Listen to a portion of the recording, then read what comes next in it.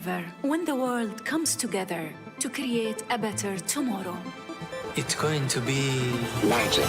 Oh, La magie. Magic. Magic with music. With architecture. With colors. Magic with celebration. with your safety. From here There. And everywhere. For 6 whole months, day and night. Join the making of a new world starting October 1st.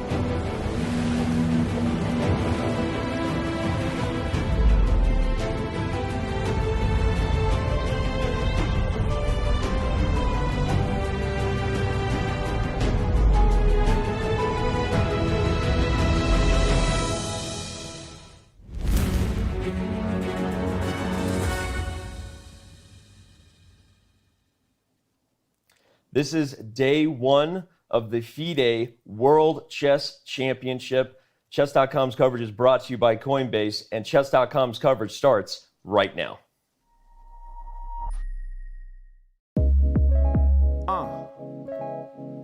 One, two, 1, 2. Yeah, Chess.com in the house, come on. Harry Mack in the house, come on, yeah. Turn your volume up right now, y'all. We about to make this happen. Look, come on. My name is Harry Mack. I had to hop on camera and spit. Welcome to the FIDE World Championship. 135 years, that's craziness. Been going down since 1886. Match format with 14 games. Many queens will be captured, the kings will be slain. Check out the way I'm unraveling the rhymes. This is sure to be a true battle of the minds. Just so it don't remain a mystery, I'll take a moment to walk you through the history. I said we gotta show love to the masters. 27 years strong, that's Emmanuel Lasker. This next name here is an honor. Said it's the end game master, Jose Capablanca. Can't forget Alexander Alakon. Ayo, his technique matches my style of rhyme. Why is that? Well, he's a master of attack, and I'm the master of causing disaster over tracks. But when he died, who's gonna be the next leader? FIDE came with a 3-year feature. Soviet reign for 24 years. Cold War pressure, it had us in fear. In comes the American Bobby Fischer. He had to get the crown, I'm just painting a picture. I be in the shuttle straight blasting off. I be slaying my rivals like Kasparov. When it come to spitting, son, I'm about to get it done. Won't stop till my rating 28.51. I'm getting loose with the style. That was the past, let me take it to the now. Coming off top with the clever words. Time to introduce your first competitor. If you don't know, this is a reminder. The endgame magician, Norwegian grinder. Triple crown winner, go hard for him. Of course I'm talking about Magnus Carlsen. Is he the GOAT, the greatest son? Highest score ever, 28.81. Can anybody test the crown? Well, I guess so. I mean, if anyone can do it, then it's Nepo. Cause he's never been the wannabe. Give it up, y'all, for Ian Nepomniachtchi, the ill Russian. The one that's causing a concussion. People pay attention from the moment that he's touching. The first pawn, making the move that's dynamic, intuitive, the way he's doing it. Yeah, gonna be an exciting challenge. Nepo about to keep the game in balance. Going down 2021 in Dubai. Chess.com, we gon' keep it too live. Twitch exclusive, so keep it locked. We got Fabiano Caruana up in the spot. My man Robert Hess and Daniel Rancho. Yo, the gameplay guaranteed to be intense. FIDE Chess Championship, it's on. Keep it locked right here at Chess.com. Peace.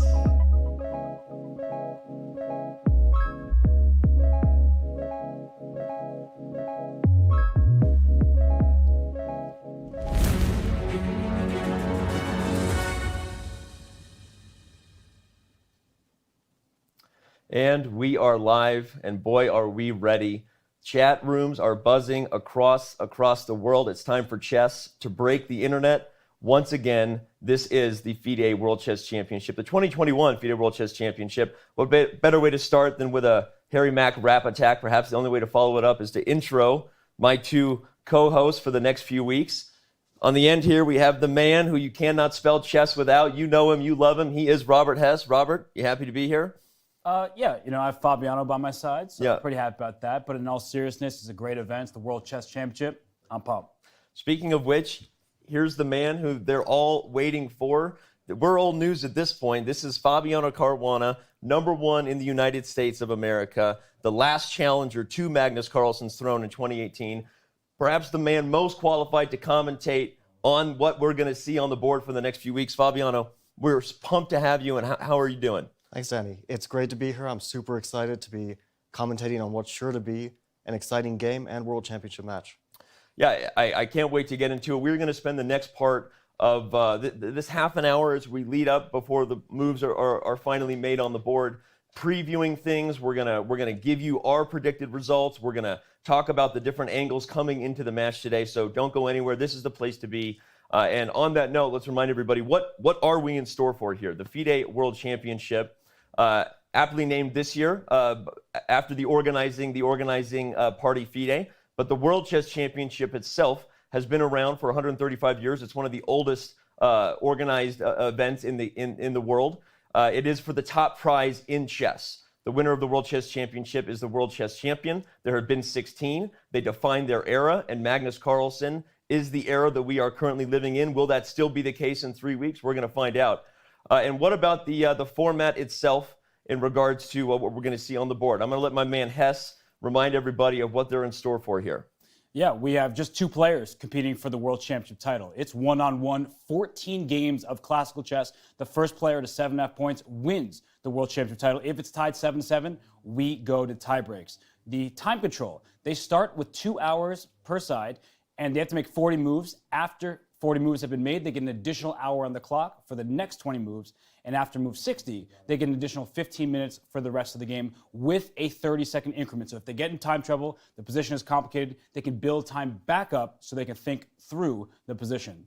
And of course, the prize fund, the players are competing for quite a lot of money here. It is 2 million euros. Not bad payday, 60% to the winner, 40% to the loser, unless it goes to tie breaks, in which case 55% to the winner and 45% to the runner-up. Not a bad payday at all, exactly. And of course, the schedule to remind you of where you need to be every single day to tune into our coverage. Of course, this is day 1, November 26th, if you were wondering. Tomorrow, November 27th, is day 2. On Sunday, we have round 3, and then a break day before round 4 comes back on the 30th. That's going to continue to be the schedule. They go 3 days on, Monday is always off, and then Thursday is off. So if you're kind of just organizing your life around the World Chess Championship, now you know exactly how to do that. Real quick shout out to the ambiance here, our awesome studio. We worked super hard to put this together. Thank you to our sponsor, House of Staunton, bringing this beautiful board to us. You can use the command Staunton in the chat for more information and to get 10% off. And you should consider doing that, looking for a holiday gift. Okay. Well, it's time for us to get into some of the angles, right? This is what we say we're going to do. We said we're going to preview this thing, so let's do it. So, Bobby, I want to start with you. One of the biggest talking points over the last couple of days was an interview that Magnus Carlsen gave in Norwegian. He talked about a number of things, but one of the topics that came up were comments that he made that he thought that you and or Dingli Ren would have been tougher challengers for him this time around, and that he was not too unhappy to see Jan sitting across from him. First of all, compliments to you. We're glad you're here.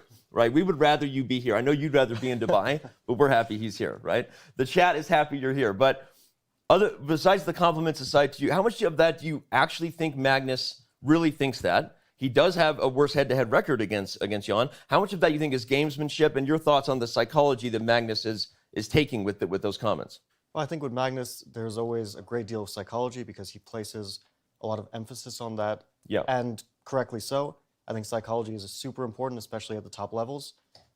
But it also, in general, he does tend to speak the truth. He does tell his feelings. I don't think that he's entirely saying something that's fictional. And the important thing to remember is that he has been preparing for Jan mentally, at least for a long time, because Jan was one of the leaders when the candidates was postponed in 2020. So he had to mentally prepare that it's not 100% sure that Jan will win, but he's certainly a clear contender at that point. And the candidates ended already quite a while ago.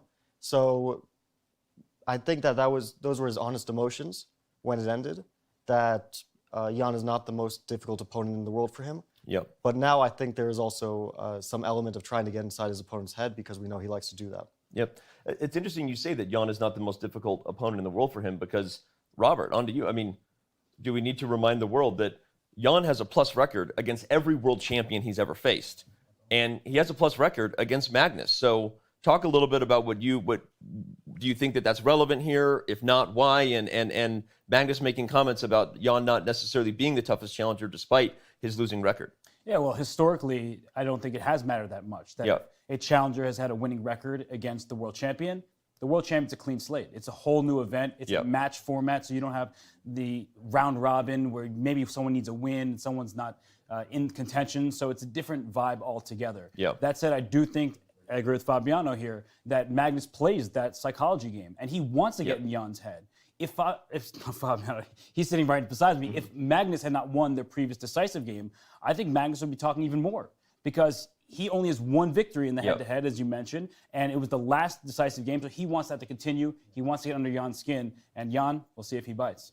Well, let's bring up our head-to-head record here and show everybody exactly what we're talking about. You mentioned the last decisive victory. Okay, so the last classical game they had that was decisive was in Zagreb 2019, where Magnus did indeed beat Jan. So fair point, right? And obviously the last time they actually played was in Norway, which was Armageddon, but still Magnus took that as well, right? I want to come back to one point you just made because I think it's interesting that this is the longest Magnus has ever had to think about who he's going to play, right? Or at least, I guess he didn't know for sure, right? We had, of course, the COVID-19 pandemic that cut the candidates in half, and he already knew who maybe his challengers would be. So do you think that helps Magnus? Do you think that hurts a little bit to think more and more about the fact that he didn't have a winning record against Jan? And what are your thoughts on the time the world champion has had to put into this?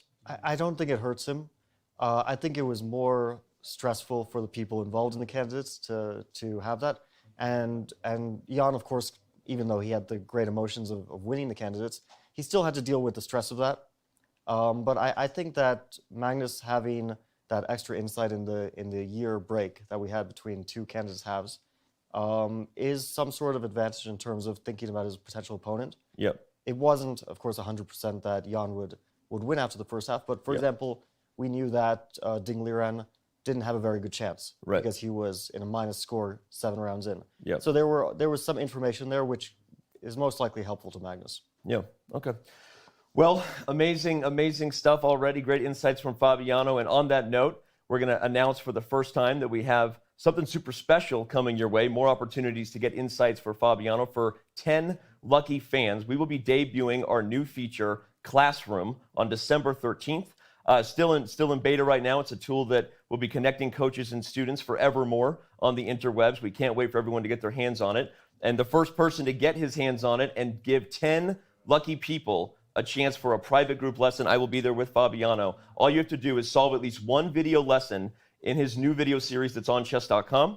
Tweet or share on Instagram proof of it with the hashtag LearnWithFabi. All you got to do, again, take a lesson, get better, take a screenshot, use the hashtag, you will be entered to win, and 10 people are going to get a lesson with Fabiano on December 13th. I absolutely cannot wait for that.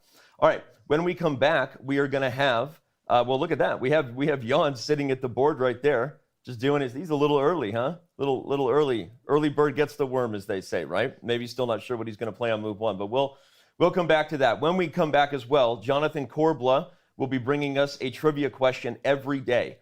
Jonathan Korbla is a bit of a renaissance man for chess. He's been on Jeopardy, if you didn't know that. Now you know. Jonathan Korbla is the voice of Chess.com's new documentary coming your way, Chess, A Reflection of Us. And every day he will be bringing us a rather difficult trivia question. I looked at today's. I don't know the answer. I don't know the answer to this. These are going to be fun and tough. So make sure that you play along with that. All you got to do is tweet your answer with hashtag FWC Trivia, and you will be entered to win. Every day someone gets a 1-year diamond membership. Not a 1 month, a 1-year diamond membership is going to be given away. All right. When we come back, we're going to be giving our predictions. We're going to talk about what we think we're going to see on the board. We're going to be diving into it all. So don't go anywhere. The FIDE World Chess Championship, day 1 of that event, and Chess.com's coverage brought to you by Coinbase continues in just a few. Chess.com's coverage of the 2021 FIDE World Championship is brought to you by Coinbase. Whether you're an experienced trader or just looking to make your first crypto purchase, Coinbase has you covered. Visit coinbase.com/chess to get $5 in free Bitcoin just for verifying your account today.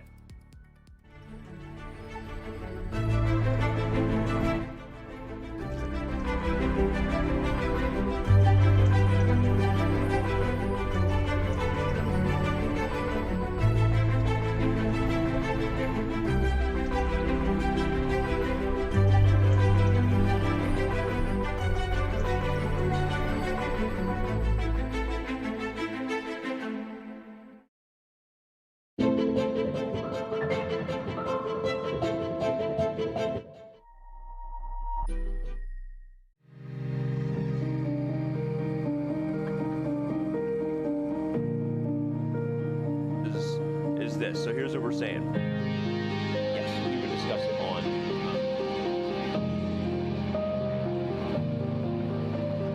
first game of the 2021 FIDE World Championship. And what better game?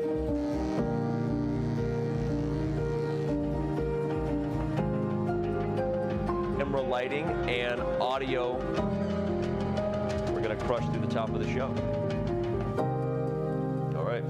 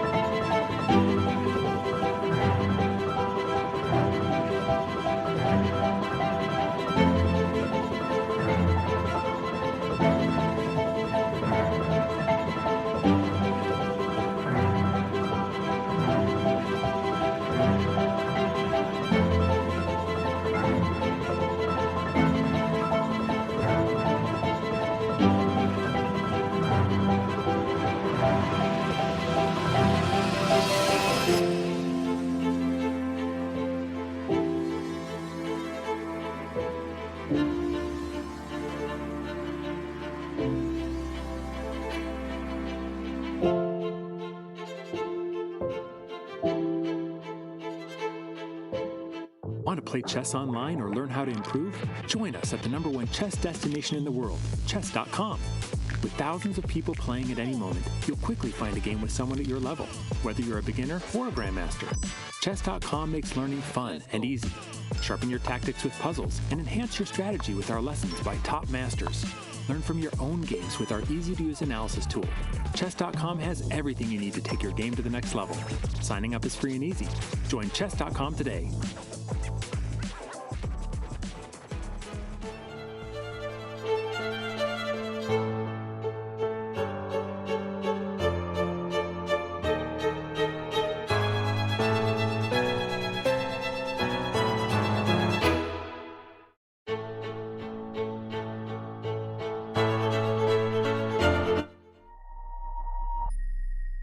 In case you didn't see, our partners at Coinbase are sponsoring Chess.com's coverage of the 2021 FIDE World Championship, and boy, are we thankful.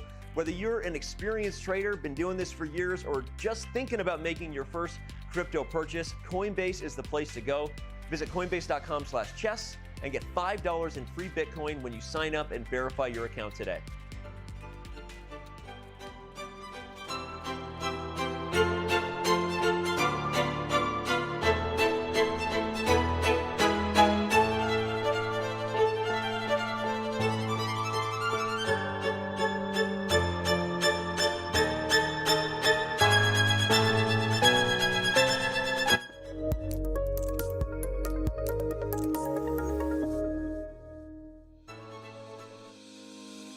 Want to hold a massive chess tournament with dozens of clubs or hundreds of players? Or maybe a small chess tournament with local but competitive clubs? With club arenas, you can. Club arenas allow for tournaments of any size with any number of clubs and players. Customize the arena with any time control, with standard chess or mini chess variants, and with any starting position you want. Club arenas are the most flexible tournament format on Chess.com. Try one out today.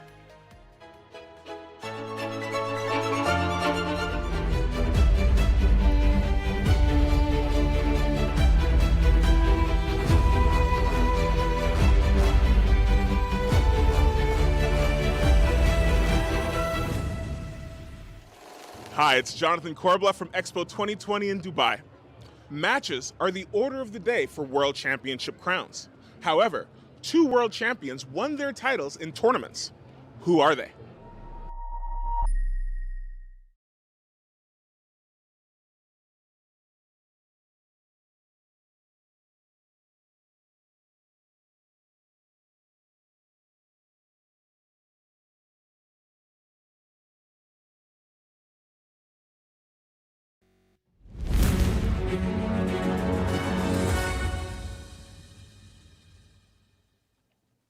And we are back here. Day 1 of the FIDE World Chess Championship. Chess.com's coverage brought to you by Coinbase. And that question there on Chess.com about what 2 world champions, two world champions first won their title via tournament, right? And we were discussing it at the break. So I do now know the answer because Fabiano knew it and he told me. So, but it's actually the interesting one. There's some controversy we'll get into later because there's maybe one or even maybe. Okay, we'll talk about it. We'll talk about it later in regards to what the answer could be. It's a little bit debatable, but you can get involved using the hashtag FWC Trivia. You can also use the official hashtag to get more notice, Carlsen Nepo hashtag, but definitely use the FWC hashtag in order to get involved. And once again, we will be giving away a 1-year diamond membership every day. Diamonds every day. All right. Every day we got to get into this, guys. So let's on the first day, we haven't seen anything yet, right? So a lot of times in the next day, we're going to be talking about what happened in day 1, how's someone going to recover. First day, we were talking about this match all week. We've been hanging out, and we inevitably get in discussions about what's at stake on a bigger picture level for both of these guys, right? I think when we talk about Magnus, you think about his legacy. When you think about Jan, you think about the opportunity, right? So Robert, let me start with you and ask about Magnus's legacy. How important do you think this match is? His 5th World Championship match, and it would be a big upset if he lost this in many people's eyes, right? Yeah, it's not as important as the first World Championship match he played in when he beat Vishy Anand. Yeah. And Vishy himself said, maybe the light, the fire isn't burning as much. Right. And Magnus said, that fires me up. Yeah. So for Magnus, he's not etching his name into the history books. He's already part of the lore of chess. Ian Nepomniachtchi, on the other hand, this is his opportunity to take the World Championship title. And it's important that he is nervous because he cares and not nervous because he's scared. Yeah. No, first of all, that was a hot line right there. Have you been hanging out with Harry Mack? No, but I did watch the freestyle. Okay, so. that was nice. Well, yeah, and going to not being nervous because you're scared, right? I mean, you played in a World Chess Championship match, right? So as a challenger to the throne, what's at stake for Jan here? Were you just not thinking about that at all? Is it just like, hey, I got to focus on what's in front of me, what I can control? But what do you think about as a top-level chess player who wants to cement his legacy and by earning the biggest title in the game? And what do you think is going through Jan's head? What's at stake for him besides just wanting to win the title? Well, I think it's ideal in general to get results out of your head and just think about the chess. Yeah. But that's very difficult practically. And so I don't think that either player can fully distance themselves from thinking about their legacy, what they have at stake. Yep. For Jan, obviously, it's much greater. This is his first time. Yep. This is his chance to really etch himself into history books. Yep. Magnus has already been here and done this before, but of course, he still wants to keep his title, and he has that internal motivation that always keeps him going. That's kept him #1 for a decade now. Yep. So yeah, they both will be extremely motivated. I think the more interesting thing is how much nerves will come into play, and will they find that healthy balance of nerves? Because you need nerves. You need to have some butterflies in your belly. You can't just be there like, I don't care about the result, because obviously they both care a lot and they both need that. But they don't want that to become overpowering to the point where it chokes up their decisions. Well, how was it for you? You had the first game. In fact, that first game was one where maybe you faced some of the most trouble you would face in hindsight throughout the entire classical match. Were you nervous because you cared, or nervous because you were scared, according to Robert's prime time? I didn't feel scared, but I definitely cared a lot, and I was very nervous. Yeah. And I think the nerves showed in the first game for both of us, because I didn't play well. I got into a losing position, and then Magnus did something extremely uncharacteristic, where he had a position which was easily won. And I would say that on a normal day for Magnus, he would have won that 99 times out of 100, maybe even 100 times out of 100. Yeah. But that particular day, he messed it up. Mm-hmm. So I don't think that was normal. I think that nerves were involved. Yeah. The first game is always the nerviest, except maybe for the last game where the tie breaks. Mm-hmm. because you're still settling in. Yeah. For Jan, it's a totally new experience. He's Right. never been here before. He doesn't know the feeling, well, now he does, of sitting down at the board and for the first time. But for Magnus, it's still been a long break. He hasn't done this in years. Yeah. And it's not like any other event. Yeah. Well, one of the other things we, of course, were talking about in a lot of our preview discussions around the dinner table was what color they would have and how that changes things. And of course, now we know that, right? This was video from the opening ceremony, kind of a fun video for those of you who maybe haven't seen it yet on social media. I'm not gonna pop your balloon or burst your bubble about what's about to happen here. But this was when the players found out their color. Robert, why didn't Magnus just lean over and pop the balloon in front of Jan? You know, I thought this was a little unfair, in fact, because you're not going to stab across from you in front of Jan's face. So, of course, you're going to pick the balloon that's in front of you. And so he starts here with the black pieces. The black pieces. And, you know, he's proven to be quite good in game one, Yeah. the black pieces. But the thing is, getting good positions is enough. And Yeah. in the past 2 World Championship matches against Fabiano, against Karyakin, you know, not to burst his bubble, as you would say, Yeah. he didn't convert in the positions that otherwise he normally would. Yeah, but again, Fabi, you were saying that Magnus has said he prefers white, yet he's had black, as Robert just said, and now he is black again for the first game for the 3rd World Championship match in a row. Think maybe he's feeling a little more comfortable with the second move at this point? I was actually a bit surprised when I saw him, read him, that he said that he prefers white in the first game. Yeah. Because I have a slightly different feeling. Of course, this is very subjective. Everyone will have their preference. But I feel like with black, it's easier to get into it. Yeah. Because you can more control what will happen in the start. You have your defenses. There's less that your opponent can surprise you with, especially in the opening. Yeah. And you more know what you're playing for. Yeah. A draw is a good result in the first game with black in the match. While with white, you want to press, but you don't want to overpress. And Right. it's difficult to find that balance. It's interesting because, yeah, I tend to agree with you. And obviously, it's not that he hasn't had winning chances with black, so I'm also surprised to hear that he prefers white. But speaking of surprises, Robert, what do we expect here, right? We know that you and I were sitting together when Magnus debuted the Sicilian, the opening that in hindsight would be a major talking point of the 2018 match, and almost threw off his opponent enough to win that first game, right? What surprises do you think will be in store here for today? I think Jan was surprised with his first move. Really? Yeah. Okay. Well, let's come back to that. So hold on. We'll come back to that in a minute because we are going to get into our predictions here, both with the results. We're going to tell you our first move predictions. I don't know what move Robert thinks we're going to surprise with. I think he's going to be wrong, so we'll get into that. But okay, what won't be wrong is the time you're going to be spending with us the moment the game is over. Here on Chess.com throughout this entire event, when the game ends, that's really when the party begins. We're going to have so many amazing guests lined up. We're going to give you full game recaps with me and Fabiano and Robert. We're going to be doing so much at the top of the show. Today's first guest will be Maxime Vacher-Lagrave. He is the Frenchman with 3 names, formerly the French #1. There's a new kid in town, as they say in France, who's now #1, known as Farouja. But Maxime, still #1 in your hearts. The 3-time French champion will be joining us. Also talking a little bit about his match on Monday versus Fabiano Caruana in our Speed Chess Championship. We'll see what kind of trash talk you guys get into. After Maxime, we will have the one and only Levy Rosman, known to the world as Gotham Chess. Chess.com's new documentary coming out is titled Gotham Chess, How Levy Rosman Became the Chess Teacher to the Internet.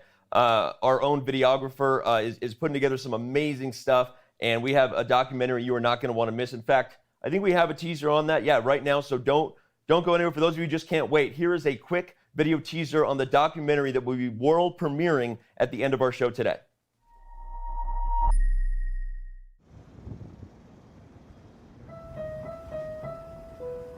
Oh. I met Lucy for the first time in November 2015, actually. And the story is that I met her. She was the suite mate of someone I had gone on a couple dates with. Our first date in 2015 went so poorly because I didn't understand his sarcasm or sense of humor. And I thought it was great. I thought it was a fun date in November or December 2015, and she hated me. So that was very inconvenient. And we ended up not seeing each other again. Fast forward a couple years, you know, on these apps that people meet each other on now, and in 2017, and I saw her, and I still had her phone number, so I texted her. And he goes, "Do you think after 3 years, 4 years, I don't know, I can finally get that second date?" And I think I just responded, "Why do you still have my number?" But I still had your number, so. So what the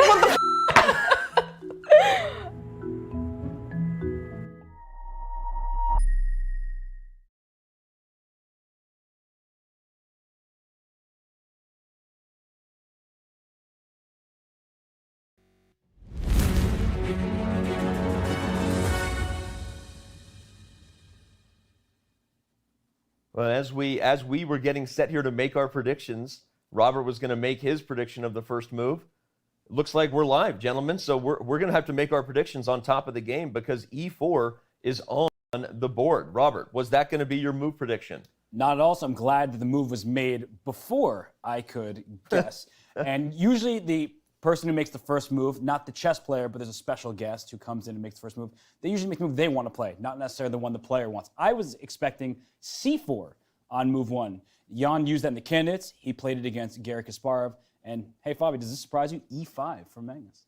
No, this doesn't surprise me at all. I really expected that E4 would happen. Jan is a natural E4 player. He's played it all his life. He feels most comfortable in these types of positions. And also, it's the easiest way, or not the easiest, but the best way to put pressure on Magnus in the opening. And I think Jan feels like he needs to put pressure on Magnus in the opening. Yeah, that definitely makes sense. And Jan looking pretty comfortable. I mean, I don't know how to read his body language. It's his first go-around in the World Championship. He does make those faces, though. Yeah, he makes a lot of faces, as he always does. We see multiple moves being made on the board. Remember, everybody, you can cast your vote if you go to chess.com/events and vote in real time. We have $10,000 in prizes going on. We're kind of bouncing around here. This game started so fast. Well, then who do you think's going to win? I mean, okay, so we have our match predictions that we're going to be making here. So we'll just do them right now, and then later on we'll bring it up. So Robert, you go first. What was your prediction? Well, I'm on the spot, I guess. I was going to say a draw, even before I saw the opening moves. I think that we have a measured Ian Nepomniachtchi who looked like a different player in the second half of the candidates versus what we've seen from him traditionally. So I do think the game will end in a draw. Okay. And Fabiano? So I think between two players of this caliber, it's always extremely likely that a game will end in a draw. But my prediction is that Magnus will take the first game with black. And wow, that is a bold prediction. You got Magnus with black in game one. Is that a little bit of, deja vu, given that was almost your experience? A little bit of confirmation bias there? I may be completely off, of course, but my feeling is that the nerves might come into play. Okay. But Danny, do you remember we were speaking last night and I made an opening prediction? You sure did. And it was the Marshall. Yeah, indeed. And we're going to get into that right now. I'm going to quickly make my prediction and say, I think, you know what? Let's go all in. I'm going to go with Jan. Jan is going to get game one.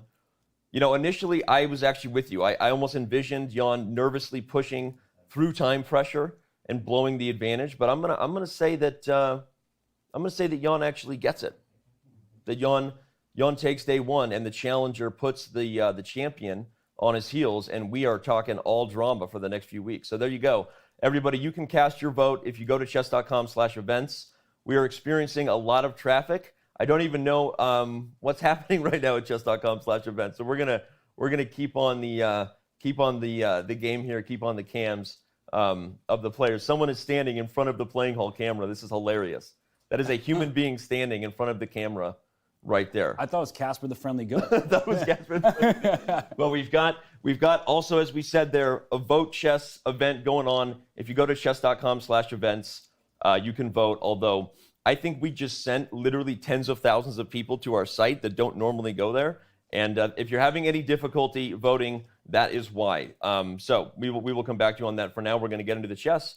And Fabiano, you were right. talk a little bit about why you predicted this variation of the Lopez.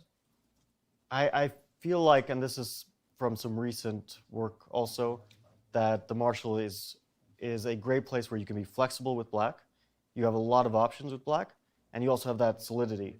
And that's exactly what Magnus wants, a positional game where he can stay very flexible, so he probably won't get caught out in very direct preparation, which I think is Magnus's main worry in general in the opening, that his opponent simply catches him with some computer-generated prep. And in the Marshall, that's very, very difficult for that to happen. Okay, that's interesting. I don't know that I didn't predict anything like this. Now, Robert, you were going to predict c4. Tell everybody why you thought that was going to be what Jan played. Well, I thought for no less a reason than the virtue of surprise. That Jan did play in the candidates. He also played against Garry Kasparov in a rapid game, but we all expected Jan to play e4. So it's not like I see e4 and I'm like, what is Jan doing? Of course, that's his main repertoire. But because Magnus is so good at surprising his opponents, I thought maybe Jan would land the first surprise in game one. And of course, I was wrong. Okay, well, hey, we're here to be wrong so Fabiano can be right. Fabi, by the way, you're looking fresh, by the way. Just want to tell you that. Thanks, Danny. All right, leave me out of it. I see how. All right, well, there we go, everybody. We are off. The action is rolling here. If you're just tuning in, where have you been? This is the 2021 FIDE World Chess Championship. Chess.com's coverage brought to you by Coinbase. We are so excited to be here. And just the first game getting underway has everyone excited. And look at that. So we've got knight a5 on the board for black. This is an interesting moment because the most common move is d6. Yeah, d6. But Magnus is sacrificing a pawn with knight a5 in order to gain the two bishops. So this move is known. It's not an unknown move, but it's not the most common move. So the interesting thing will be to see how Jan's reaction to it will be. Will he play immediately? I assume he will because he probably knows something about it. Or will he be kind of caught off guard? Right. And it was interesting, Fabi, that Magnus spent some time after h3. So do you think that he was surprised by Jan's choice? Was he trying to remember something? Or was he just trying to settle down, get into the rhythm of the game? Because if you move too quickly, sometimes you continue doing that, right? Well, I think that in general, he probably prepared the opening as a whole for the match. And when you prepare an entire opening, you're going to check, let's say, a main move like h3, and you're going to check it totally. So you're going to analyze d6 and knight a5 and all these possible options that you have and your opponent has so that you really immerse yourself into the position. So I think he was just considering his options because he can't predict that Jan will play h3 or c3 or a4 or any of these extremely popular moves. So he was just considering his options at that point. That's my best guess. Yeah, that makes sense. And Jan has indeed already taken the pawn, and Magnus has already responded by capturing b3. So we see a position where white is up a pawn, black secures the pair of bishops, and that e4 pawn does look loose, so black could go about and take that. We're going to refresh the board, refresh the mini board, because actually white has already castled. So the move's coming in really fast here. White is actually already castled, and the rook is on e1 actually. So we'll just so everyone sees the live cam and the mini board, we're going to sync that up here in just a sec. But go ahead, Robert, finish your point.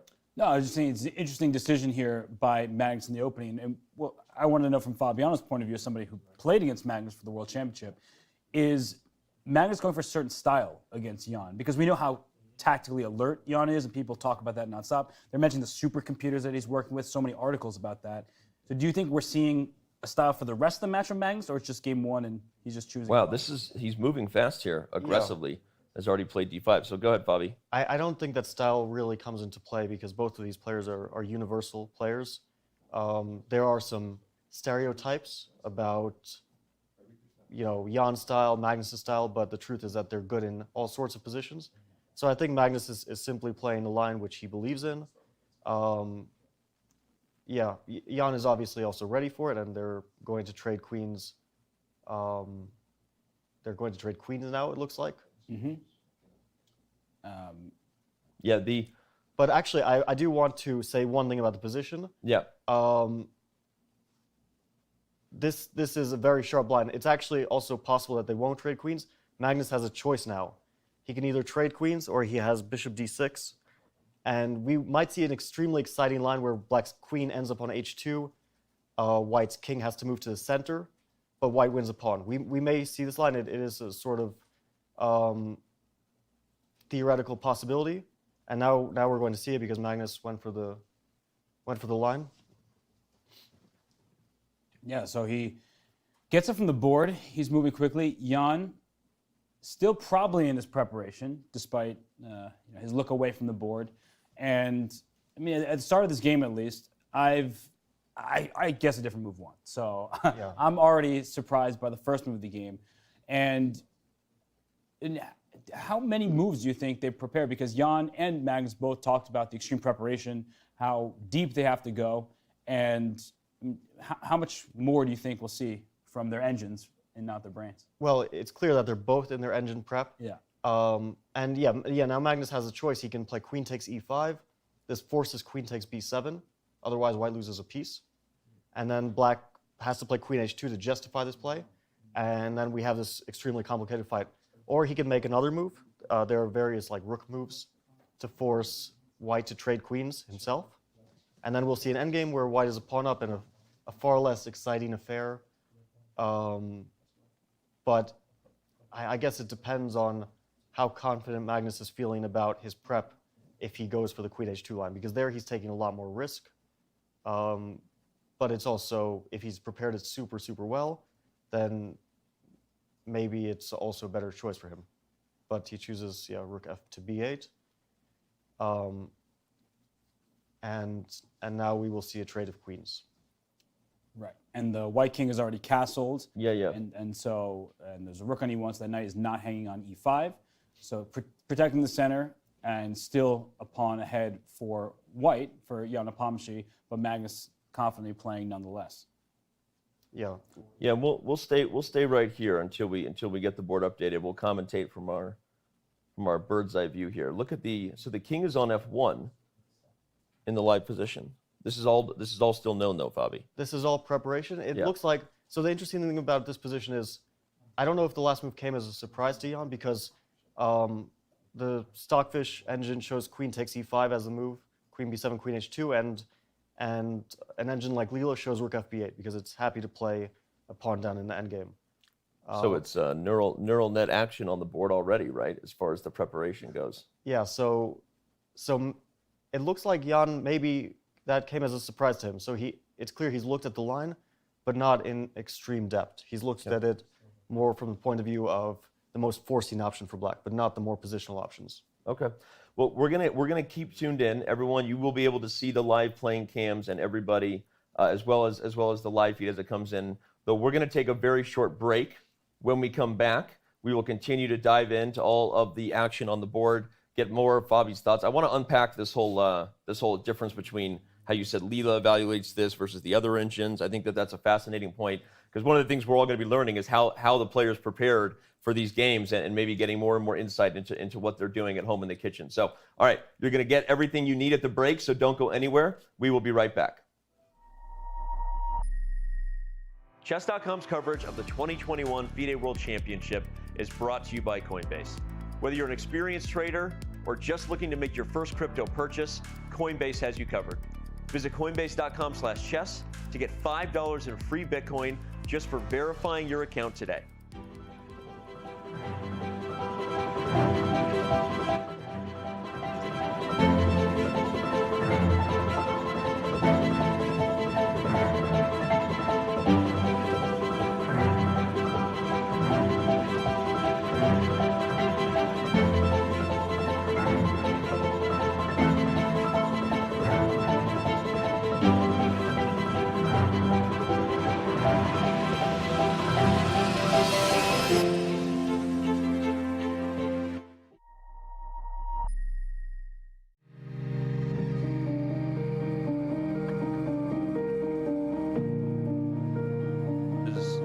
This. So here's what we're saying. Yes, we can discuss it on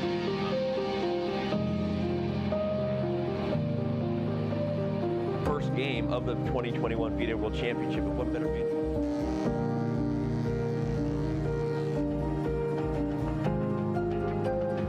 camera lighting and audio. We're going to crush through the top of the show. All right.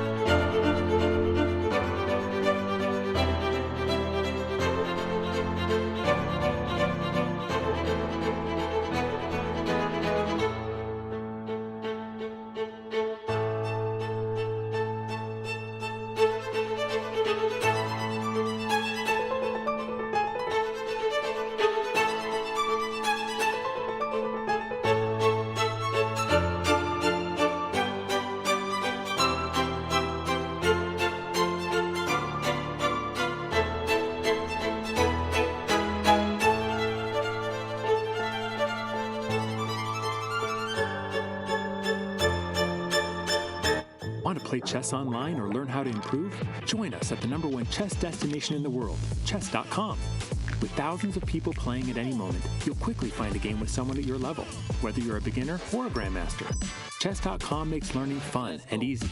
Sharpen your tactics with puzzles and enhance your strategy with our lessons by top masters. Learn from your own games with our easy-to-use analysis tool. Chess.com has everything you need to take your game to the next level. Signing up is free and easy. Join Chess.com today.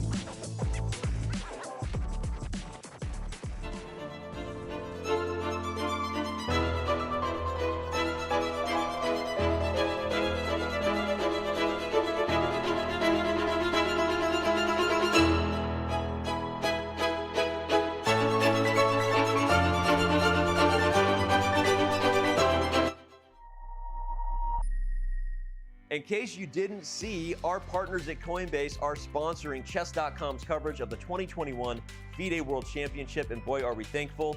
Whether you're an experienced trader, been doing this for years, or just thinking about making your first crypto purchase, Coinbase is the place to go. Visit coinbase.com/chess and get $5 in free Bitcoin when you sign up and verify your account today.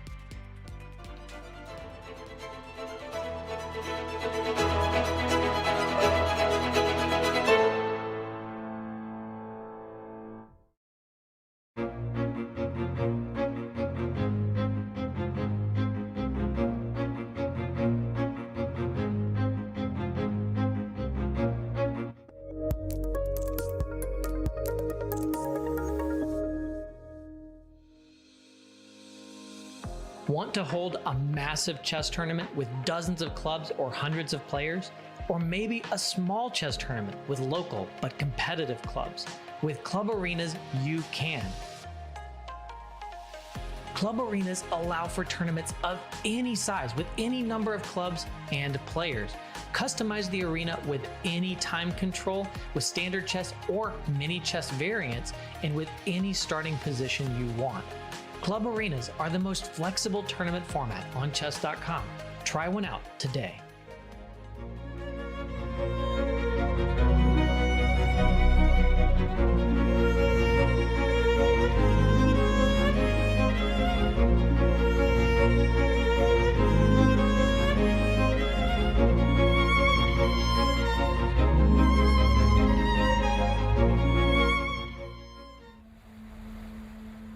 Am I supposed to feel ready? Yeah. But I guess when you prepare for such a major event, you always feel like you could do more. But I guess we are doing some insane amount of work, so I hope we got to be ready enough.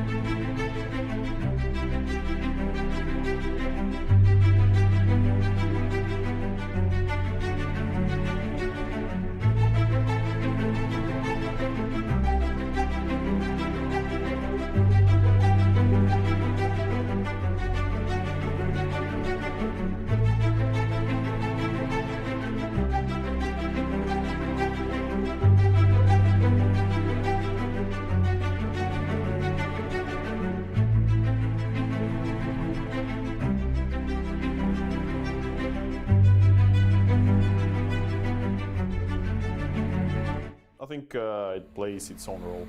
But, it's I mean, if trying to be serious, it's hard to evaluate because I think in modern chess you got to be a very universal player if you want to be successful, and you can't rely on intuition alone. So they would like to to say that, for example, a player, a world champion with the best intuition ever is Mikhail Tal, but I guess he also had, he had to calculate a lot, yeah. And for example, today, if you try to stick to his playing style, it would be sometimes it would be very costly to your performance. So I think, yeah, the intuition is always good, but I mean, sometimes you basically can't choose the move because of your calculation or evaluation, and you need to, for example, sometimes you are given like two similar opportunities, and you got to pick one, and okay, probably here the intuition comes.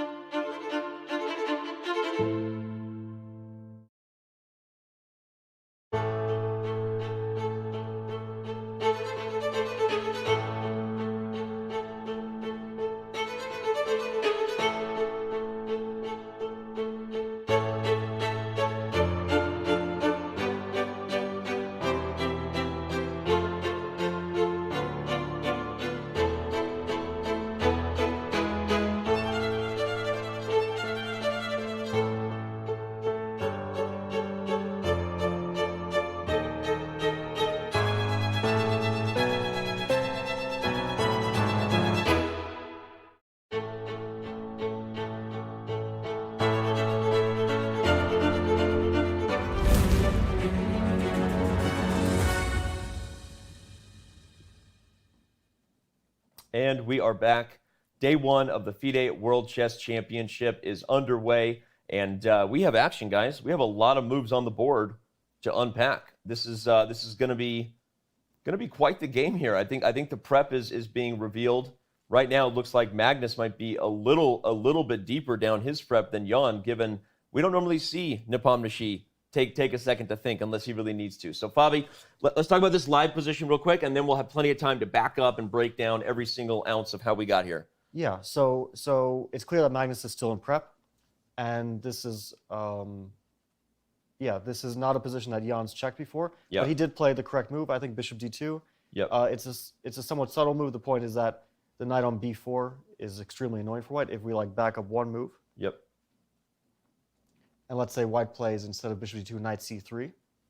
which looks like you're developing the knight, you're trying to trade off pieces when you're up material, but the knight b4 hits the pawn, and the only way to defend that is by rook e2, but then the rook gets overloaded. The rook goes e2, and white can, black just takes here. Yeah, or on c2 immediately, but yeah, black is winning the pawn back. Okay. And so that's why Jan was not quick to develop that knight. First, he wants to control the b4 square, and then he'll think about where to put that knight. Maybe c3. It could even potentially go to a3. It looks like a strange square, and normally you say knight's on the rim or dim. Right. But the knight also has some options of escaping the a3 square by playing, let's say, knight a3, c3, knight c2. So the knight has some possibilities there. The important thing is that white is up a pawn, so he needs to try to get his development. He needs to get his last piece developed, the knight on b1, and then he should be better. And while black will try to create as much, let's say, counterplay in that time that he can. Okay, Robert, the practical things we're seeing on screen here, right? That's not necessarily a nervous Jan, right? But he's clearly thinking, like you and I have talked a lot about, the normal behavior we see from him and the way he manages his time. What are your thoughts on what's going through his head right now? Or you think he's trying to remember prep, or you think he's in the woods? Yeah, Fabian and I were talking about this during the break, and we think that Jan's probably in new territory for him.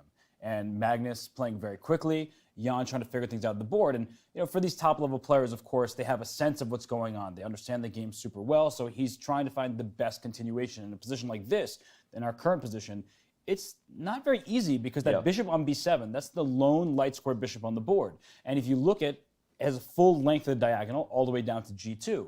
And if you're ever going to block that bishop, well, preferably you'd have your knight getting to e4 or something like that, but that's really difficult because, as Fabian pointed out, every time a knight comes to c3, there are knight b4 ideas, and that might be an issue for white to have to deal with that. And so, dealing with that bishop, the rook on b8 looks awkward. It was placed there earlier for a specific purpose to defend the bishop on b7. Yeah. Now it's going to hurry right back to the center. Right.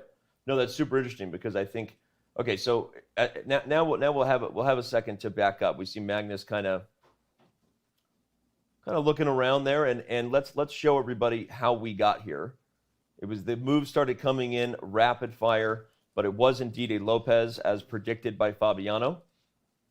Main line with bishop a4, knight f6 castles, and bishop e7, rook e1. Really, the first move that kind of turned our head here, Fabi, was after h3 by Jan, which is a specific move to decline the marshal. For those who don't know, if you play c3, you are opening up the possibility for black to play d5 and go for a mainline marshal gambit. But h3 being met by knight a5, Fabi, this was the first thing that kind of had you taking pause, right? Yeah, this was the first interesting moment. Yeah. Because normally black plays d6. Yes. Normally black plays bishop to b7. Okay. So to explain the line a little bit, if black plays d6 instead of bishop b7, okay, which is, let's say, the most normal developing move, okay, white plays c3, yep, and reaches a classical Ruy Lopez, right, which is what he wants. He's avoided the marshal. He's avoided c3, d5. He's gotten what he wants. Yep. So normally black plays bishop b7 instead of d6. With the aim of playing d5 and sacrificing the e5 pawn later on. Right. For example, after d3, black plays d5. It's an extremely sharp variation where white often takes on e5, but then, black can take back or can even put the knight on d4. And then black has all this pressure on the king side. The bishop at some point will come to d6, and all the pieces will be aiming at white's king. And also, black has knight d4 instead of knight takes e5. Instead, in this main line here. You have knight to d4, which is... And this is actually very similar to the game in some ways, because black will often take on b3, and then we'll have the same position, same type of position, but with the queens on. Right. So it's a bit of a twist. Okay. But knight a5 played instead, and Robert, this is a sacrifice of a pawn, right? The e5 pawn. Now, white doesn't go for it right away, necessarily. No, white does go for it right away. Sorry. So we get caught up to the live position here with d5. And you and Fabi were talking a lot about this position right here. Yes, queen f3 is such an important move because we see the bishop and queen lined up on the g2 pawn, threatening checkmate. So queen f3 is one of these moves that forces the queens off the board. Black has no choice because if wherever the queen goes, the bishop on b7 is hanging. And you could get crazy pieces. The queen takes e5. Yeah, I was going to say, what happens if we get crazy so just to back up one moment, because queen f3 is the best move, but it's not the only move. There's also knight f3. Okay. Right. But it's clear that white would rather trade queens. Right, and that's because you're up a pawn. Because white's king is the one that is potentially in harm's way. So knight f3 is not a bad move, but queen f3, it's clear that Jan was ready for this. He knew about this line, which is a rare line, but he had obviously studied it. He knew that queen f3 is the best move. Bishop d6 is a good move. White doesn't want to trade on d5 yet. He wants to trade under more favorable circumstances, like we saw in the game. So and why is it more favorable to play king f1 and rook fb8?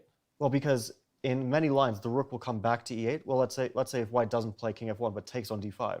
Okay. Knight d5. And now if black plays rook f8 or rook a8 at some point, the rook on e1 is not defended, which means that white will be forced to retreat with the knight all the way to the back rank. And there's one more important move, which Fabian had referenced earlier. And if we just go back a step before bishop d6, queen takes e5 is one of those moves where now both queens are under attack. So it looks like I'm giving up my queen, but the bishop on b7 hits the queen on f3 as well. But then after rook takes e5, bishop takes f3, it's a queen trade, and rook takes e7, we see the problem. That white was up one pawn to begin with.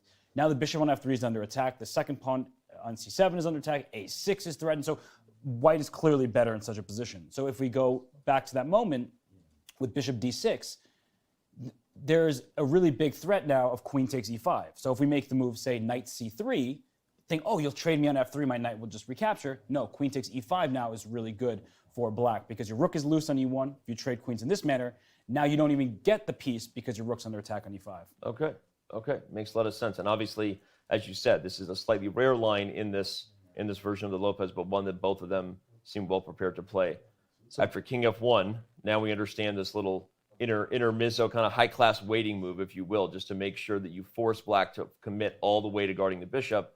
Otherwise, the queen is frozen, right? But once black does guard the bishop, now white's hand is forced and you have to trade. But there is a very interesting moment after king f1. So king f1 had two purposes. One was as a slightly useful move in the endgame, but the other one is shown after queen takes e5.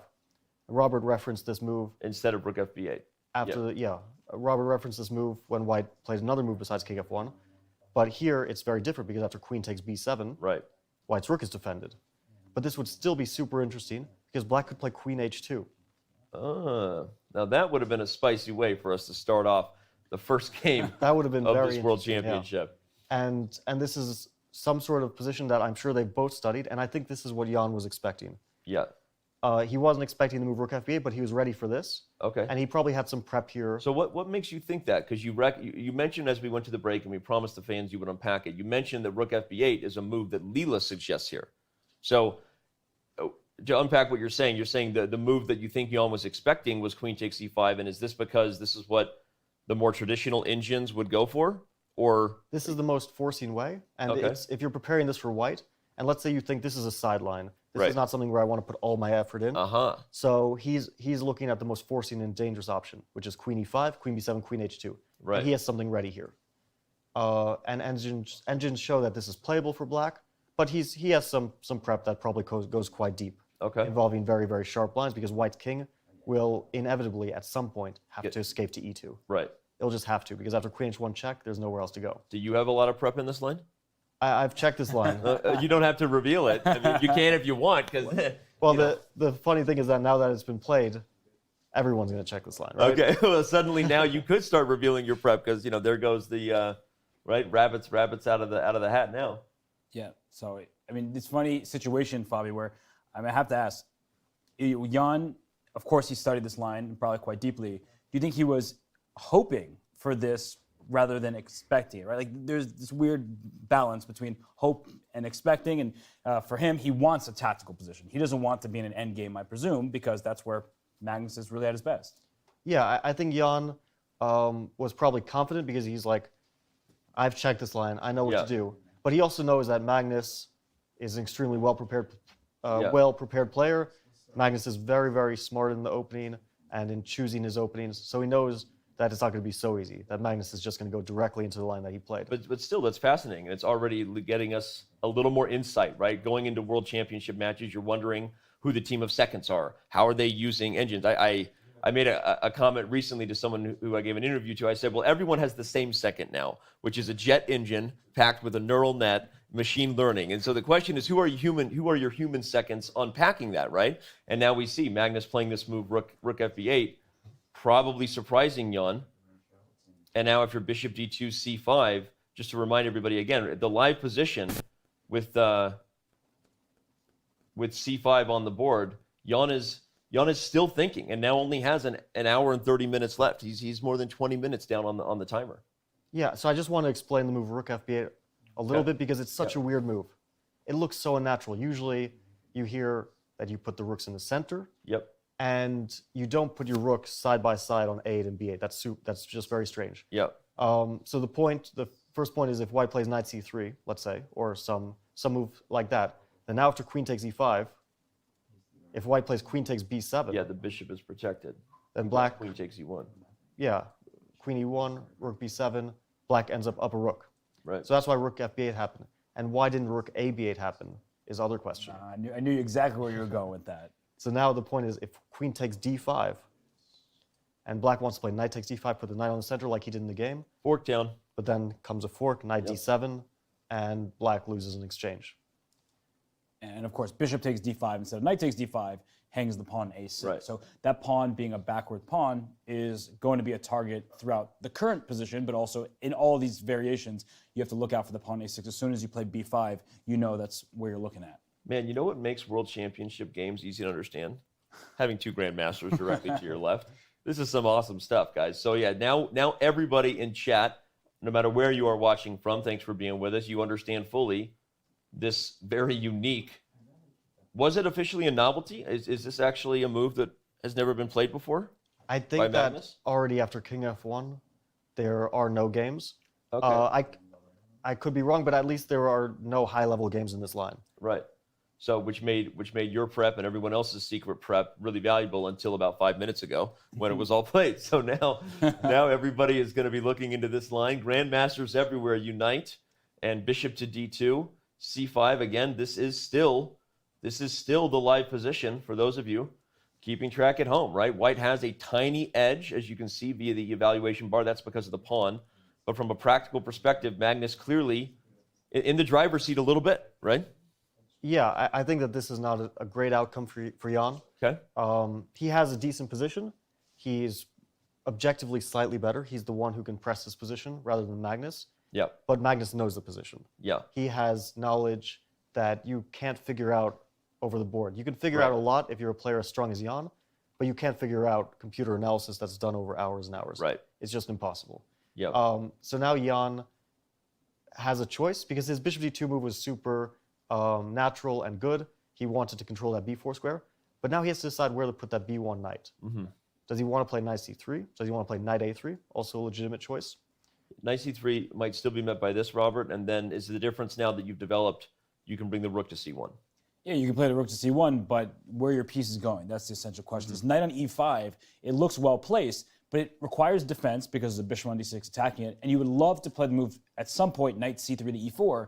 You can't get away with that because that cuts off the rook on e1 from the knight on e5.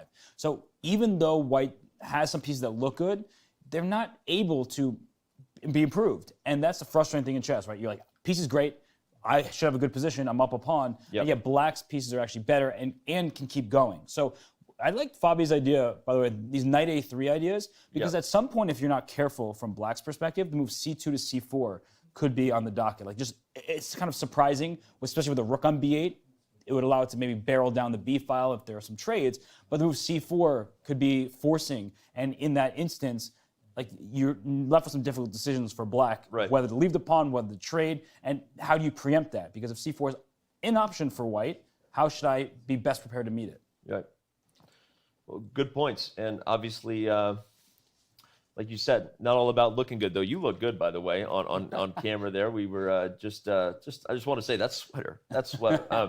It's not, but seriously, I think the more you guys are explaining this, the more it's I'm starting to understand that White's position is It's weird. The engine is going to continue to say white's a little better, but it's hard to find a useful plan here for white that doesn't make your position worse. Yeah, I think Robert pointed out a extremely logical idea to play c2 to c4. Okay, because, so let's go into that. So knight a3 first? Well, this was generally speaking, because after knight a3, I think black will probably play rook e8. Okay. And then things will get a bit more forcing because white will be forced to drop the knight back to f3. Right, okay, so let's look at c4 now then. Yeah, c4 now is an option. It kicks the knight out of the center, but it also damages the structure somewhat. Yeah. You have those backward pawns on b2 and b3, so you don't have that structural advantage that comes with an extra pawn that you normally do. It looks like we have had a move. We saw Jan just played the retreat from e5 to 3. This makes sense based on a lot of the things Robert was highlighting, that you're kind of stuck having to protect that centralized knight as long as he's there. So bringing him back frees up your options a little bit. I think that Magnus is prepared for this move. It's a very logical move because the knight at some point will retreat. Black wants to play rook e8 or even f6 in some cases to kick that knight back. So it's going to go to f3 one way or the other. No matter what, right. So I don't think that this comes as a surprise for Magnus. The question is now, he has a lot of options. He's made the most logical moves up to this point, but now the play is no longer forcing. And he has to decide where to put his rooks. Does he want them on d8 and c8, for example? Does he want them on e8 to trade off rooks? And he could also even consider a move like f6 at some point. To play king f7 and just do the thing you do in endgames. Well, but it's not even just to get your king centralized. There could be a good time with g5 and like a g5, h5, because black is very stable on the king side. And we keep talking about the bishop on b7. Don't lose track of that bishop, because if black can push pawns forward over there, maybe the bishop will have the full scope of the diagonal once more. And I don't know, Fabi, when I'm looking at this, the knight on d5, like I want it there, but I also want to move it at some point. And white wants to develop the knight from b1, likely to c3, and now the e4 square is possible, but you also don't want to allow the knight to b4. So it feels like a weird waiting game. Yeah, so if white plays knight c3, the play will become a lot more forcing and concrete. Because let's say black makes a move like rook to d8. Knew you were going to say that. And white plays knight to c3. Black will play knight to b4. White will almost be forced to play rook ac1. Rook ec1 is an option, but it looks a bit strange to lose that open e-file. And then black will have to decide how to deal with this idea of knight to e4. And one surprising way of doing it is actually to capture on f3. I was just about to say, are you ever... We know, black has the bishop pair, and in the long run, the open board will favor them. But when are you giving up that bishop to permanently damage white's structure everywhere? Yeah, it's a difficult question. Do you value the bishop pair more highly than the damage structure on the king side? Normally, I would say that you don't. But in this case, I kind of know that this is an idea. And after bishop f3, gf3, black often plays a slightly unusual move, because normally you think, I shouldn't be damaging my kingside pawn structure. I should keep those pawns in line, or maybe play h6 to make some luft. But in this case, a typical idea is to play f5.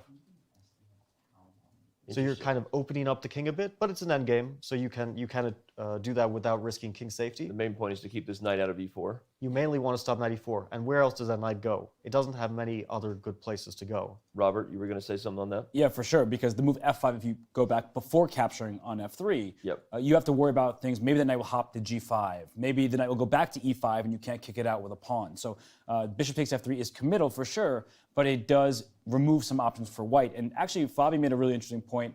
When rook a to c1 is the natural move, right? You already have a rook on e1, an open file, and we tend to bring our rooks towards the center because that's how we think we develop them. The rook on a1 is developed here. Yeah, that's... Because there is a target on a6. So in this moment, if you go to that variation with rook e to c1, so you bring the rook to protect the pawn on c2, with rook e to c1, and we go through this line again, bishop f3, g takes f3, we see a position where the rook on a1 is targeting the pawn on a6. So white's idea, as we talked about, is knight e4. And if we can move that knight, we are actually threatening at some point to remove the knight on b4 and then double up rooks in the a file. So the rook on a1 is well positioned, even though principles of chess, your coaches tell you, put your rooks in the center. That's not always the case. No, that's a really good point, actually. And you could see that keeping the rook there also makes you think twice about parting ways with that bishop, because doing so makes that pawn even weaker, right? So Magnus, now you said, Fabi, you expect that he is prepared for this move, but this is the first time, for the record, that we have seen the world champion really go into any kind of think in this current World Chess Championship. So if you're just tuning in, thanks for being here. And Magnus either trying to remember all the things that his team of seconds and Leela said about this position, or he's regretting those eggs he had for breakfast. So go ahead, Fabi. Well, I think it's possible that he knows the position, this concrete position, and he's deciding between various options, because it's not like there's one clear best move here. Yep. The other thing is that he may not entirely remember the details, because a lot of these positions look very much alike. Right. So it's not entirely clear if this is the exact position or if it's just a similar position, right? That we've seen before. It feels like this is early enough that probably he would still know it, right? Or what do you think? I mean, you've been there. Well, it gets a bit less concrete here. So early on, it's super concrete. You can basically figure out the options because the line is just straightforward. Right. Here, white has, knight f3, knight c3, knight a3. Bishop d2 was also not a forced move, so white had like 3-4 options there. Right. So when you have 3-4 options each move, the branches just grow out exponentially, and you can't really keep it all analyzed. Right. You more or less. So you're saying chess is hard.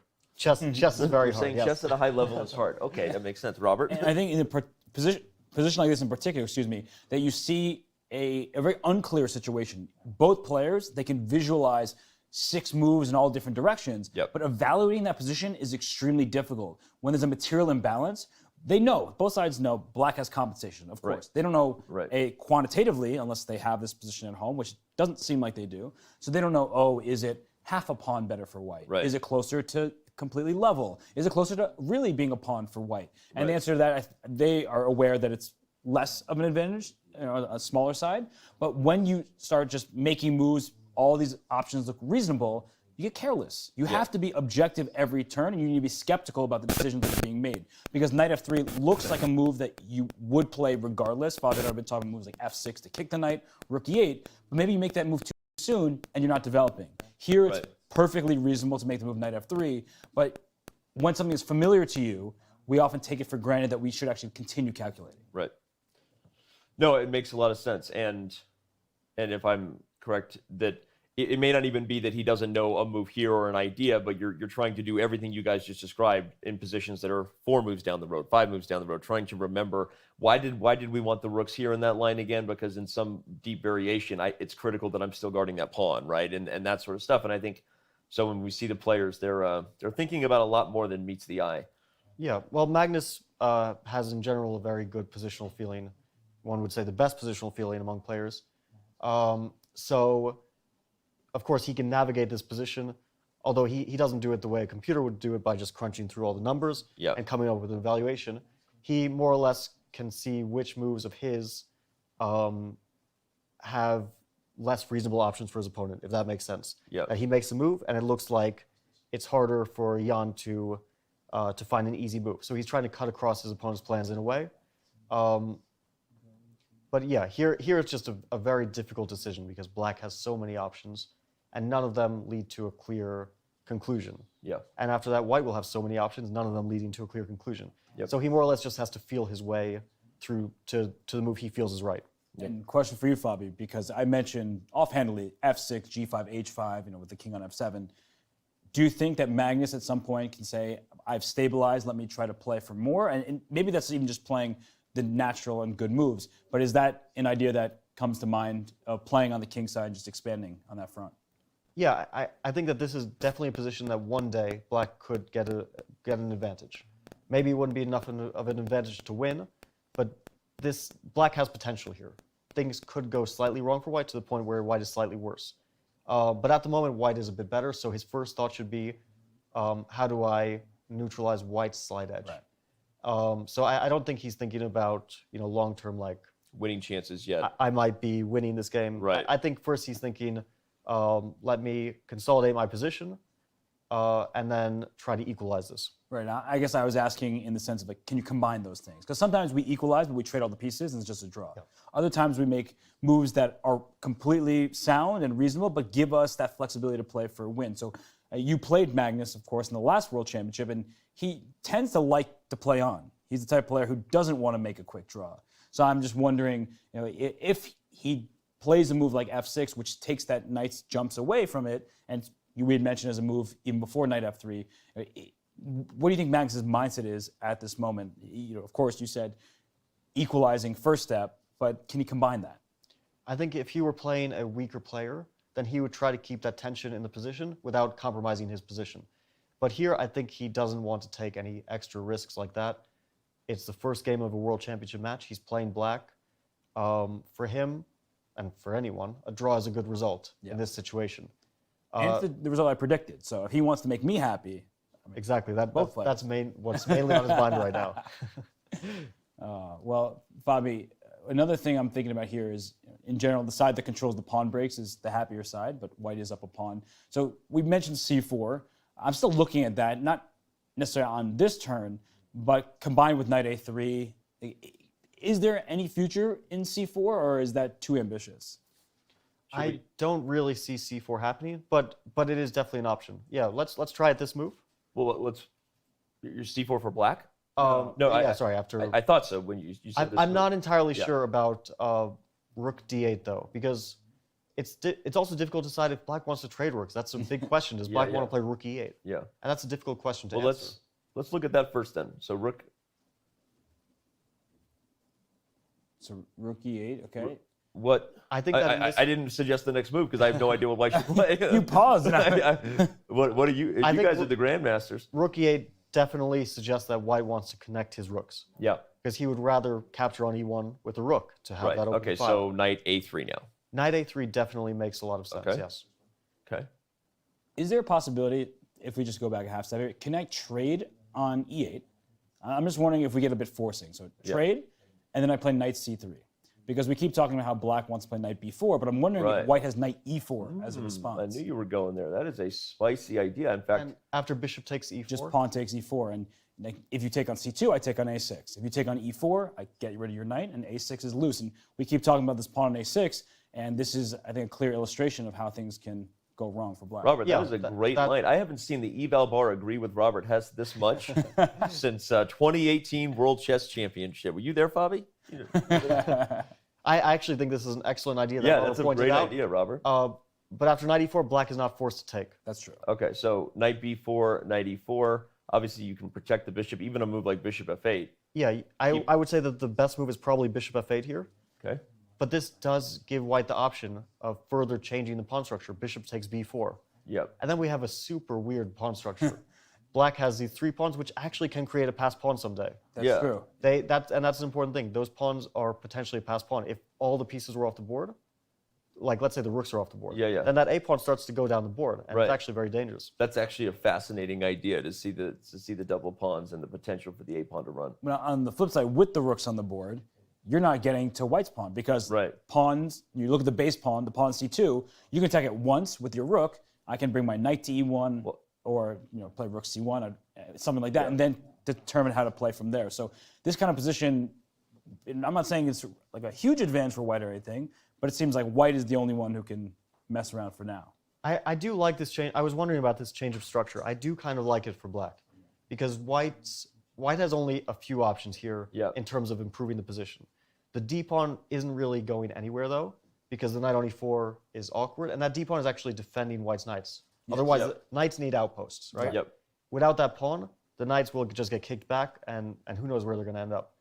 The other option for white is to play c3 at some point. But I don't even want to do that. It just feels wrong. It feels wrong because it opens up the bishops, and we know that bishops like to be like open lines. Yeah. And the other thing about this is that black is not forced to take. Right. It's true. Black can also wait and say, well, if you take on b4, then you end up with a erect pawn structure. Well, and I keep thinking that black has long-term ideas to kick the knight rather than take it. Yeah. Right. Whether you need to play h6 or not, I don't know. But kicking the knight opens up the bishop on b7. It forces or it allows the king to have an entryway. It's a very double-edged position. Yeah, and white is up that pawn. So even in the event of a rook trade, I like your point, Fabio, because I wasn't thinking about that, the outside pass pawn potential for black. But if the rooks just disappeared, white could push that c pawn without any repercussions, because then the rook can't go attack the remaining pawns there. So it's a really interesting dynamic to have. And this is the thing, right? They see that as a possibility. And people at home, of course, when you're commentating, you can make mistakes and then take it back and then keep going. The players have one opportunity, right? You make a mistake, you lose the game against Jan or Jan versus Magnus. So they have to visualize it and have to accurately assess that position right here where we're not even certain, and we see it slightly better for white, but... We get to make the moves on the board, see the eval bar and all those things, right? This is, Fabi, maybe next time you play the World Championship, you know, we'll try to, I don't know, actually we can't. No, you won't have any of this stuff. You won't have any of the fun tools we have here. So, okay, just remind everybody, we got to this line because of Robert's suggestion on the move rook to e8 to actually trade the rooks and then aggressively bring this knight into e4, which the more we're looking at this, guys, this is seeming like a critical idea that could happen, right? And perhaps something that Magnus is thinking about right now. As we can see, he is still on the clock. Yeah, the thing is that all the lines that we've just looked at are only some of the lines that are going through Magnus and Jan's mind right now. And even though Jan isn't at the board, I'm pretty sure he's still thinking about the position. Right. Probably, right? He's probably still thinking about the position in his rest area or wherever he goes. Yeah, by the way, he has not been at the board since he made his move. That's interesting. Yeah. He's been gone for quite a while. So, Robert, I see you're deep in thought over there. I love it when the man whose name is a part of chess is thinking. What line you got for us? No, I'm just trying to figure out what white should do here because, of course, it's black's turn, and there's many options I see for black. I'm just trying to come up with a concrete plan for white. Like ideas come more naturally to me in this position from black's side. Right? We know the knight wants to go to b4. We know we can take on f3 at some point. We can play rook d8. So I see all these options, and I'm trying to figure out if I do nothing, right? If I just pass the turn, what exactly is white's plan? We've talked about knight c3 to e4, and we've also talked about ideas where the rook on e1 goes to c1 or the a1 rook. So it feels like a very complicated position despite the queens being off. There are no checkmates. It's one of these really richly complex situations where you need to find a legitimate plan, not just make moves and hope that it works out. Right. I think that all of white's pieces are perfectly placed except for one. Yes. We have that knight on b1. So white's plan is either... It is really funny you say that because if we could just grab that knight and put it on e4, right? It's much better. Like white is just much better. So that's a really fascinating point of all the struggles that white has. So sorry, continue. So white has basically two approaches here. Let's say after Magnus makes a move. Yeah, we'll go back to this line with rook d8 just to have something. White either plays knight c3 and calculates the consequences of knight c3, knight b4, like we were just doing in a similar position, or white goes for a long-term plan and says the onus is on you with black to come up with something before I play c3, knight c2, eventually d4, try to gain some squares for my knights in the center. The downside, of course, is that c3 is a very weakening move of the b3 and the d3 pawns. And since black has a light square bishop, and in this case also a rook on d8 that barrels down potentially on the d3 pawn, that is a double-edged sword. The other downside of this, maybe, is that after knight a3, maybe black has knight b4. Yeah, you're constantly considering what happens in a position like this, right? Where the bishop pair versus the knights, and you can see the computer likes it just based on the fact that probably white is losing a ton of time and c2 is about to come under fire. Yeah. Or even a5. I would definitely consider a5 here. Just create that pass pawn as fast as you can. Okay. Yeah, this knight on b1 in the game, it's a struggle for it because at knight a3, it's a long journey to play that pawn push and then bring the knight back to c2. So as I look at this, I really want to play knight c3. It's the principal way to play, but with knight b4 as the immediate response, you need to come up with an exact plan. Well, what about that idea you guys were mentioning earlier, the idea of c4? Was it dismissed because after rook to d8, all the points you made about the d pawn being weak would mean that, let's say, knight a3 and... Well, here I really do think black benefits from playing knight b4. Yeah, so, the more we look at this, the harder it seems not to just put the knight on b4. c3 is forever off the agenda because d3 would fall anyway. But one reason I don't like this rook d8 move, I started not to like it, is because it gives the white the option, and this is specifically only after rook d8, of bishop to a5. Ah, okay, interesting. And I don't like that for black very much because now let's say the rook goes to e8. And white plays, let's say, knight b to d2. So now white solved that issue of the knight. Yep. And now if black plays knight b4, it's still an option, but it lost time compared to the other versions we saw where white took on b4. Here, yeah, we can even get Robert's line here where you're trading on e8, putting the knight on e4, or even taking here. Yeah, definitely those things are an option. Yeah, I mean, if the knight gets out from b1 in this kind of manner, then it's clear that white is doing well. And yeah, it's funny, a bishop a5 is such an awkward square. You don't get a bishop there very often, but because of black's pawn structure, a6 and b5, those pawns are on light squares, the bishop needs to dive into the dark squares. So bishop a5 actually might be an idea for white at some point, but if it doesn't come with tempo, you may be allowing knight f4, something like that, and then white needs to keep an eye on the king side. That's a good point. I'll just show it on the board real quick, not because it's necessarily devastating, but knight f4 does come with tactics on h3 with the bishop spying the f3 knight. So let alone the optical pressure you can just see before you with the knight and bishop maybe getting up on g2. So that's a fun little idea to keep in mind. So again, Magnus using his time here, almost level on the clock they are. Thanks, Yoda. Yeah. One move which I've come to like a little bit is the move h6. Well, we're about to see something. h6, a fancy little waiting move. Hold the g5 square, maybe prepare g5? Yeah, it maybe prepares g5. It gives the king some luft, potentially. That's not very relevant right now, but you never know when a back rank issue might come into play. And it also would fit in nicely with f5 someday, if that comes to be. Because f5 weakens g5, like Robert pointed out earlier. That's the downside of it, but h6 covers g5. It felt like a Magnus move, but no, he goes for rook c8. Rook c8. Okay. Well, it's clear that if the knight gets captured on b4 ever, the rook on c8 will be putting pressure on the c2 pawn. So that's why Magnus, he preempts it all, right? Yeah. Let's get this ready. Yep. Although knight c3 does feel like it should be Jan's choice as a response. And after knight to b4, white can continue by defending this pawn on c2. Perhaps with rook e to c1, keeping Robert's rook where he likes it. But I don't feel like this rook on a1, it is an open file, but that pawn on a6 is so well protected. I think the e file is a bit more relevant than the a file. Because the rooks haven't been traded. Yeah. Interesting. So here you would say rook a c1, and you're keeping the idea of knight e4 aggressively on the table. This is a very likely option. It's very logical for white. The most concrete way, and he actually has a clear plan now, knight e4. And the question is, how does Magnus react to this? Does he play f5, or does he drop the bishop back to f8 at some point, either before or after knight to e4? But I would be very tempted to at some point play f5, because I really don't want that knight coming to e4 in the center. Yeah. So let's say we gave white a free turn, and the knight did come to e4, right? The bishop's going to drop back. We'll make this move or something. The bishop, if it's a knight e4, bishop f8, what's the exact plan for white as like a follow-up? That's a good question, and I'm not sure. I was going to say, we're back to the pieces looking good, but it's not all about looking good, unless we're talking about you guys. Well, part of the reason I ask is because, of course, that's what's going through our heads. Knight e4, and we know that's what white wants to accomplish, and once white accomplishes that, it should be good for white. Yeah. I'm just trying to figure out the plan. Well, should black be afraid of anything like this? I think it's difficult to come up with a plan, but there is a move that certainly comes to mind, and the move is d4. Right.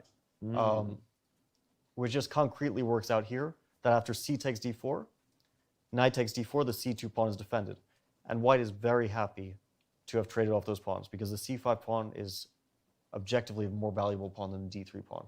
It gives black more space, and here it feels like white has suddenly some space for his knights. Right. He might also now have the plan of taking on b4. I was just going to say that. You can't play c3 before that because of the fork on d3, but you can take here and then play c3. And sometimes it's a bit difficult to decide if you want to give up the two bishops against two knights advantage. But here, the knight is so good on b4 and it's so annoying to deal with that I think white is happy to get rid of it, to play c3. And then the knights in the center are actually very, very dangerous. They can hop into f5, d6. They control a lot of squares. Centralized knights typically can counterbalance the bishop pair. But the more we look at it, the more it feels like it's inevitable. If that knight comes to b4, it's inevitable that white will have to take it at some point because it's too much of a unicorn. Most likely. To let it be there. Yeah, okay. Well, we're still waiting for Jan to respond to his move, and we're going to keep analyzing this position. The more I look at this, the more I'm with you guys. That feels like aggressively going for this plan is going to force the lines the way that white wants. I think there's at least a small chance that we see the line that we were sort of mentioning before in a similar position, with knight c3, knight b4, rook a c1, right. Bishop takes f3, g takes f3, f5. I think there's at least some chance that this happens. Yeah, we looked at this line more than 15 minutes ago. So if it happens on the board, you saw it here first. How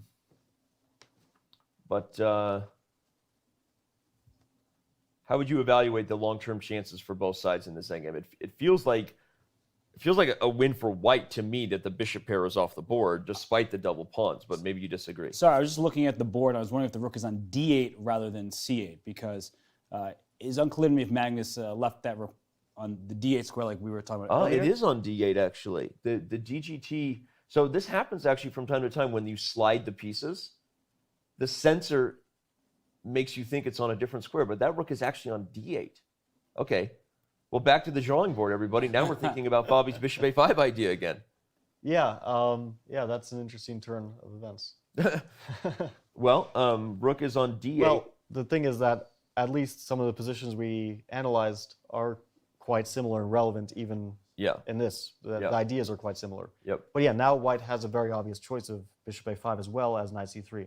Both those moves are the first ones to jump out in my mind. You know, a move I almost played when you first suggested this was rook d7, and I'm aware of the potential drawbacks of disconnecting the rooks in the back rank, but the reason I did is because I wanted to avoid any other forcing lines, because the moment you put the bishop there, now your knight f4 idea is a real issue, right? And I can't prevent that with g3 without this knight becoming tender to tactics on f3. So yeah, is there anything to that? This was the move I wanted to play. I think that might be better. No, it's not.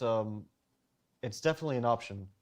I'm not sure how I feel about the knight f4 idea, because let's say white plays knight b to d2. Yeah, this was your move. And knight f4 certainly comes to mind. Yeah. But this is more of a move trying to control white rather than trying to threaten white, because there are no threats here. Okay. The knights defend each other, so there is no knight takes h3, bishop takes f3 stuff. Right. But you can't really play g3. You can't kick the knight out so easily because of knight takes h3. Yep. At least so easily. There is certainly an option. Yeah. And I would be very worried with black after knight e4. Okay. Yeah. Interesting. Because the bishop really has to drop back. You don't want to let white capture that bishop. Okay, Robert, what were you about to add to that? No, I was just looking at this position and seeing that once that knight established itself on e4, the knight f4, it looks good, but it's not threatening anything. And I'm going back to those ideas with h6, f5, and maybe we can expand on the kickset. And what I love about the rook being on d7 is that rook could end up on, say, g7 or f7. Like, if we start pushing those pawns forward, and I'm not really doing it with the intent of like purely attacking, but I'm just trying to kick your pieces out of the center and then say, well, now that I've played h6 and f5, maybe g5 is next, and my knight f4 can help with an attack. Yeah, I like that. I like that a lot. I have a very weird feeling, and usually my feeling about this is wrong. But Bobby's got feelings. What are your spidey senses telling you? I have a weird feeling that I've seen that position that we just had on the board before. Really? But usually I'm just wrong about this, and we just got a little bit of revealing into Bobby's prep. Because it looks very familiar. After knight e5, black's rook naturally has to go to e7 there, and not here, but in the line at the end of the line where we. Okay, so hold on, I'll get there with knight bd2 and knight f4, knight e4, bishop to f8, bishop to f8. Because it's what Robert said is true. If you give black time, h6 f5 is coming, and that's going to be annoying. White doesn't want that knight kicked back again. Yeah. It just got to the center and wants to stay there. The question is, what can white do in the meantime? White has a few options. One is knight e5, attack the rook, but that suddenly becomes super concrete. Rook e7, and things are hanging for both sides. Yeah, and now f5 is even more of a threat because g2 is hanging at the end of these lines. And c5 looks like it's unprotected, and it can be captured, but then g2 can be taken right back, and you see the evaluation dip because this is not a good look for white's king. Yeah. Wow. Okay, so The more I'm looking at that line, the less I want to play bishop a5, and that's just me. I kind of want to go back to testing out Robert's initial aggressive intent to go for knight to c3, knight to b4, and find some way to get this guy to e4 once I decide how we're protecting this guy. This is why it's important for black to keep both rooks on the board, in particular the rook on a8, because in these series of events we've been discussing, right, the bishop takes on f3, the knight is trying to take on c2, and then the a6 pawn's left undefended. But with that rook still on a8, then it's like, So I if we can go get for away with something all like this, the whole point is you have these options now because the pawn is still protected. Yes, and I probably wouldn't rush the capture on f3, but it is available, as Fabian was saying earlier. So I like the decision to keep the rooks on the board. Rook e8, very tempting to go the fully open file, but it's good restraint to stick to d8 and leave the decision-making up to Ian. Yeah. Yeah, this is a difficult choice for Ian. Because rook d8 is a provocation of bishop a5. Magnus definitely thought about this move, calculated it.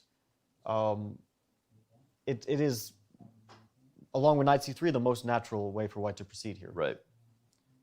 I don't think I see any other moves which I like besides bishop a5 or knight c3, because if white plays knight a3, we mentioned this idea before. Yep. I don't think there's a good response to knight b4. Yeah, this just feels so good. The more we looked at the transition here, for those who might have missed that analysis earlier, the more we just love this for black. This one is even better, because now after knight b1, black can play rook a c8, along with the a5 idea, which I feel I was just going to say, I feel like your original idea of just push them, baby, but even rook a c8, of course, hitting c2 is enough to convince us that this is ugly. So I think knight a3 is off of our candidate moves list. I'm kind of expecting that he'll play bishop a5, because I don't think that he will feel like there's any advantage to be found after knight c3, knight b4.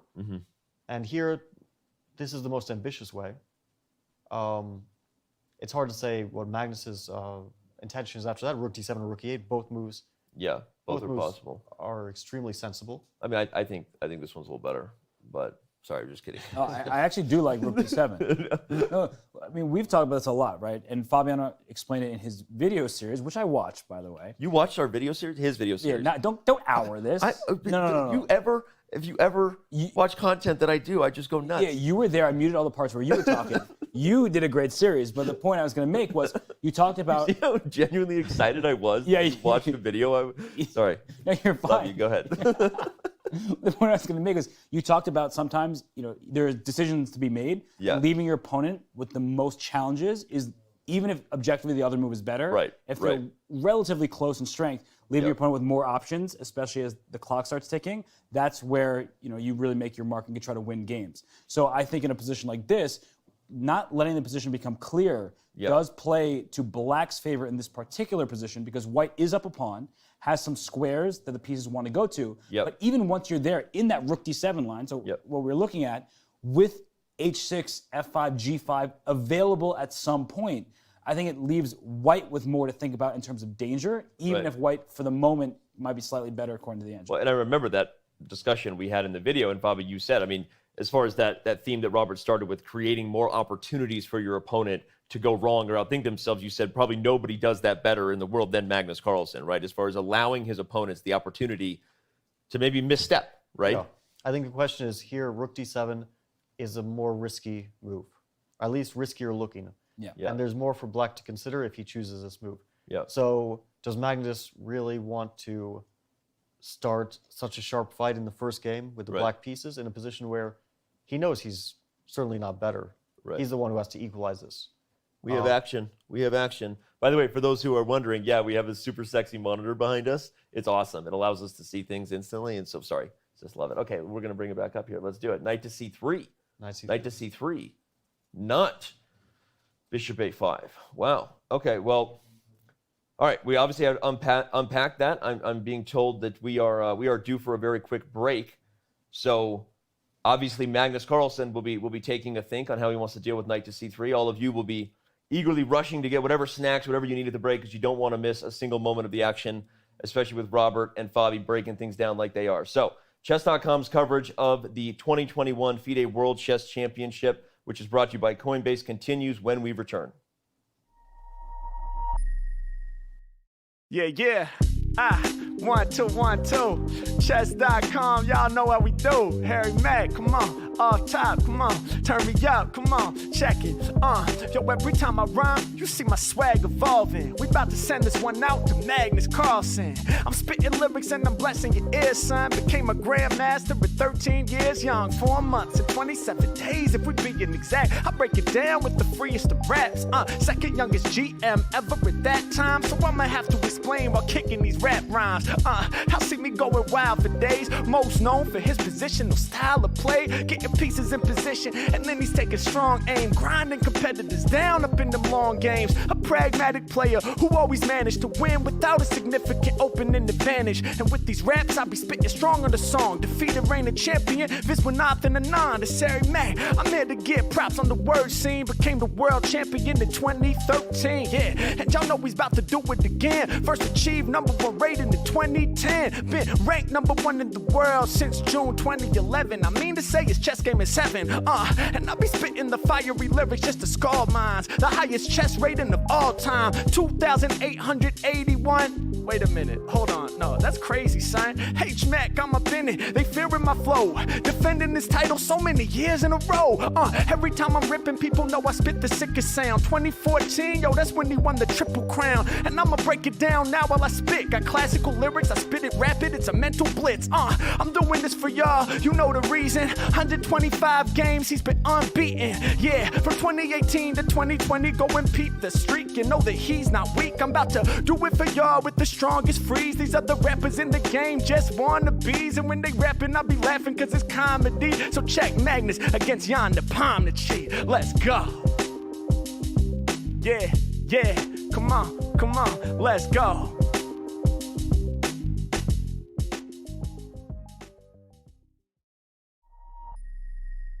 Chess.com's coverage of the 2021 FIDE World Championship is brought to you by Coinbase. Whether you're an experienced trader or just looking to make your first crypto purchase, Coinbase has you covered.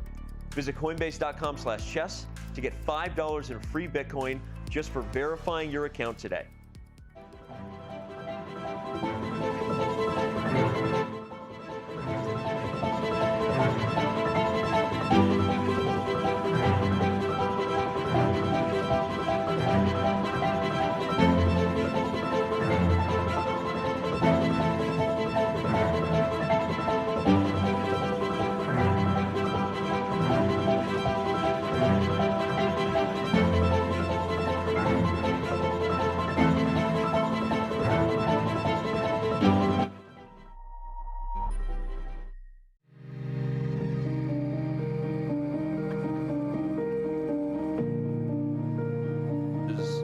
This. So here's what we're saying. Yes, we can discuss it on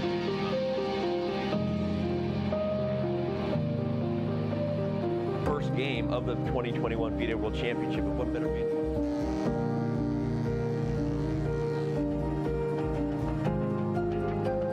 Camera lighting and audio. We're gonna crush through the top of the show. All right.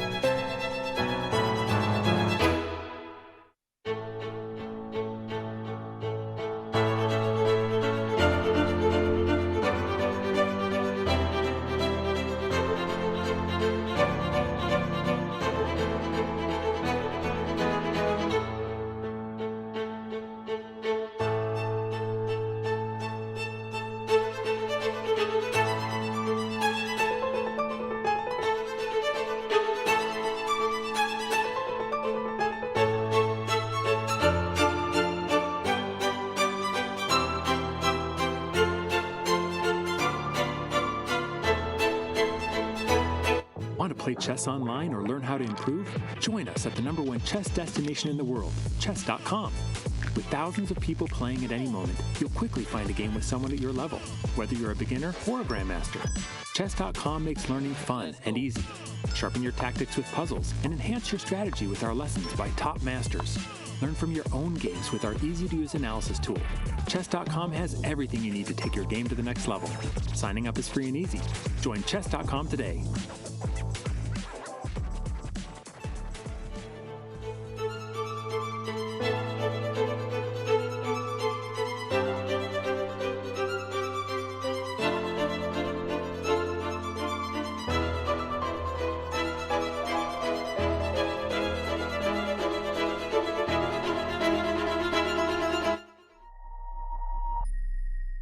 In case you didn't see, our partners at Coinbase are sponsoring Chess.com's coverage of the 2021 FIDE World Championship, and boy, are we thankful.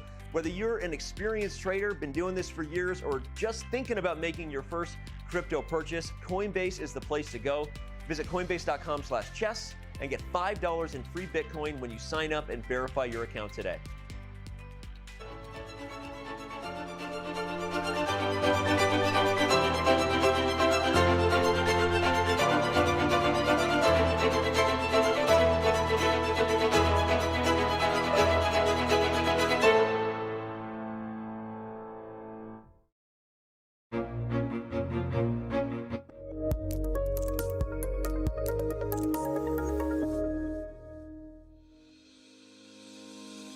Want to hold a massive chess tournament with dozens of clubs or hundreds of players? Or maybe a small chess tournament with local but competitive clubs? With club arenas, you can. Club arenas allow for tournaments of any size with any number of clubs and players.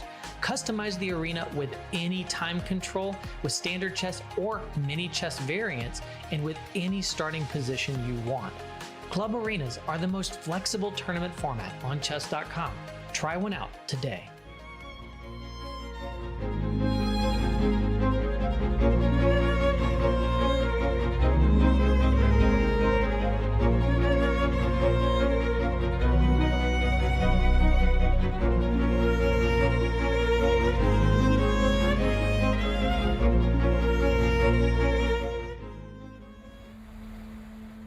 Am I supposed to feel ready? Yeah, but I guess when you prepare for such a major event, you always feel like you could do more. But I guess we are doing some insane amount of work, so I hope we got to be, ready enough.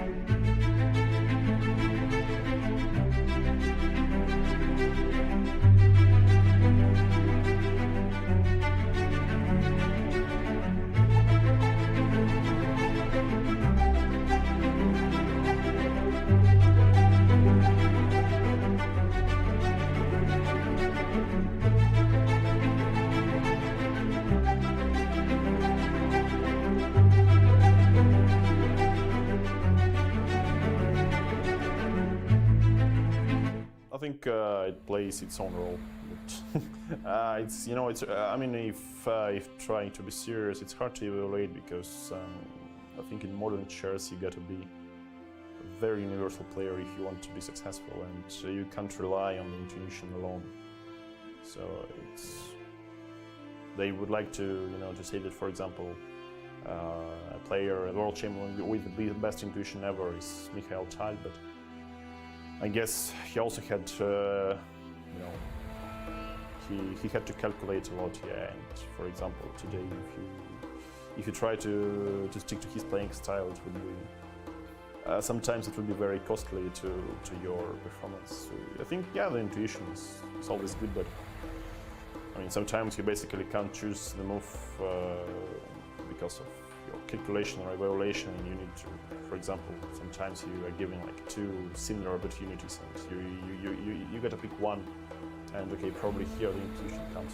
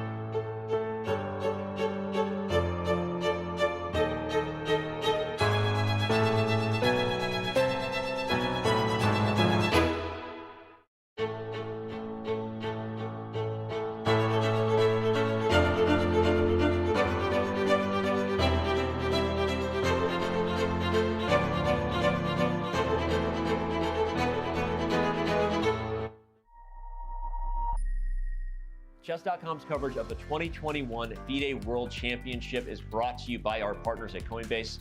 Whether you're just thinking about making your first crypto purchase, just wanting to learn a little bit more about the crypto industry, or if you've been doing this thing for years and you're an experienced trader, Coinbase is the place to be. Visit coinbase.com/chess and get $5 in free Bitcoin just for signing up and verifying your account today. We really encourage you to do so. Go check them out at coinbase.com.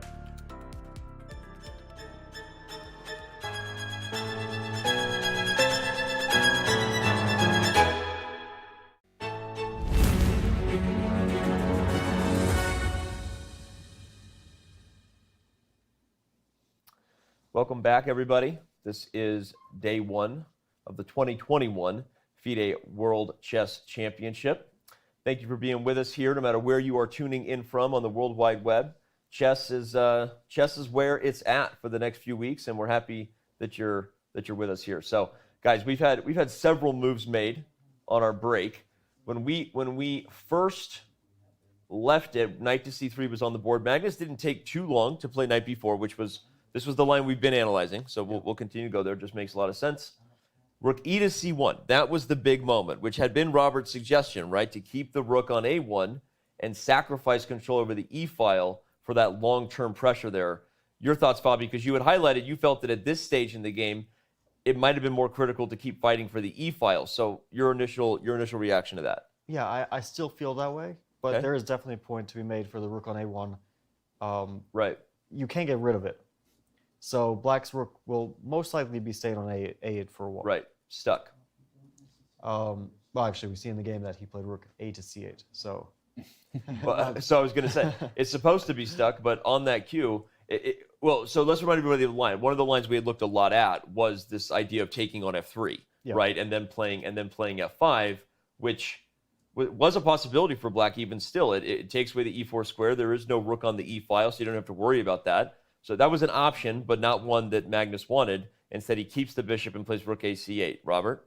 Well, first of all, I agree with Magnus' decision to keep the bishop on the board. It just leaves things more complicated because if you take on f3, now Jan knows exactly what the dynamic is going to be. Right. It's clarified. There's always the option to take on f3 unless that knight moves out the way. So it's a good decision to keep that. Now, knight e2 caught me by surprise because we kept talking about bringing the knight from b1 to e4. But he brings the knight back to e2, and it's not entirely clear what his initial plan is. But that knight can swing to g3, and maybe into f5 at some point. I'm not thinking that goes for an attack, but the move knight e2 itself is curious to me. My first thought when I saw it was Fabiano's mentioning earlier of the move d4, right? Because we talked about, we obviously looked at knight e4 in a lot of variations. It's the most centralized position, but you guys both on separate occasions made the point that once you put the knight there, where are we going now, right? And it looks good, but what's next? And Fabiano's idea of d4 is completely off the agenda as long as the knight would be loose there. So my first thought when I saw it was, maybe Jan wants your d4 idea. I don't feel like d4 is going to work out. Okay. Like, let's say black makes a passing move like h6. Okay. Which might actually be a good move. Right. And white plays d4. Right. And... maybe you take first?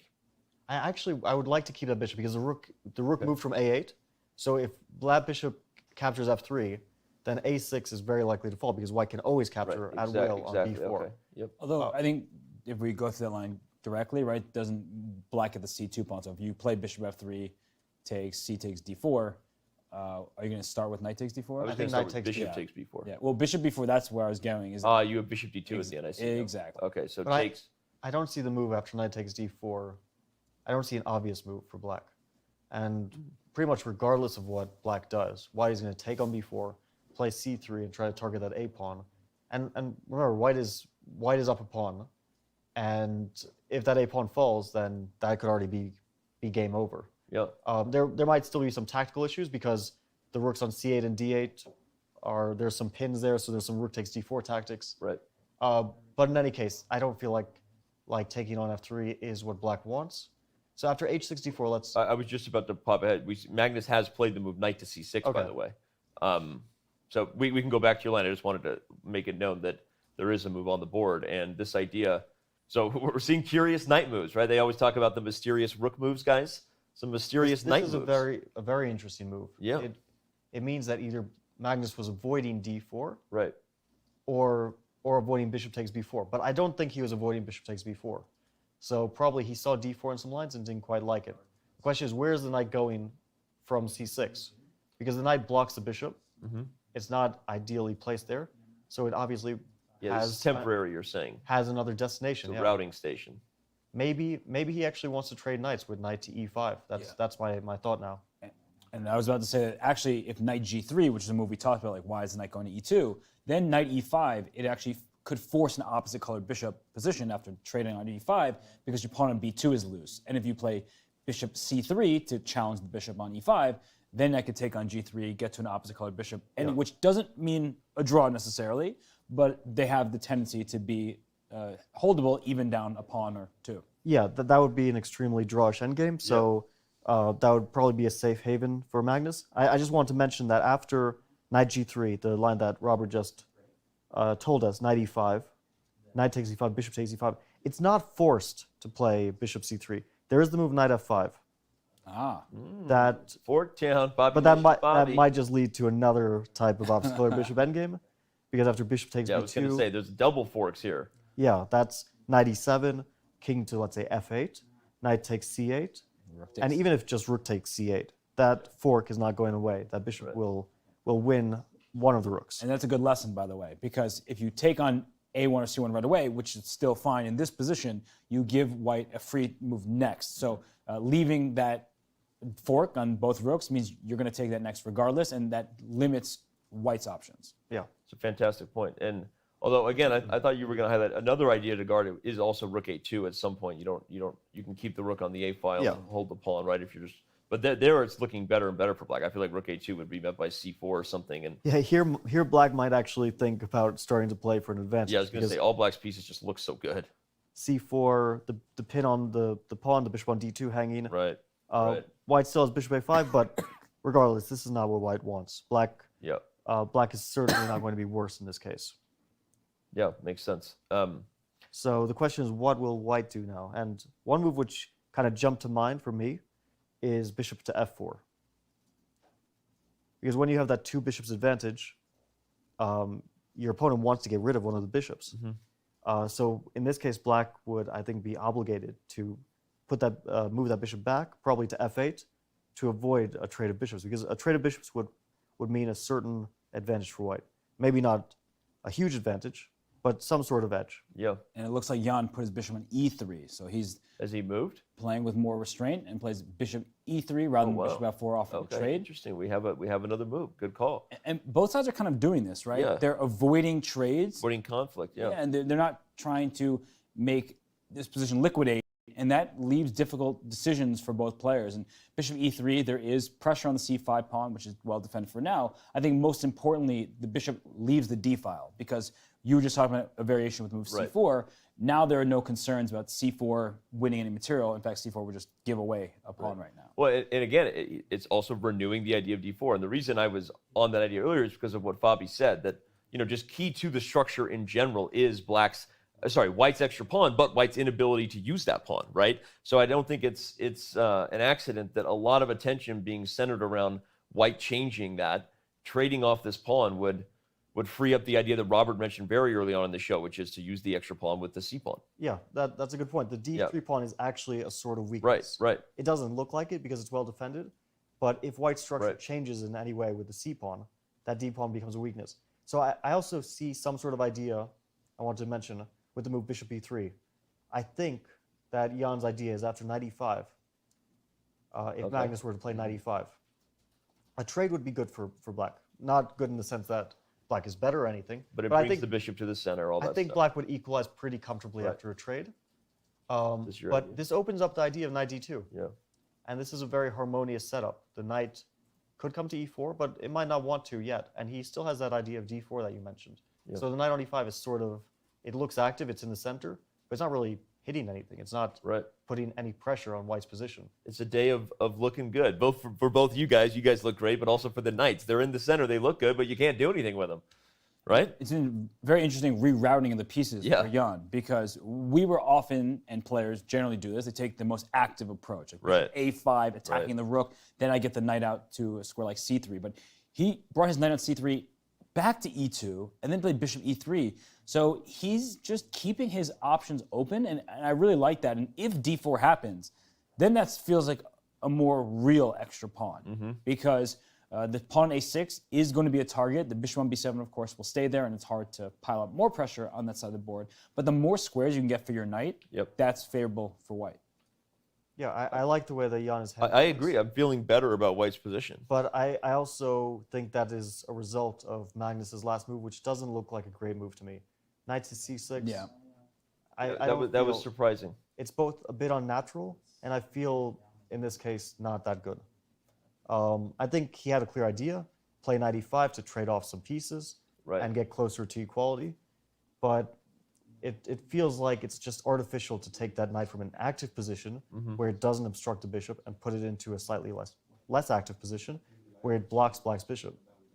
It'll be interesting to see whether we get this line as well. I know sometimes we talk the meta of the match beyond just the X's and O's of this game. Be curious to see, because, like you said, this is something that both sides seem prepared to play, even though it's a unique line, and maybe Magnus isn't getting what he wanted. Won't be going back for it. So Knight c6, bishop e3. The only other outside idea I thought about this knight coming back was, is there a weird idea of the knight going all the way back to b8 to make sure that a6 is held? I don't think it stops d4, so yeah, probably not. But it doesn't stop d4, and yeah, Black's compensation was based, somewhat on his two bishops, but also on the activity of his pieces. Right. You take that knight from d5 where it was, and you put it on b8, and you lose half of your compensation. Right. Right. And concretely d4. Don't undevelop your pieces, Dan. That's what you're trying to say. Don't undevelop your pieces in general. Yes. I really didn't like the move knight to c6. Yeah, the more we look at it. As you were saying, it just, you take away your activity here. Now you have to find another rebuttal to this move here. So funny question. Yeah. What if Black plays knight b4? I was actually what going if to Black ask goes that. right back? I was going to ask it. I was going to say I'll go for the move I've wanted. I want to make it work, so let's try it. But now I have two ideas. One is bishop e4. I don't know if this works concretely, but it's certainly an idea. And the other one is simply to play c4. Yeah, I thought c4 would have been a good counter shot. The question is b takes c4. White will play. Rook takes c4. So now c2 is hanging, but c3. C3, and there's not a fork on d3 because you moved the correct rook to c1. Yes. It comes back to Robert's point that another advantage of not having the rooks on e1 and c1 is that c3 is an opportunity in these lines. And if you put the knight on d3, it looks like it's active, it's attacking stuff. Rook c2, that knight is, yes, it's active. It's also getting trapped.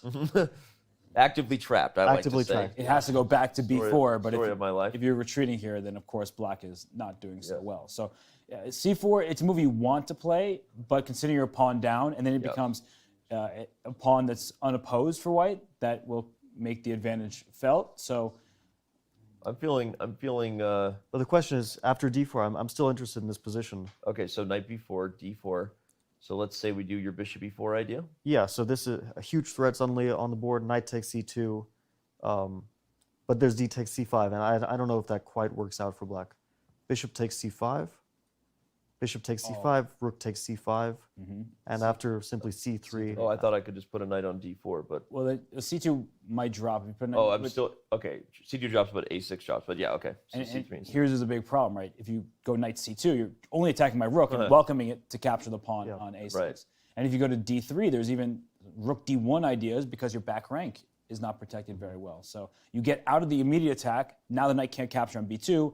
a6 is still a target. If I can attack your bishop, your knight feels stranded on d3 and could be lost. So this would be a terrible turn of events for Magnus. Of course, we don't expect that to happen. It's unraveling. Fabi just sat up a little bit. I think you're getting excited over here. How you doing over here, yeah? Oh, I'm always excited. Always excited? But I still feel like that knight b4 move is an interesting one.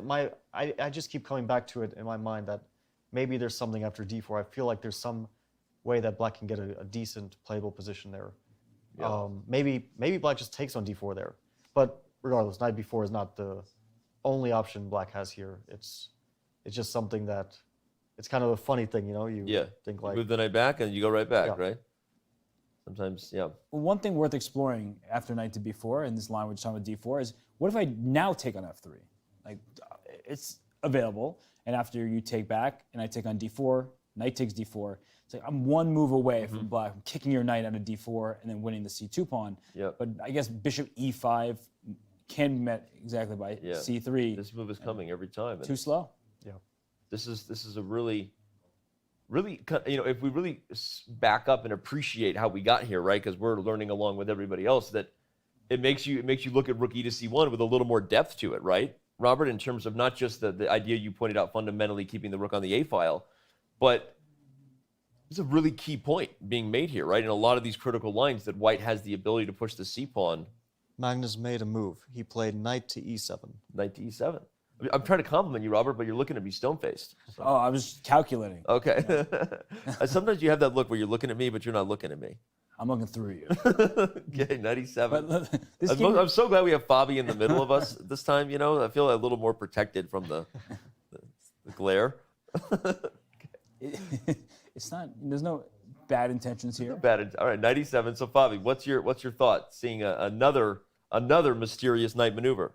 Well, this one is a bit less mysterious. The knight has a lot of nice squares it can jump to. One is f5. I was going to say one is d5, but it did kind of come from there. Right. 3 moves. You went from d5 to b4 to c6 to e7. There you go. I like it.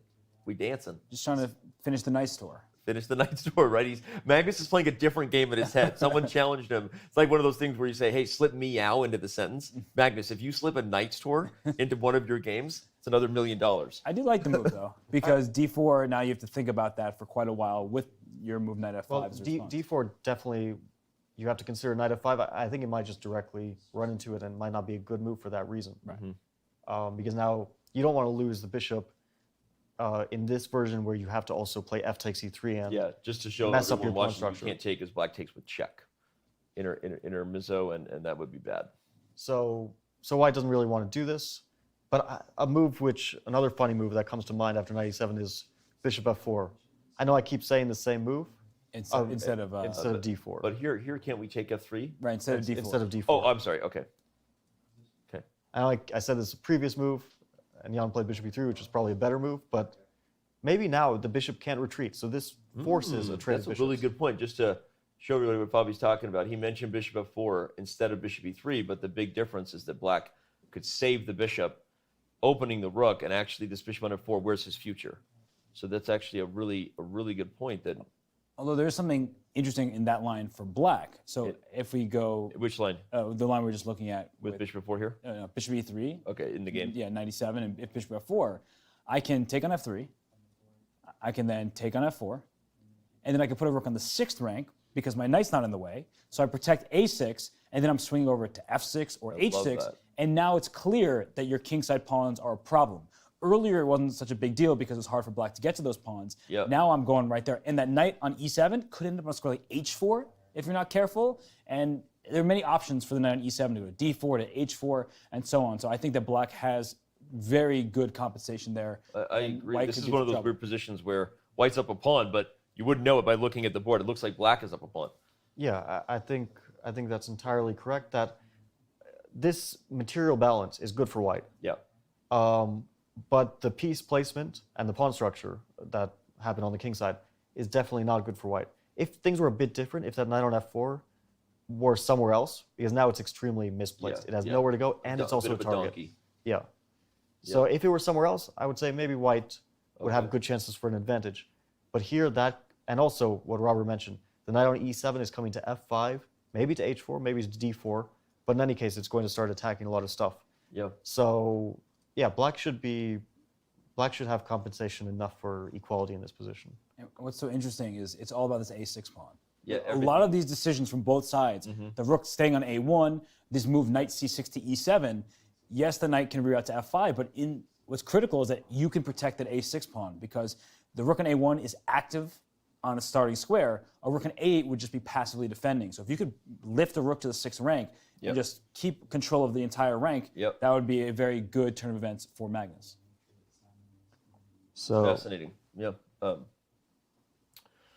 Well, Jan's on the clock again. Going back into a deep think. I do think knight d2 is also a sensible move here. It looks a bit passive. You are kind of moving on your last three ranks. That was your initial thought on bishop.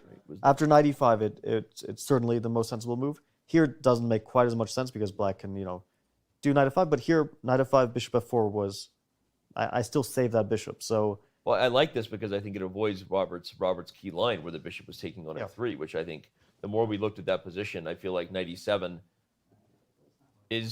has a sneaky idea, right? You almost are thinking when the rooks are gone, you're never going to take away the protection of the a6 pawn, but not in a line like Robert just showed, where the rook comes to the 6th rank. Although knight d2, you can play knight d5. We were joking about the knight going back the to the knight square. store lives. But I take away your bishop's options, right? You can't go to f4 now. I have two pieces covered. Yeah, you don't take away all my options. You can go up there, but then you're asking me to play f6 and g5 at some point. You're welcome. It actually could happen that way because the bishop does have the potential here. And yeah, no, you're right. That is one downside is knight d5.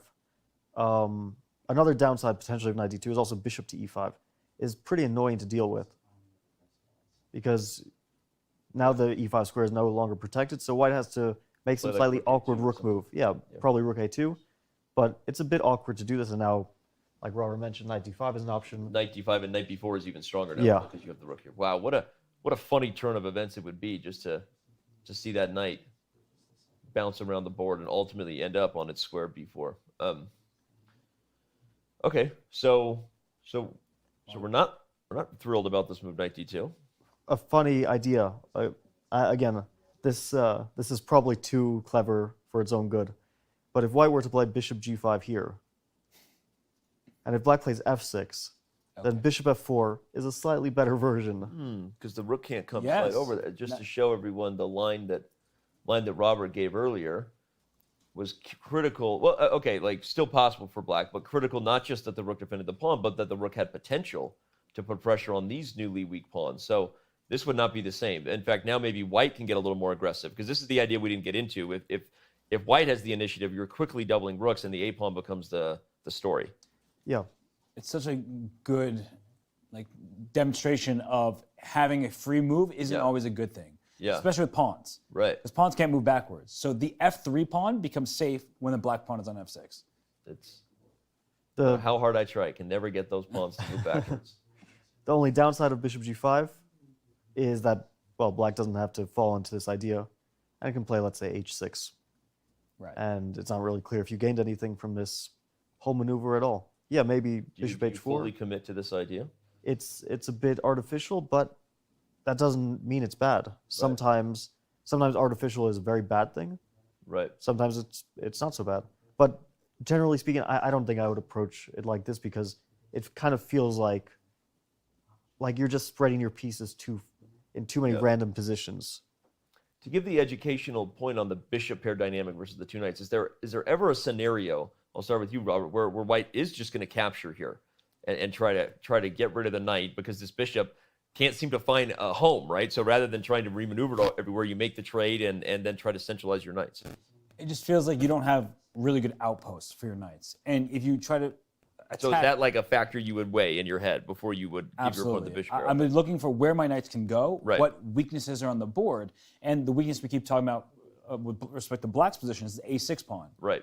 Look at, pawn is on the rim of the board, so there are fewer options for the knight to even attack the pawn. Right. And there's nowhere you can feasibly go. Right. So where you make progress from there, it seems a little bit difficult, and the bishops are actually pretty strong in the position. And then, if I get the bishop pair, I keep mentioning this idea with f6, g5, and so on. You give me both bishops, I'm pushing my pawns. Right. Because bishops love open space. They control much more of the board than knights do. And a pawn 3 squares away from a knight dominates that knight. So a pawn f6 against a knight f3 is typically a good thing.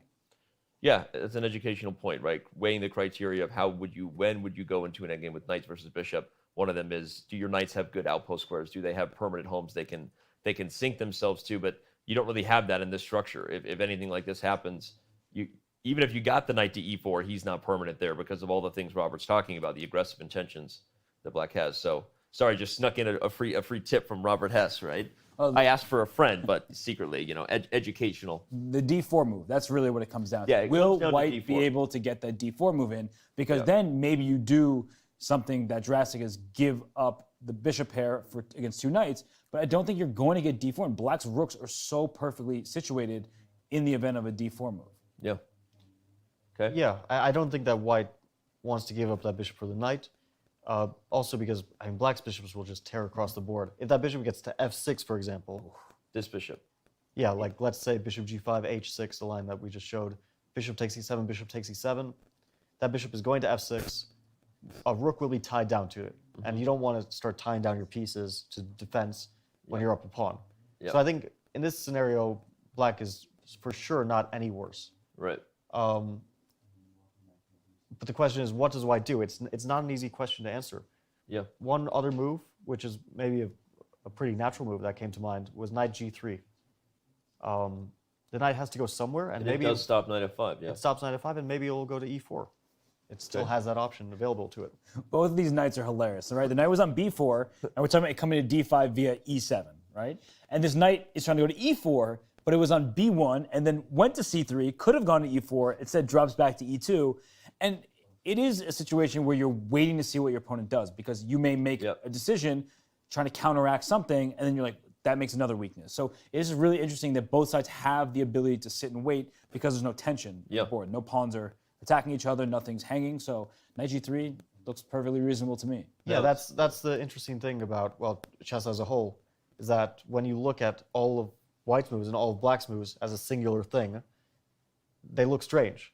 But they're not part. White is not just playing a game himself. He's playing against black. So they're both reacting to each other's moves. So although white's moves look weird, they all have a particular idea on that move, which was a reaction to what black did the previous move. Right. So although it's like, why would you play knight c3, e2, g3 to go to e4? Well, it's because now black's knight is on e7. Versus where it was. So if a knight comes to e4, black's bishop can't drop back to f8. It's kind of minor adjustments like that in the position. The footwork of 2,800 plus chess. So glad we have a guy like Fabiano with us to make sure that we get all that insight. And yeah, this is awesome. If you're just tuning in, where have you been? We are in the middle of game 1. This is the start of the 2021 FIDE World Chess Championship. This is Chess.com's coverage. It is brought to you by Coinbase. We're going to be here every day for the rest of our lives. Fabi doesn't know. He's never going home. We're going to be doing this forever. So. It's okay. Just kidding. We'll let you go at some point. All right. Well, 97 still has Jan in a think. He's twiddling his other black knight. He won a knight and he's twiddling it. I'm just making an observation. Where are we going? Chess players do tend to play with pieces, and some are off the board. Off the board, yeah. You can't touch. Well, there is a story about. Yeah, who's the most irritating? I want to ask with the pieces off the board, but. No one's watching the show, so you can say whatever you want. Go ahead. There is a story about Bobby Fischer who tended to fiddle with a pawn on the side of the board, but he was once playing a game in a Sicilian, and he didn't realize that the pawn he was fiddling with was actually his H-pawn. It wasn't on the side of the board. He was absentmindedly thinking about the position. He was actually fiddling with his H-pawn. And he realized at that point that he had to make a move that was catastrophic to his position. When you're castled in the Sicilian, and your opponent's pawns are on g4, f4, you start playing like h6 or h5. Right. Not a good idea. You open up the king side, you get mated. Yeah. But he had to, and that was that for that game. Wow, that's a fascinating story. I never heard that one. I've never heard that story. So, of the top players you play, be honest, like I said, there's not tens of thousands of people watching this. Who's the most irritating body language? Just so you know, you don't have to answer this question. Oh, I'll answer it. Oh, here we go. Go for it. Body language? Yeah. Specifically? Body language or like, the little things, like what Jan's doing. Would you get irritated if you're sitting across and trying to think on your turn if someone's doing that? I tried not to get irritated by some players. You get used to it at some point. But having played dozens of games against Hikaru and Anish. Yeah. Oh, Anish. Okay. I know that they have a lot of body language. Okay. Sometimes they can get to you, but you try to block that out. You try to block it out. Okay, so there you go. You have it on record. Hikaru and Anish are body language that can get to you. All right, there you go. Well, I love how Robert tried to protect you there. You don't have to answer questions. Like, you don't have to answer Danny's questions, but hey. I'm used to commentating with you, so I know that you ask ridiculous things sometimes. That one wasn't that ridiculous. No, it makes sense. Honestly, it's. We've all played over the board chess. I've never played at your level or your level, right? But it's, you get nervous. So sometimes players do develop habits and tics. Sometimes you think it's intentional they do it. Sometimes they do it, and like people just have tics, right? They're expounding nervous energy. So do you have anything you do at the board to kind of? I don't think I have too many things. Yeah. Speaking of piece spinning, the most impressive I've ever seen was by Boris Gelfand. Yeah. Oh, okay. He spins it. It's like we can talk about revolutions per minute. Okay, wow. You know spinners that all the kids have these. Yeah. It's Gelfand's invention. Okay, wow. Okay, well, all right.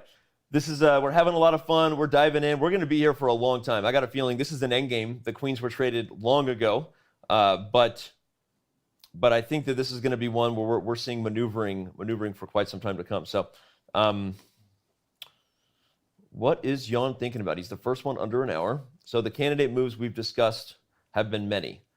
Knight d2, bishop f4. Oops, bishops don't move like that, Dan.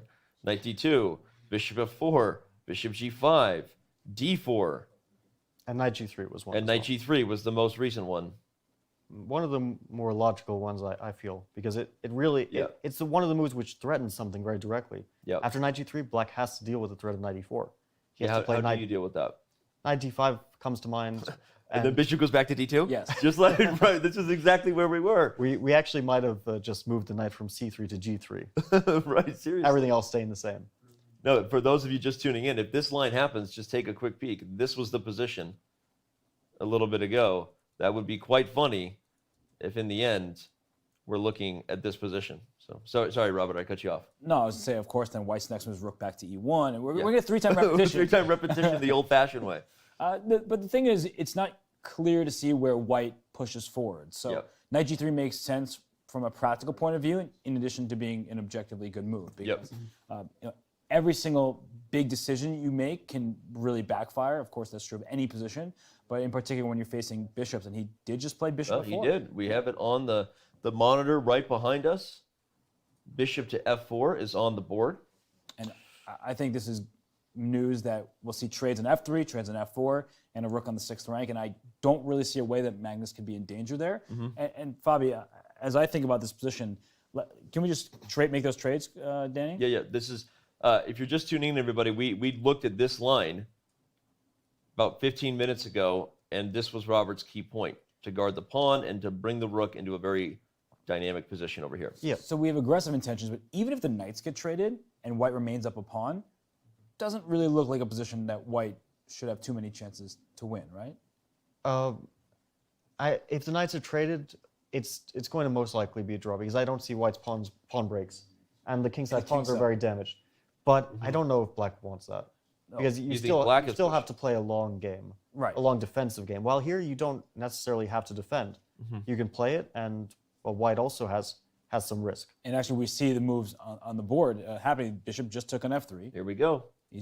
Robert Hess. The question is, will it be rook d6 or rook c6? Yeah, I was wondering. This is a difficult question. Yeah. So bishop takes f3 has been played. Now it's absolutely forced. We're going to see g takes f3. Yeah. It's the only move. So this will be the position. And so Fabi's point is, hasn't come in yet, but it will. Go in the sequence that we undoubtedly will see, after bishop f4, knight f4, rook c6 or rook d6. And we've been defaulting to rook d6, but there is some benefit to playing rook c6, namely that your rook can come to d4. And your rook on the c file isn't active in the initial position, whereas the rook on d file has more spaces in front of it. So it could play a move like rook d4, or you can play knight d5, and once the trade happens, a6 is still defended. So you just have more options available to you in many of these variations. So rook c6 makes sense, even though at first it feels a little odd. Well, we're seeing the moves come in now in rapid fire fashion. We are already in the position right here that we predicted several minutes ago. Magnus has already given this position a fair amount of thought. Yep. Because Jan was thinking about the position before bishop f4, and bishop f4 was one of, like, let's say 3 or 4 extremely logical candidate moves, and the most forcing one. So Magnus has given this thought. He's going to decide now between rook c6 and rook d6.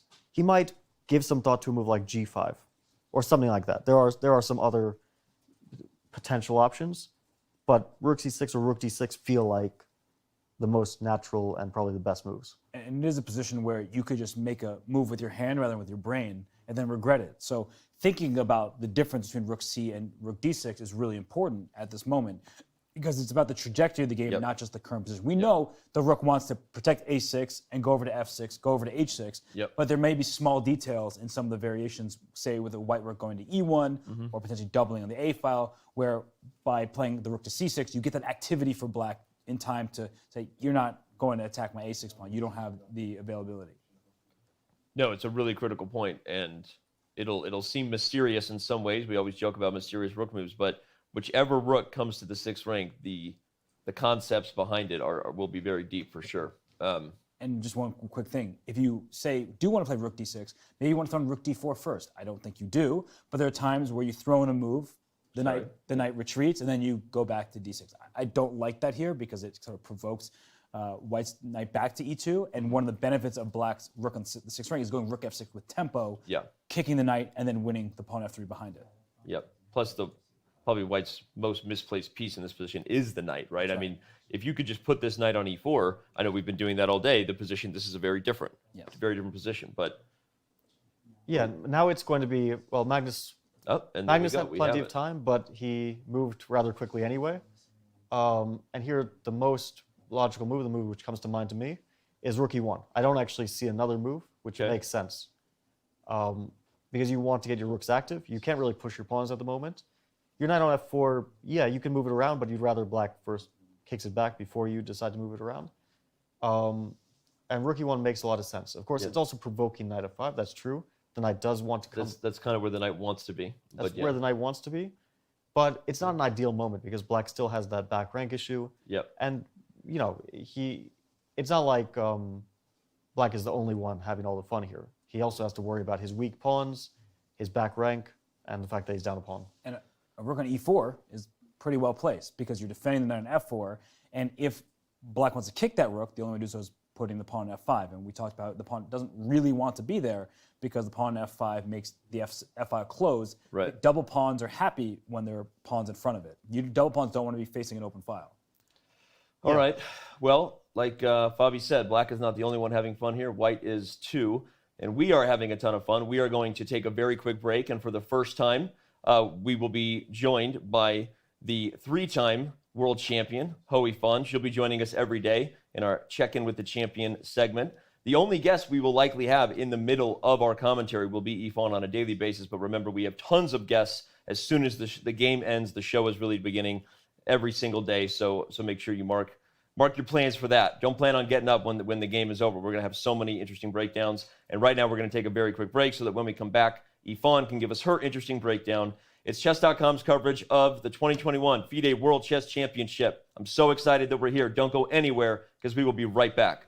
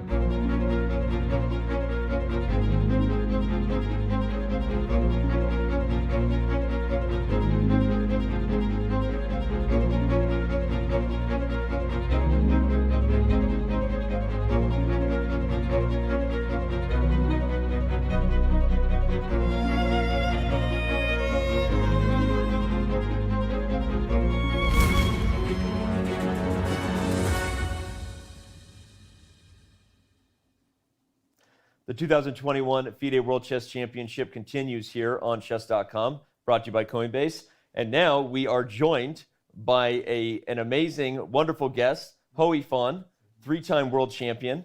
And I think it's fair to say, Robert, she literally stole the show in 2018. She's right behind us here. Joining us became a regular thing because her commentary and insights were so amazing. Yifan, thank you for being here once again. Hello, Danny. Hello, Robert. Yeah, I'm very happy to be back here. Yeah. Well, we're excited to have you. You agree she stole the show, right? Absolutely. Yeah. And you never give me any credit, but I'm glad at least you give somebody the credit they deserve. And this year, Fabi and Yifan. No, Yifan, we can't wait to hear your thoughts on what's going down in the game currently. We've had one move since we went to a break, everybody. Thank you for sticking with us and being here. We see that C3 was played on the board by Jan. So, of course, we like to get all your thoughts on what's going on, how we got here, Yifan, and get your insight on where you think the match might be going on a day in and day out basis. But let's start with the live position. C3, what are your current thoughts on the winning chances, slipping a little bit to Magnus's favor, and where is this thing going? Yeah, well, so for this endgame, I think after this couple of exchanges, like the bishop and the bishop for the knight, after one of this pawn structure, I thought black at least wouldn't worry for any, let's say, bad result. But the question is the advantage for black could still be like very tiny, but we all know that Magnus are pretty good at this, so we'll see that whether Nepo would be, let's say, strong enough to defend this easily. I think it should be around equal, to be honest, but I wouldn't expect that white could get so much chances under this current position. Absolutely, Yifan. And to take us back to the start of the game, just a question, general question for you. You played in a number of World Championship matches. I was predicting that Jan might play the move c4 on move 1. He's played in the candidates. He played in some rapid events, including against Kasparov. Were you surprised at all that he continued with e4, or do you recommend that people stick to their main repertoire? Well, I think it's really hard to expect for these like top of the top players what they might choose for this very important match, because basically they're universal, both, let's say, the opening repertoire and also playing style, so it's very hard to expect.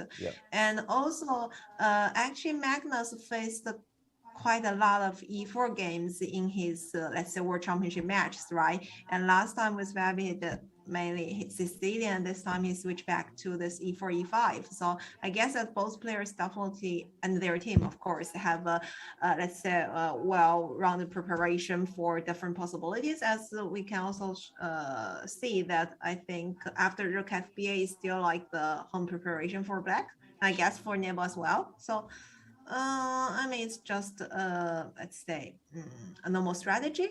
But what I'm curious is actually whether in the second half or let's say the later games, would any of the players change their, let's say, opening choice? I mean, not like updates in a variation, but let's say main switch, for example, e4 to c4, like you mentioned, or maybe e5 to c5, things like that.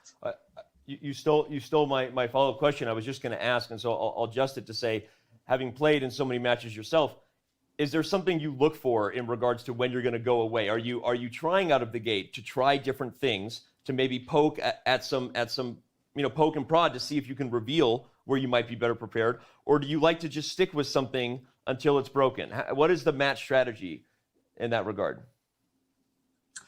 Well, from my own experience, I didn't really think about this question, but I would say that I had, let's say, a main direction. So, for example, with white pieces, what should be my main focus? And as black pieces, because both, let's say, e4 and d4, what should I play as the main weapon? But of course, there will be some backups. Let's say if plan A suddenly doesn't work, at least we should have a plan B, and plan B should be prepared as well. Maybe not as deep as the plan A, but it's not like, okay, we're playing a round robin event or we're playing a Swiss tournament, and tomorrow I face this opponent and check the game, suddenly decide I want to go for another direction. No, that's not the case.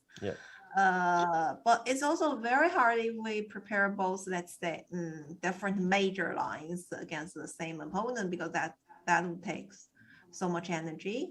And also, I think that your opponent anyway will be ready for different options. So it would be better, okay, for most of the players, I guess, to focus on one main direction, but also could be expanded a bit.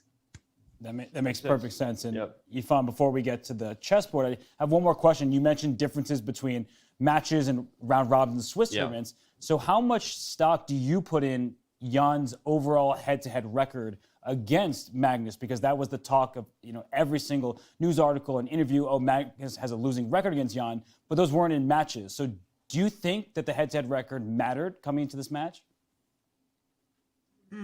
To be honest, I don't think that really matters a lot because we should also consider when these games has been played and under which situation. Because sometimes when a player is under different tournament situation, it might affect his play a lot. And for Magnus, it's the same because I still have a, let's say, deep impression about how he played a couple of years ago in some invitational events, like I think Dortmund or some events. Zagreb was 2019 was the last time they played last decisive classical game they had. Sorry. Yeah, so I mean, Magnus, for example, he could definitely try to play completely different things when the tournament situation, or let's say the series of the events are different. So if we wanted to use that data to show some evidence, let's say Nepo is very even or might even have more confidence against Magnus, then we need to check and consider all these factors, like when it has been planned under which situation, and what about the mindset for both the players, and this and that. Even when we did all that, it doesn't prove that in this match, one player who got higher score would have, let's say, more chances to win the event. It's completely different. This match will depend on, let's say, the preparation, right? The team, and most importantly, the strengths and the energy, physical situation, mindset, and all these factors combined together. We'll see how things go on. Makes sense. That's a lot of thought going into it. And okay, let's put some thought into the current position, because in some ways I feel like Rook E3 is a bit of a draw offer in some ways, because of the potential to repeat should Black choose to go back to F5 and continue to target the F3 pawn. Disagreements, thoughts on that, Yifan? Or will White play Rook E5 on Knight F5? Perhaps I'm wrong on that. Well, Rook E3, I guess it's not exactly a draw over, because that also seems like a very logical move to protect the pawn and also strengthen the D3 pawn. But on the other sense, probably it's a little bit passive, because if, let's say, we could try to develop, well, it's hard to say how to develop, but if we could bring the pieces to the better squares and trying to clarify, we do not mind if we have the pawn F3 or not. Right. Oh, because that's a if good Black point. wants, they can easily get it back. So the main issue is about whether this Rook E3 is a draw over or it's a bit passive, let's say, because this type of position, I guess Magnus would be more sophisticated compared to Nepo somehow. Well, yeah, I think I agree with you that this definitely seems like a position that is far more up Magnus's alley, and this is not what Jan wanted stemming from the opening. But now that we're here, I mean, White is up a pawn. Of course, the pawns aren't going anywhere. Black's pieces are perfectly placed. But Yifan, I'm trying to figure out, like, how does Black play for more? The eval bar slightly in Black's favor at this moment for the first real time of the game, and Magnus is the best in the world at just getting victories out of positions like this. So how do you see Magnus continuing here from the Black side? well, it is actually hard to suggest a plan. I guess if he wants to play it down, he should first of all trying to solve the problem of the back rank, right? Push maybe GOH pawn at first, and then maybe one day to play Rook F6 and keep the flexibility of knight takes F3 or return to F5. But in the meantime, we should pay attention to Rook E5, like you mentioned before, right? Yeah. Because actually we shouldn't forget the pawn side. The pawns for Black in the queen side is actually very weak for both C5 and A6. That's right. And I guess, sorry, Yifan, one of the things, I mean, all right, just want to add that the problem for White is only actually the king is let's say, weaker compared to black's king. I guess that's the only thing that black could hope for. Because let's imagine if the position is completely open and black could use, let's say, coordinate both of the rooks and knight, trying to threat the white's king, in the meantime capturing pawns. I guess that would be a fantastic plan, but hard to accomplish, definitely. Yeah, and you're mentioning how white's king is not quite that safe. And well, one problem for black is that there's nowhere for this king to go, right? Because the pawns are all in the squares where the king would run away to. So the move rook f6 would be the most natural looking move to attack the knight on f4 and to attack the pawn behind it. But because of the back rank issues, we see the eval bar go up so high. A move like knight to d5 is available because you can't take on d5. Otherwise, there's a checkmate on the back. Right, so I guess the question I'm asking while showing that variation is, how should black make love for the king? Because you could play g6 to protect the f5 square, or maybe at some point you want to have g5 available. So what would you choose at this moment? I guess g6, because g5 seems to me like it's option for black. He could choose to play now or later, so maybe no sense to make it, to push it immediately. Yep, I like g6 for sure. And I mean, now knight f5 is a much more serious threat at the right moment because the knight is protected. So rook e5 doesn't come with a tempo against the knight. I keep wondering whether white can or wants to try to play a move like king e2 at some point to guard both f3 and d3, but so risky because the white rook on e3 running out of squares there because of knight f5. So what I would ask the same question then to you, Yvonne, for white's side. We asked maybe how black might be able to push. What do you think the ideal setup is for white's pieces here? That's actually a much harder Sorry, question. I don't mean to keep asking tough questions. Go ahead. I'm the nice guy. No, that's fine. It's interesting because I was actually thinking when you mentioned king to like what it would be an ideal setup. I thought it would be much comfortable for white if the knight could be traded off, right? Yeah. Because if f4 traded with h4, white definitely has no, let's say, risks at all. But the point is, it's very hard because when your knight move away from f4, there will be knight f5 and d3 is hanging. So we cannot trade the knight, we cannot trade the rook, and maybe king e2 is not that bad. Danny, you heard that? Your move suggestion, not that bad, but okay, you might have to. Sorry, I didn't. That's the best. That's the best compliment I can ever get around here. Is not that bad. Yvonne, you did nothing. I just like to mock Danny. You're all good. But I mean, the g6 move, it looks very reasonable, and even coming up with individual moves for white is not that easy at this point because, as you were mentioning, Yvonne, ideally the knights are traded off, right? But knight g2, well, it's very clear you want me to take. I'll just go back right to f5 and. Then this d3 pawn is lost because your rook has to move out the way. So, I mean... Yeah, exactly. So maybe we should, well, protect the pawn first, but then you need to either king e2 or move the other rook. But the rook on a1 is still like, making sense. Yeah, right. The rook to d1, it just looks like it's very one-dimensional, right? You're protecting the pawn, but maybe at some point you could even consider pushing it. I don't know. Is that too brazen? Well, maybe it's possible, but I thought that is actually opening the files for black because then knight f5 and then maybe rook c2. Right. Oh, you're saying once we trade on the d4 square, this rook can get access to it. Plus, the moment you're not putting pressure on the a6 pawn, that black rook is looking for all kinds of ways to be more aggressive.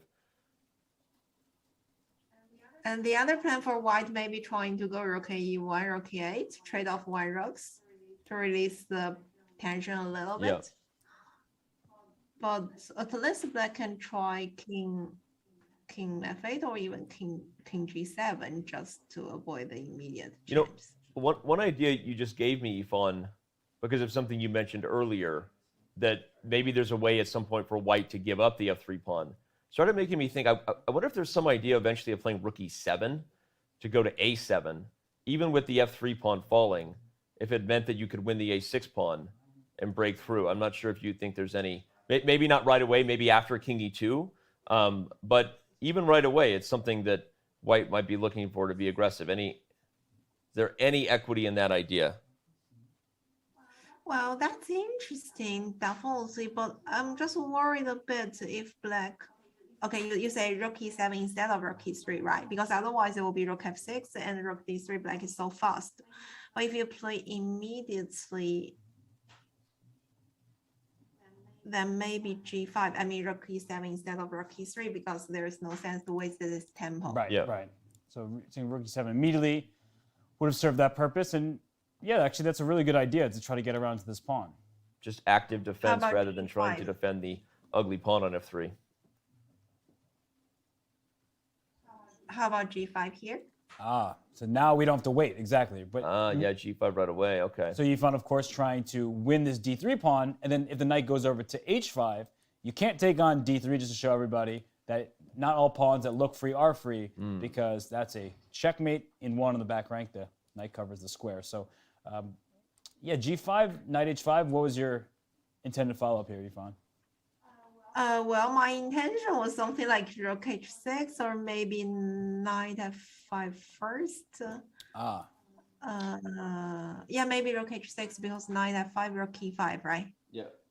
Well, now the knight could go to g3, which would stop knight f5. Right, and I think. Yeah, and now taking on d3, maybe. But no, there's.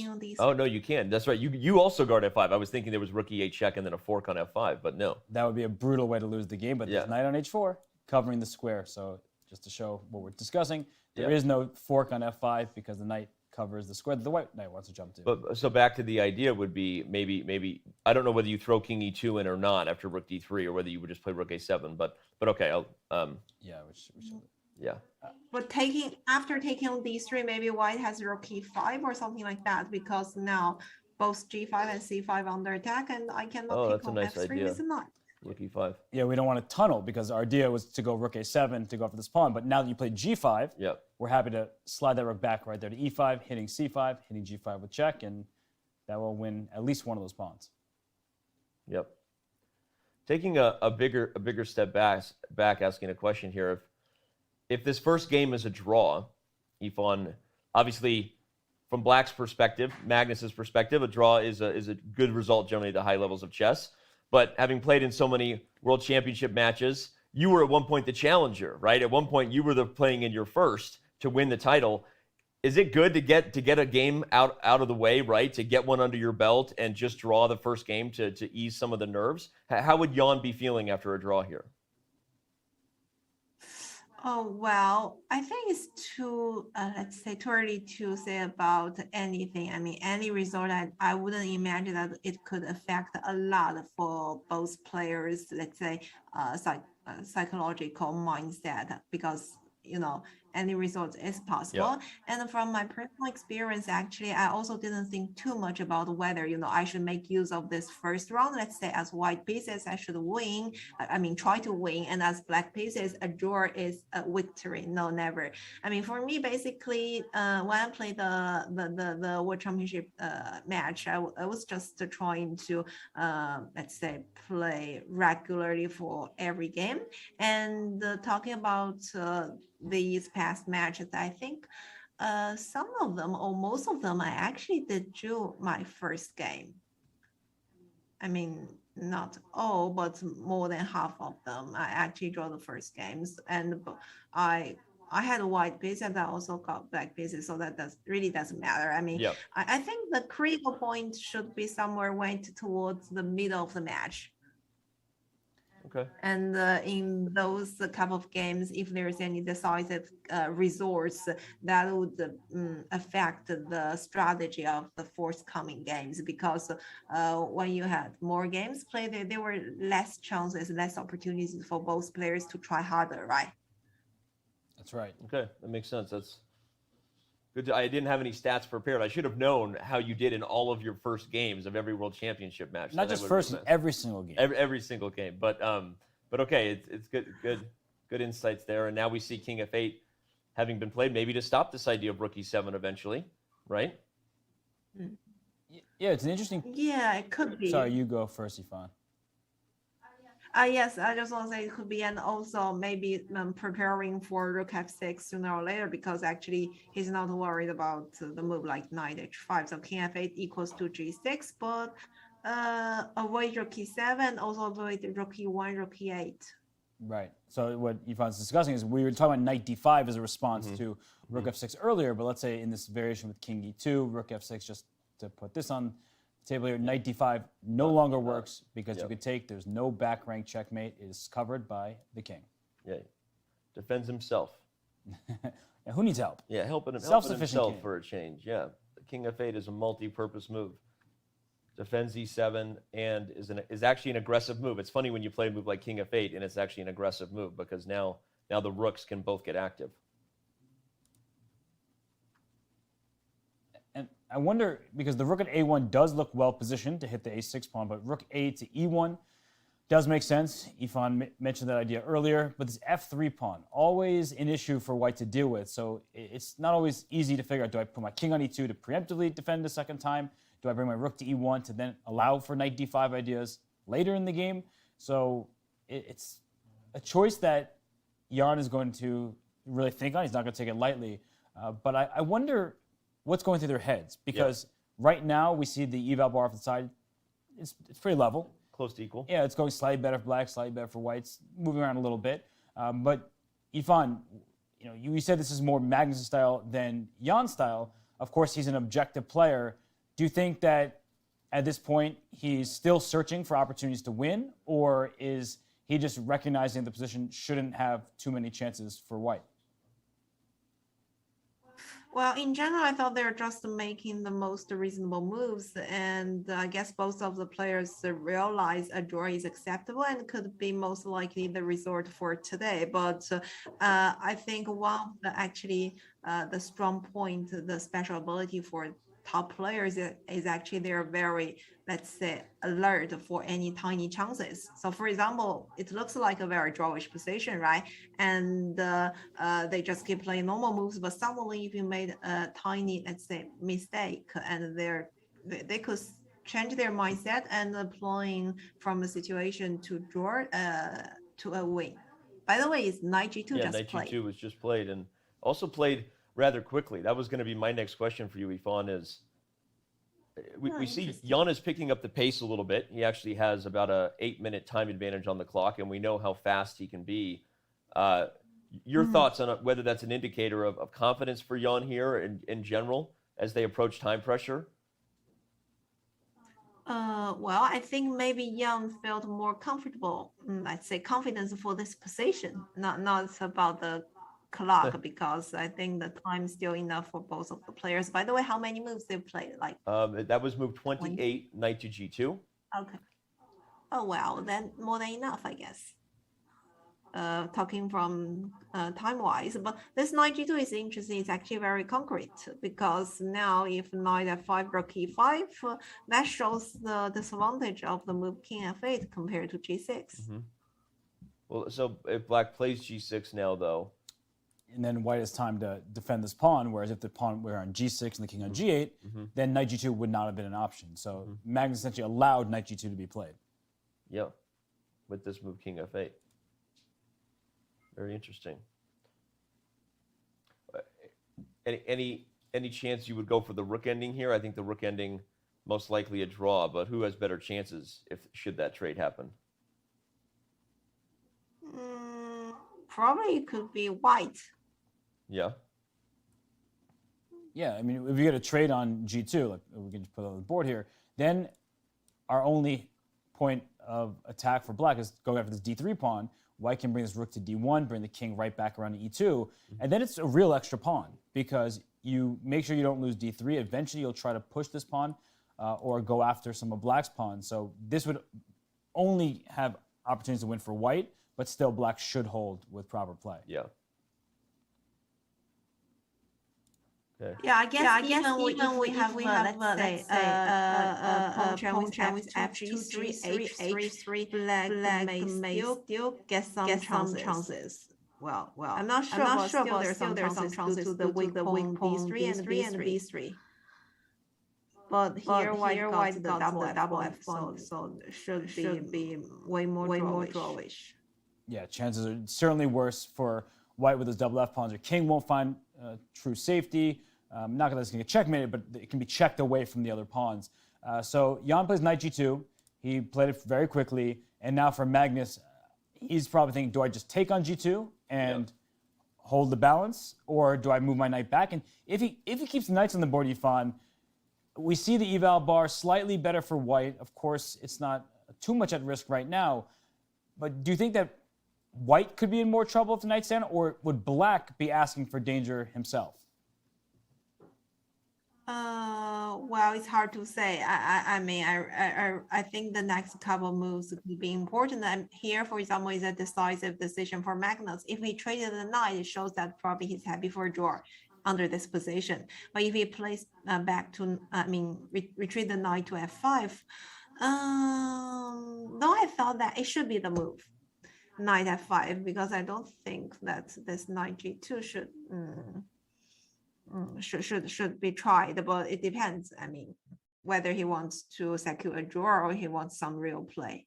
Because even after rook e5 g6, like what we discussed before, it's not so clear what's next.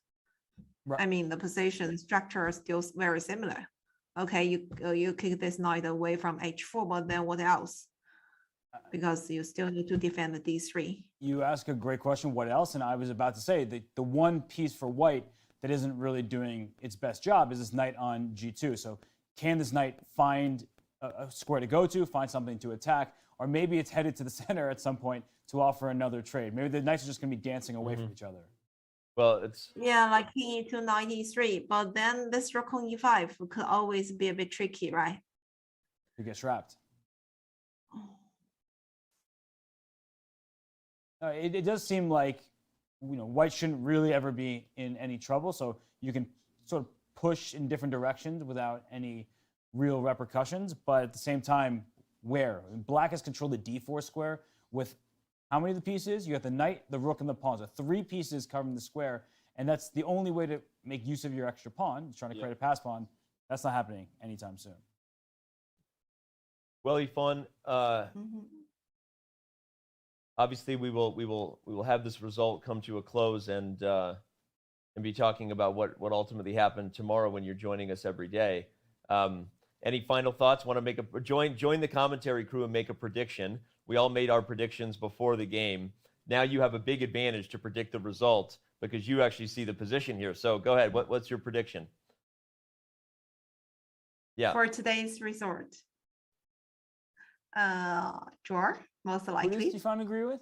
Well, okay, draw. Yes. So someone had to agree with you. You agree with Robert. It'll be a draw. Like I said, you have a big advantage if we're going to ask you every day what the result will be because you'll get to see the position. But anyway, we are going to be checking in with you every day, and right as we see knight f5 on the board, we will say thank you so much for being here, everyone. Don't go anywhere. We are going to take a very short break, and when we return, Fabiano Caruana rejoins the set. We dive into this endgame with some moves being played rapidly, and our coverage of the 2021 World Chess Championship continues. Chess.com's coverage of the 2021 FIDE World Championship is brought to you by Coinbase. Whether you're an experienced trader or just looking to make your first crypto purchase, Coinbase has you covered. Visit coinbase.com/chess to get $5 in free Bitcoin just for verifying your account today.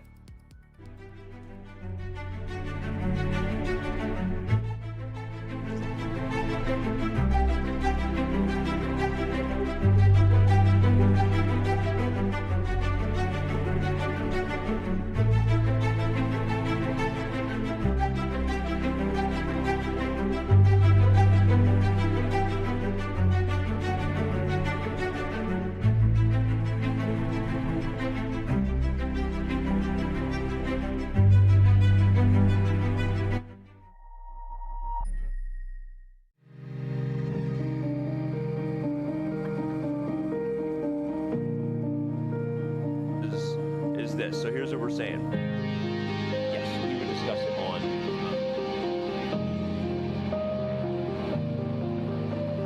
First game of the 2021 FIDE World Championship. And what better meeting?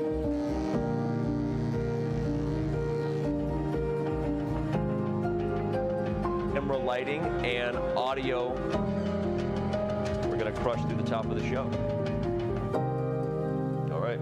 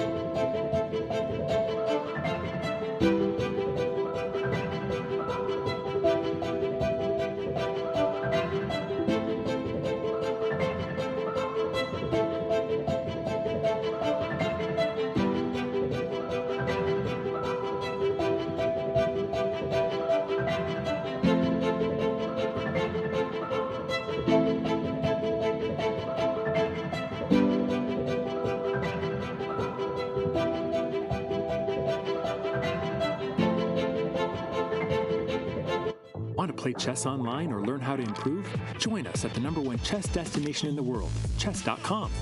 With thousands of people playing at any moment, you'll quickly find a game with someone at your level, whether you're a beginner or a grandmaster. Chess.com makes learning fun and easy. Sharpen your tactics with puzzles and enhance your strategy with our lessons by top masters. Learn from your own games with our easy-to-use analysis tool. Chess.com has everything you need to take your game to the next level. Signing up is free and easy. Join Chess.com today.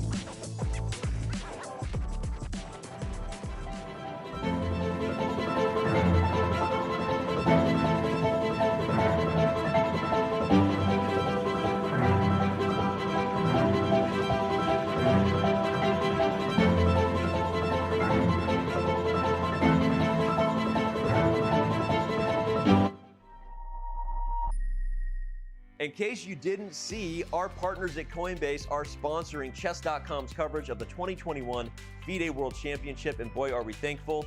Whether you're an experienced trader, been doing this for years, or just thinking about making your first crypto purchase, Coinbase is the place to go. Visit coinbase.com/chess and get $5 in free Bitcoin when you sign up and verify your account today.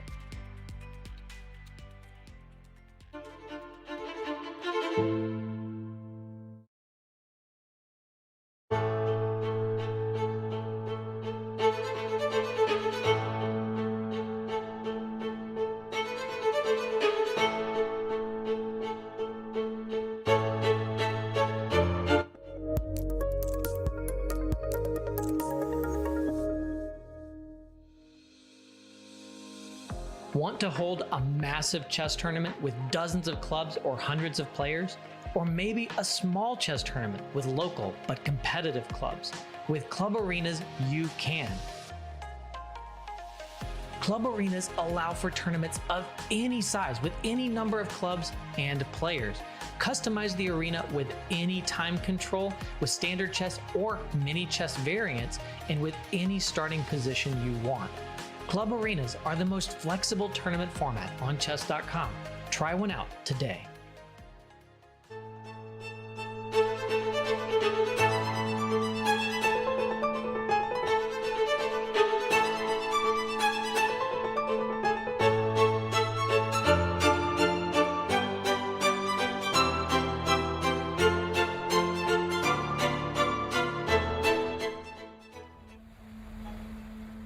Am I supposed to feel ready? Yeah, but I guess when you prepare for such a major event, you always feel like you could do more.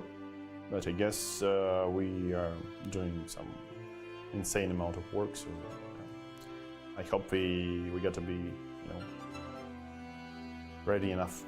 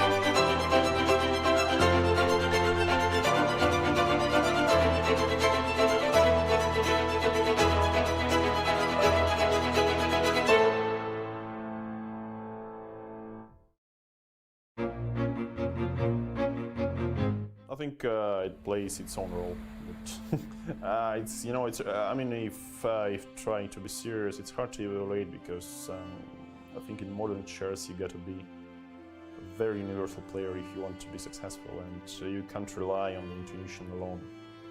So they would like to to say that, for example, a player, a world champion with the best intuition ever is Mikhail Tal, but I guess he also had, he had to calculate a lot, yeah. And for example, today, if you try to stick to his playing style, it would be sometimes it would be very costly to your performance. So I think, yeah, the intuition is always good, but I mean, sometimes you basically can't choose the move because of your calculation or evaluation. You need to, for example, sometimes you are given like two similar opportunities, and you got to pick one, and okay, probably here the intuition comes.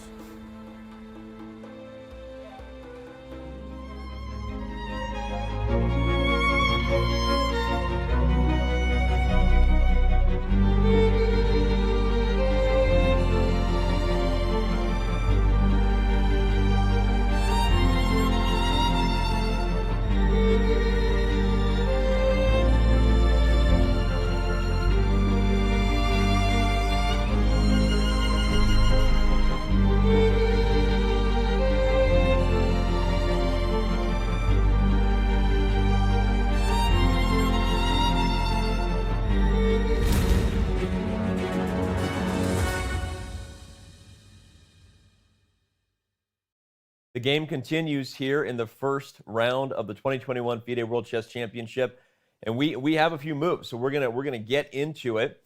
As Ifan left us and Fabiano returns here, we had multiple things happen. Black retreated the knight to f5 to attack the rook. White played rook e5 as predicted, Robert. And on g6, we see the knight complete its tour to e1. So it was interesting because the knight was first on g2, offering the rook ending that Magnus declined. And now the knight ends up on e1, which has got to be a big improvement for Jan, just from the perspective that at least d3 is no longer a headache. But with Black playing the move knight to g7, the question is, who's playing for a win here? Is anybody playing for a win? It's funny because we've seen so many retreats in this game, right? Yeah. Earlier in the game, the knight went out from b1 to c3, then back to e2. Yeah. And then the knight just went from f4 to g2 to e1. The black knight went from h4 to f5 to g7. So it does feel to me like Magnus is trying to keep some hope alive because he could have traded knights. He would have been on the worst side of the rook endgame, but he's never winning that. Here, at least he has some sliver of hope. And Fabian and I were discussing just briefly a moment ago, and I think we still agree that if it's dangerous for anyone right now with the knights on, it's White. Your thoughts? Yeah, I definitely agree that at this point, Magnus is keeping some hopes alive. I think that, of course, this is like a 90% draw position. Right. It's not only is it basically level, even if someone gets the edge, it's very likely to liquidate. Right. But White has some problems. I didn't quite like his last move, knight e1. Okay. Because he needs to get that knight to c2. Obviously, he wants to at some point. So it made more sense to play king e2 here, I feel. And then the knight can more naturally go to e3. The only downside, I think, of this is that Black can play f6, rook e4, knight d6. But at the very least, after rook e3, Black has nothing better than to repeat. And maybe White has something more, putting the rook on h4, for example, or something like that, which, of course, I understand he didn't want to do. But that doesn't necessarily mean it's bad. Right. While knight e1 feels like I would, at this point, already rather prefer Black slightly. Okay. Especially because Black's knight is coming to e6, and I really like that square. That's really interesting. The computer tended to agree with you as well, that king e2, a little bit better for White, and you make a really great point that it's all about this knight coming to e3. I want to make one great point real quick because, not a great point, not complimenting my own point, but I forgot to make a point, which is that we are debuting our first episode of the Chess, A Reflection of Us documentary. It was supposed to happen at the last break, but because the action is so intense, we don't want to leave it. But stick around toward the end of the show today for the world premiere of a number of things, from a documentary about Levy Rozman, as well as the first episode of Chess, A Reflection of Us. Many of you saw the preview to that on Twitter just a couple days ago. So, all right, nailed that point. Now we're back. Now we're back here, and Talk about why you like the knight on e6 so much, Fabi. Well, there's a few things. So first, I'd like to try to understand his move rook e4, because the move doesn't prepare the knight moving from e1, but it does sort of prepare b4. Okay. Maybe d4, but more likely b4, because he would rather get rid of those doubled pawns. Yeah. If you, let's say we took the b and c pawns off the board magically. Yeah, I'm just going to make some, I'll just make this move, but we'll do b4 just to show it, because this would be a huge turn of events for white. Yeah, then white can play d4 without trading pawns, and then the knight can free itself to d3, and white's pawn advantage may start to make itself felt. The problem is, of course, that after b4, black has a lot of moves that are not taking. To start with, f5 is a big consideration. Of course, here you really have to consider rook takes. I was just about to say, can we do it, please? Robert knows how frisky I get for exchange sacks. This looks fantastic. This looks so good. Two connected pass pawns. Oh. The c5 pawn and the d3 pawn going to d4. These are very dangerous pawns. But at least it's clear that black has some options. And also there is knight g5 after b4. Yeah. Okay. So we'll assume that f5 probably won't be played on b4, so that's not a move because of the exchange sack. But knight g5, to 5 minutes point, that's what I was thinking about, because now you're attacking the rook, and if you take on c5, you're giving up your rook and fixing your pawn structure, but you're not getting 2 pawns for that exchange. You're only getting 1. So white's pawns are great in the center. If you had 1 more turn, you would play d4, b4, and white would just... But even this is a possibility, right? Because if c5 is taken, then a6 falls. But I think there's something much better than this after knight g5. The reason I don't quite like knight g5 is because of the move rook e5. Double attack. That attacks 2 things and actually forces black to go back with the knight. So that already shows the failure of the move knight g5. The reason why it shouldn't be a good move. Okay. So black has to consider this b4 idea. It's clear that this is what Jan is going for, and Magnus will find a way to cut into his plans. The question is how. Jan is pacing, by the way, in the glass box. Feels like a bit of a metaphor. What if this is a bit of a strange one, but can you play knight e8 potentially? The knights have been retreating all game. So let's keep it going. If I go to e8 and you try b4, then I can play knight f6. And if we get here, can I play g5? Oh, man. Or knight d5. Or knight d5 should be an excellent move. Better. Knight e8 makes a lot of sense. I also wanted to point out a logical move with a funny point. Okay. Move f5 is very direct. It's also very logical. It's clear what white. And it's also exactly what Magnus And the point is, if white plays rook h4, let's say, then that's a very bad move. This is the then fun black one. plays g5, take, and king g8, and the rook is rather comically trapped. And this is not a good exchange sack. Not a good exchange sack. This is not the one you're looking for if you're Jan. We see f5 has been played on the board, and rook e3 immediately retreats. So Jan backing up that rook like he knew this was coming, like he provoked the f-pawn moving forward. Robert, your thoughts on that? Well, of course, when you push a pawn, you leave the squares that was previously covering behind. So e6, he has the knight there now, and he can play king f7 to back the knight up. But if white were able to double rooks earlier, then you wouldn't have the same kind of solid outpost for the knight. So this, to my eyes, looks really good for black. The knight can go to c2 for white, but then you have to watch out, is f4 coming? Because right now, 2 pieces defend the d3 pawn, and you can see that f5 to f4 will kick the rook out. So if the knight moves, you might just drop d3. If the knight doesn't move, well, your knight's on e1. It's a very passive piece. It's simply defending d3 and f3, but you'd prefer your knight to go to c2 so you could play Fabiano's move b4. Yeah, I don't really like what Jan has done, because as Robert mentioned, knight c2, at the very least, black can grab a pawn with f4. Might even have a better move, right? Knight f4 is also a grabbing pawn. Yeah, so it can be seen that the d3 pawn is hanging at the end of that line. I wanted to point out a funny variation after rook takes d3. Yeah. Not very relevant, but anyway, it's kind of funny if king e2, and if black were to make a very serious blunder, rook c to d6. Of course, he should just back up the rook somewhere. But if he were to do that, rook takes e6, and then he had this clever rook d2, he's like, oh, I have a check. But after king e1, you still have that problem of 2 rooks hanging, and white ends up a piece. Right. But of course, that's not forced. Black can just drop the rook back to any square he wants. Or as Robert mentioned, knight f4 is an excellent move as well. We continue to see moves coming in fast. And the reason I want to draw attention to that is because we knew this was going to be a storyline coming in. We didn't know when we'd be talking about it, Robert. But Jan, he has a reputation, he has a history of at times in his career playing too fast in critical moments. And when we see the knight maneuvers that are on the board, criticism from a fellow 2800, right? It's not just me and you saying maybe it's not good anymore. We've got a guy who, he's pretty good at chess, right? I have to draw a question. So Robert, is Jan playing too fast here? Does he need to slow down and think about the greater setup? Well, I think right now he has everything under control, but there is a problem if you continue to move quickly and you stop really diving deep into the position. Right. You're not calculating, you're just moving. Big difference, right? Chess isn't a game of moves, it's a game of ideas and strategies. Right. So you can't just play single moves and hope that they work out. You need to make sure that you have your bases covered, because what Magnus has done is push forward, right? He has moved his knight a bunch of times. It went from h4 to e6 here, and it backed up to go forward, and the pawn goes up to f5. So the structure is worse for white. The material is good for white.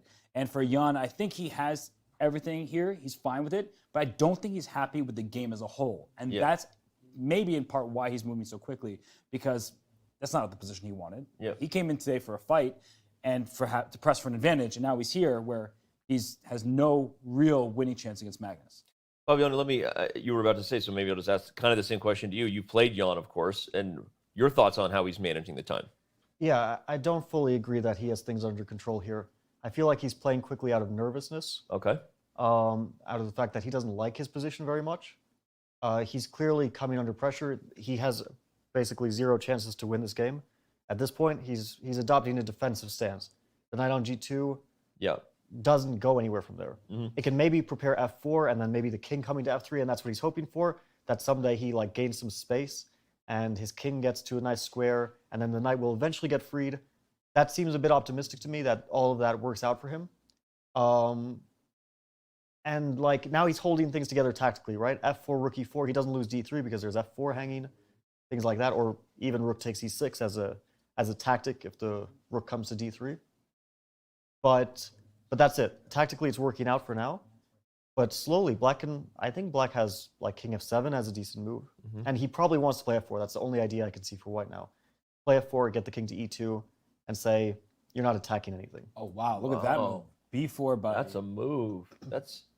That says something, which is, I think there's more than meets the eye. And I'm glad you brought up about you felt like it was nervousness because he doesn't like the position, because I wanted to say the thing that prompted the question, and I know this is body language, but I've watched these guys play chess a lot. You are these guys that play. I've watched you play chess more than you've watched yourself. And I'm telling you, Robert, Jan had that look like, it was like okay, show me what's going on here. And I feel like people underestimate the winning chances that Magnus will get, or that he's not going to stop trying to win. So if Jan thinks he's already in a blockadable setup with the knight moving back and forth from e1 to g2, I think he has another thing coming. Oh, absolutely. Yeah. And what I meant is he has things under control for now, objectively speaking. Yeah. But I completely agree. The trajectory of the game is in Magnus's favor. There's no denying that. The opening may have intended to be somewhat of a surprise. It looked like Jan was the one who started thinking, at least spending more time on the clock earlier than Magnus did. And now we're at this stage of the game where black is pressing forward, f5, b4, and white is the one up a pawn, but is on the defense. So it could be a situation where perhaps Jan has to just jettison a pawn and say, take your pawn back. I'm going to neutralize the rest of your advantage and maybe liquidate in a way that even if he goes down a pawn, he can still hold. But it's not easy to see that future right now. And at the very least, he has time to sit and suffer in the position. But right now, it's clear that Magnus is the one pressing forward and in his element. Yeah, I really like the b4 move. I think that if white, let's say, makes a passing move now, or a semi-useful move like f4, then black has rook b8 coming. And it's really awkward to defend that pawn on b3. You can play rook b1. You don't want to, but you can do it. There's no other clear way. You don't want to play c4. c4 would be, it would just destroy your position. We'll just highlight it for everyone. The moment you play c4, you can kiss any happiness goodbye. This knight comes to d4, and it's more of a beast than a pony. Yeah, I think here black is already in basically I'm going to win territory. Yeah, if white plays c4, of course we're probably still healthily in the range of an objective draw, but this is pressure. This is not. I would feel under pressure with white here. I wouldn't feel. I didn't like that knight g2 move. I really feel like the knight doesn't belong there at all. the knight belonged on c2, it belonged on e2, let's say, or any other square, but g2, it has no future. Where is it going to? Yeah. It's only there in the defensive task to stop knight f4, maybe to stop f4 from black. Right. But that's it. That's all it's going to be doing there. No, I'm with you. And again, that was what I was nervous about when I saw Jan play quickly, put the knight right back, as if he's saying, well, show me. And the moment you get that show me attitude against Magnus, he tends to show you exactly what he's playing for, you know? And that's what we have now. Black is pushing. My other concern is I don't see a comfortable move for white. I think like rook a4 comes to mind because I want to kind of force the issue on the queen side. Mm-hmm. But after rook a4, black will play rook b8, still with threat of taking on c3, taking on b3. And then the question is, how does white solve this issue? I mentioned this as a possibility, and I don't think it's going to work out very well, but is there a possibility that white at some point can play d4, giving back the pawn to alleviate the immediate pressure? And what I would like to do is, you mentioned the knight on g2 being bad. I want my knight to go to c4 at some point. I don't know if I'm going to be able to get there, but I would love to be able to route my knight at least to an active square. You could try to just put up. It doesn't work. I tried. It doesn't work, Robert. Right? That would be ideal if you could do that. No, but I was thinking about this d4 idea. I think it's definitely a tool white has to keep in his kit. Yeah. An idea for the future. But I didn't see how he makes it work. For example, if we go back here's one way I was thinking it could work. Like, let's say we just play h4, and you go for this line where you're losing the pawn, but if you finish with this, am I taking everything off the board? And when Robert first mentioned it, this was what I visualized, is that now if you take on d4, I'm probably taking off a pair of rooks, and if this rook ever leaves, I have a6, so possibility this is where white tries to liquidate everything. This is possible. This actually looks like it might be trading off enough pieces to secure a draw, and actually I like the move h4 because it's a good positional move. It stops knight g5, it kind of controls some important squares. So you're saying I accidentally contributed, and I should stop that. h4 is a generally useful move. But we are also in the territory where white has to start basically trying to liquidate in a way which gets concrete. Right. So he's the one who has to calculate. Black can go into it thinking, okay, I'm no longer in risk. I have a safety net. Whenever white plays d4, obviously white is the one who's just saying, I'm trying to make a draw here. So the onus is on white. All the pressure is on white now.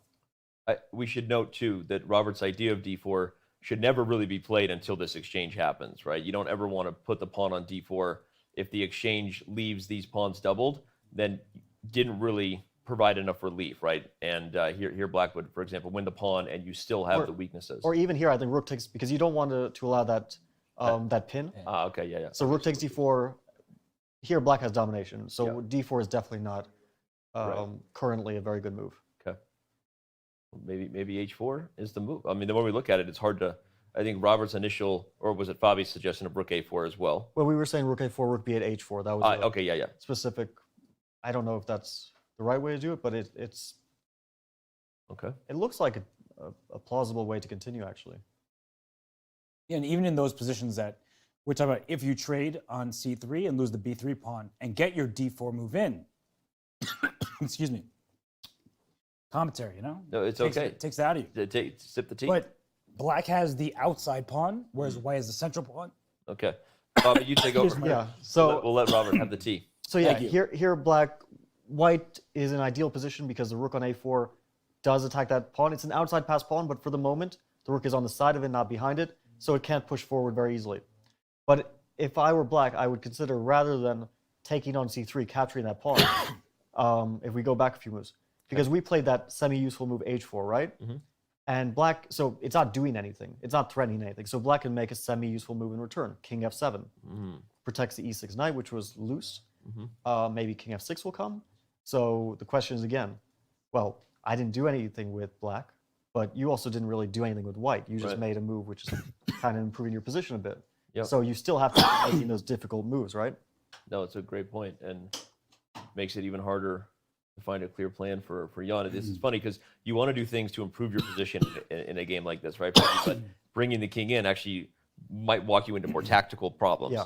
And so you have to be, it's very difficult when you can't improve what you know you need to do in the end game, activate your king, and let's just show, because if this king comes in, now, okay, already you can just see the potential, but the concrete line, go ahead for black. Yeah, actually, it's funny you pointed out knight d4. That would be a great move if the king were on f6, because the rook would be trapped, right?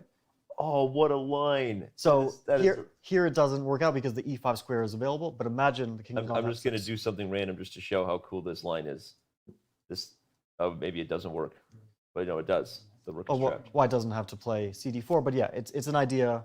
It's a potential idea which could come into play. That's a cool idea, and we were nervous about that earlier, that rook has the potential to get trapped there. But more specifically, if we go back to that position, rook a4.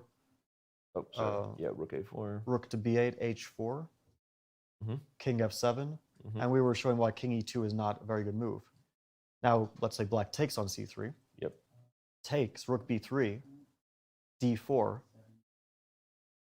And now it's a much worse version because let's say cd4, cd4, rook b2.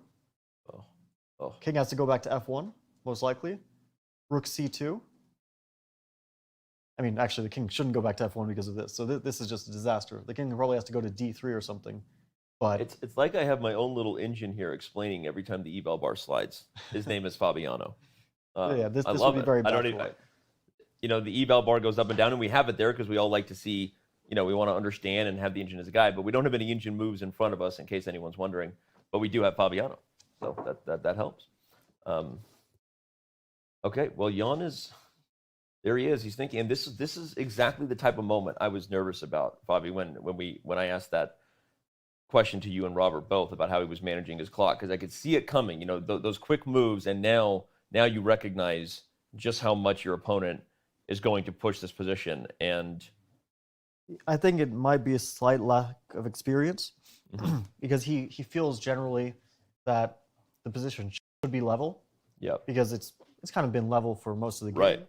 More or less, and from the opening, obviously he was slightly better, so he might still have those emotions of, well, I was better, so it's hard to imagine that now I have to kind of pull the brakes, try to find a liquidation, and so he's playing these quick moves like, okay, I'm up a pawn, you have compensation, but you can't actually do anything, and that's not quite the case. Black, as Magnus just showed, can do something. This is a dangerous idea. How dangerous is that? Obviously in a match setting, we talk about not letting the previous game affect the next game. You really have to avoid the emotional hangover, right? And you and I talked about that in the video series we did. But in real time, in a game, that's even harder to do because there's no rest day. There's no seconds talking to you, right? What do you do to keep yourself emotionally unbiased, if you will? Well. Is that a situation after the game is finished or during the game? I'm saying during the game. How do you avoid that where you previously were better and now that's jading your perspective? This is a difficult situation. This will be very difficult for Jan. I think at this point he realizes he needs to find a concrete way.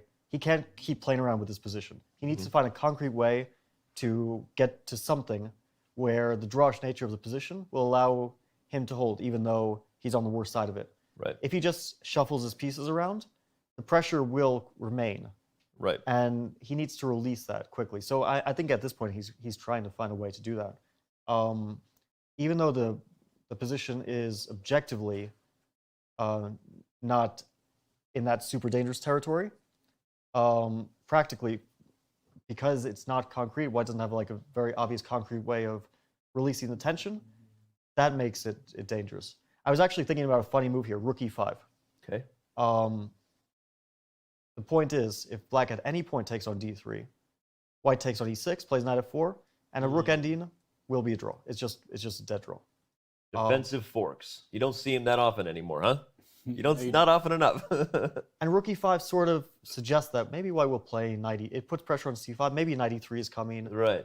Maybe some active stuff is coming. Okay, I like it. I don't know if it's good because, well, black can maybe play king f7. Black has options here. But I do kind of like this move. It's nice that black can't take, and it's an active move. So from white's point of view, it feels sort of useful. But is the knight stuck to g2? Because as soon as that knight leaves, in general, is then black knight coming into f4? Well, we could play rook e1 here.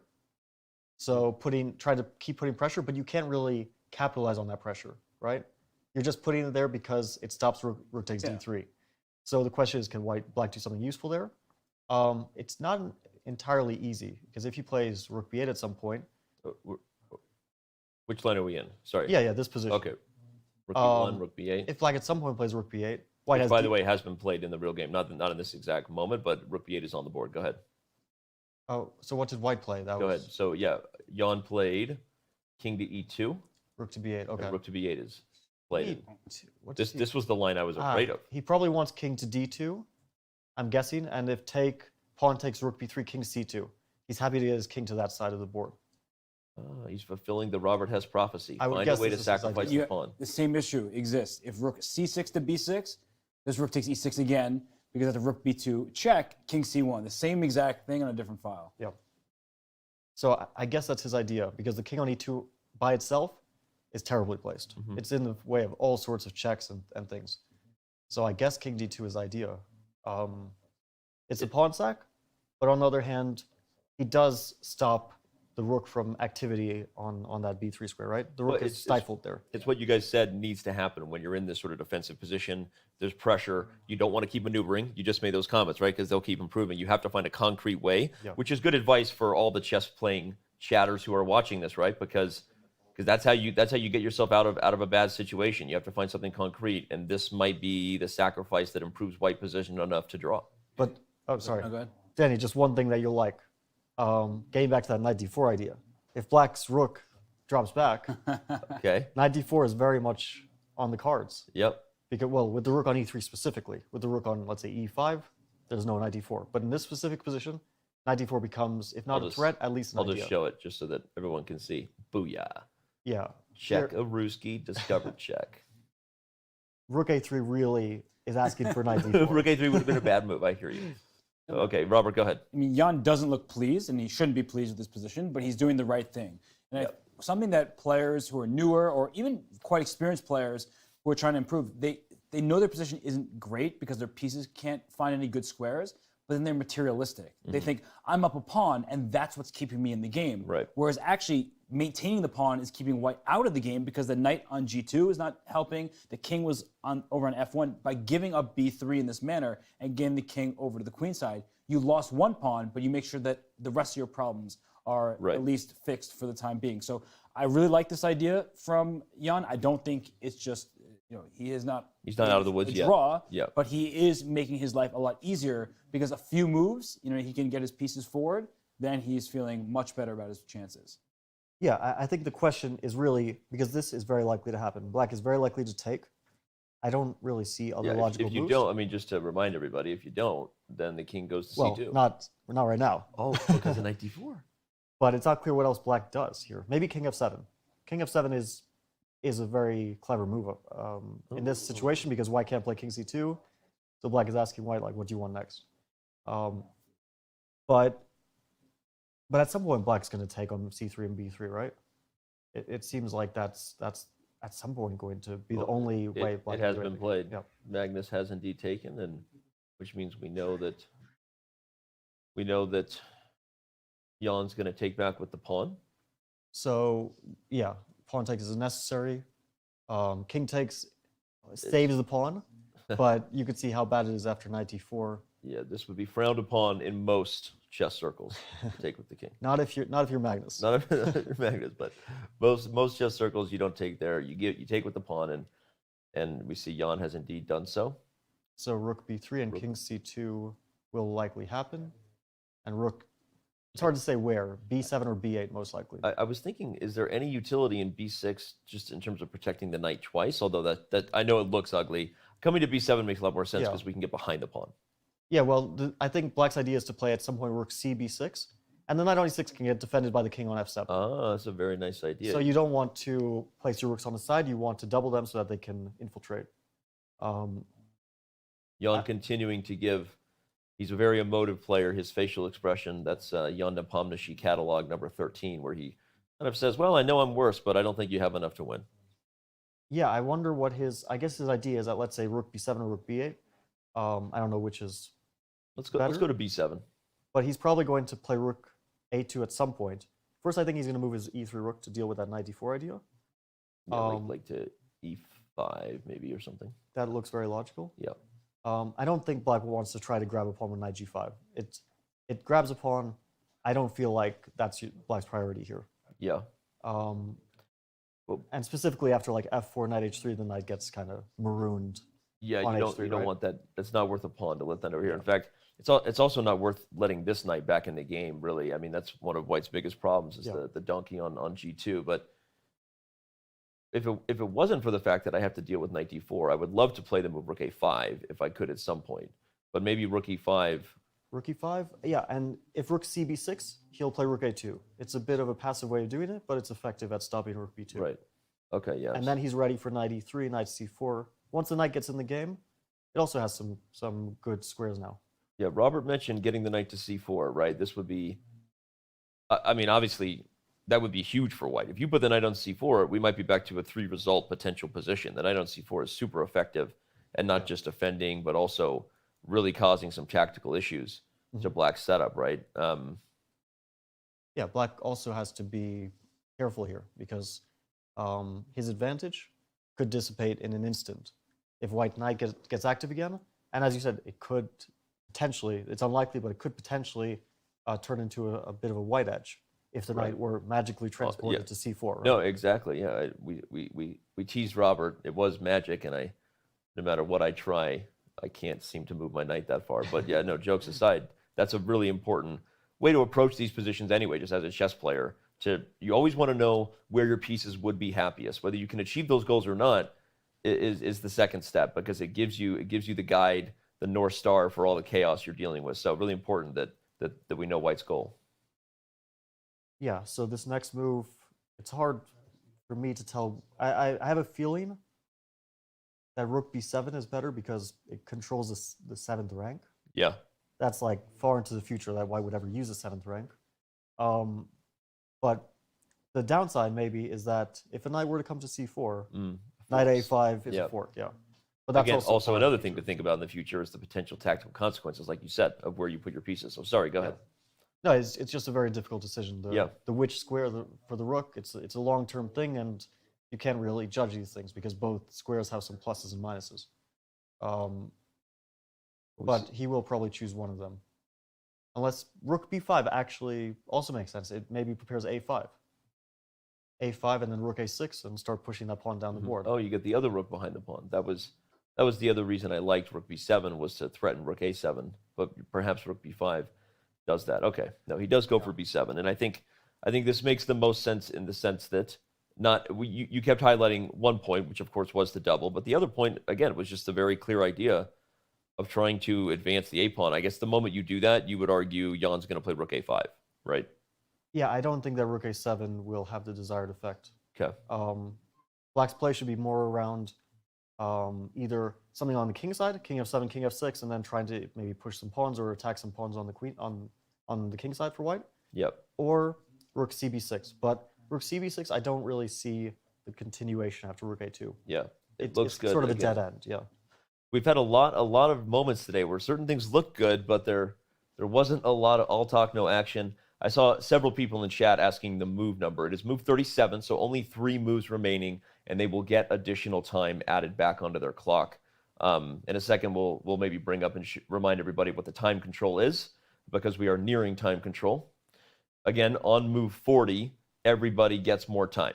So that 17 minutes you see for Jan, 18 minutes for Magnus, is not the end of the game, and I would be surprised if this game ended at any time soon. I think that this is going to be continuing for a while. I'm looking at Fabi. You can't see me, but Fabi gave me the Fabi nod. I just got the Fabi nod. He agrees. This will be a long game, and also h4 is interesting. He played this quickly and confidently. Yeah. But it does allow knight d4. Ooh, it does allow knight d4. Knight d4 forces king d1. Any other move loses a rook. And so obviously he's judged that this is not a worry for him. Right. But it is still interesting that he played quickly. I guess the knight b5, he can still defend his c3 pawn with like king c2, king d2. Okay. I don't expect a draw to be like this. It would be a funny draw, but that would be a funny draw with knight d4 and king to d1. But let's come back to h4, because one of the next educational nuggets I was going to try to draw out of you was, we talked about the active defense Jan needed to play. He did that. He has now given back his pawn and improved his king position. What do you do next when you have a worse structure? We see h4 played. Is the idea like, hey, I need to try to play h5 and liquidate the king side if I can? Like, what are you doing here as White to hold effectively? I think the idea of h4 is purely to stop knight g5. Okay. Or in the future, knight f4 doesn't attack h3. Right, okay. I think it's just a useful move generally. He doesn't know exactly where his other pieces want to be. So he's playing h4, and I suspect black will play king f7 here. That's my... But I was going to say, if he doesn't play king f7, you don't give any credence to my h5 idea because you can't really take it, can you? f5 becomes a little too weak? I don't think h5 is the idea. Okay. Maybe if it was white's move here, because if it was white's he can move, play okay. rook e5. Right. But black's going to play king f7, you're saying? Black will most likely play king f7. Okay. And if he doesn't, he's probably going to play rook cb6. Yeah.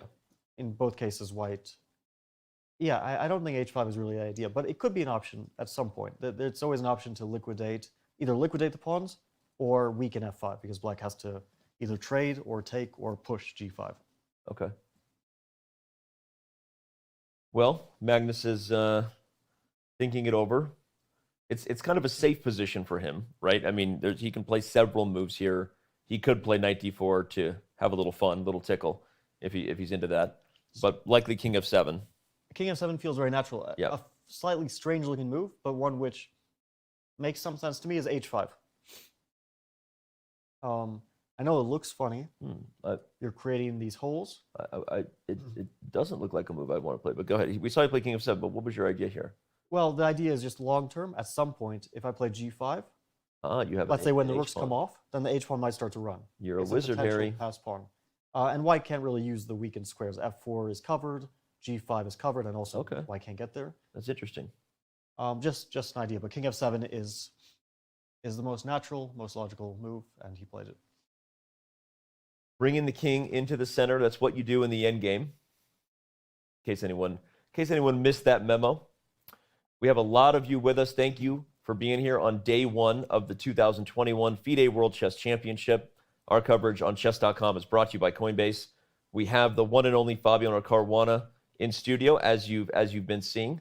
He is the man who last played Magnus Carlsen for the World Championship title in 2018. Many of you were probably watching that, and well, even though Fabi would rather be in Dubai, we're happy that he's here. And yeah,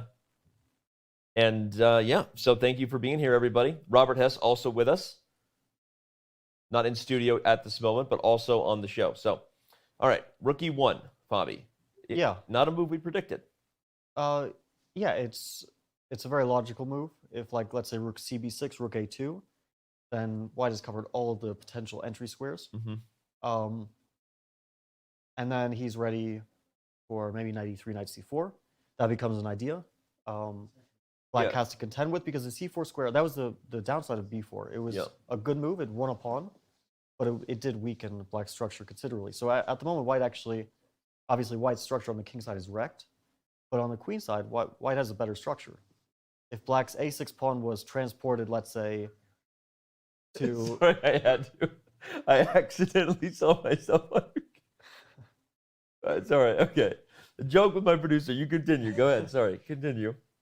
Like, let's say if we transported black's a6 pawn to d5 or b5, or some square where it can kind of influence action more, right? Black would be significantly better. But on a6, it doesn't do anything. It's a pass pawn, but it's a weak pass pawn. Yep. So the structure on the queen side is actually in white's favor. Yeah, and I like this move more and more, just looking at it, because it, like you said, it's the first real direct threat Jan has had in quite some time, right? To bring the knight to e3 and c4. Yeah, well, this is made stronger by the fact that we played rook c to b6. I suspect black doesn't gain anything from that, and he probably won't be played.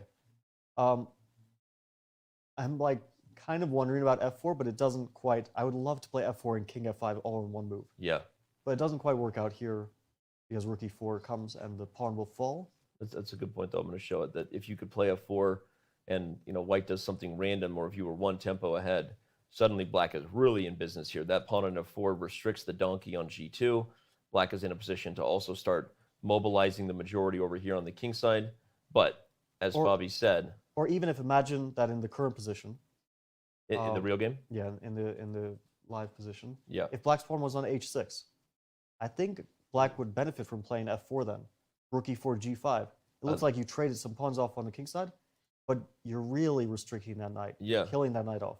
Well, and you're forever kind of stopping the knight from getting to c4, right? And that we've established already that if we could do anything magical for Jan's position here, it would be to take this knight and drop it on c4, and everything changes. In fact, I think the position becomes a three result one in that case. But I actually do wonder a little bit about the previous move.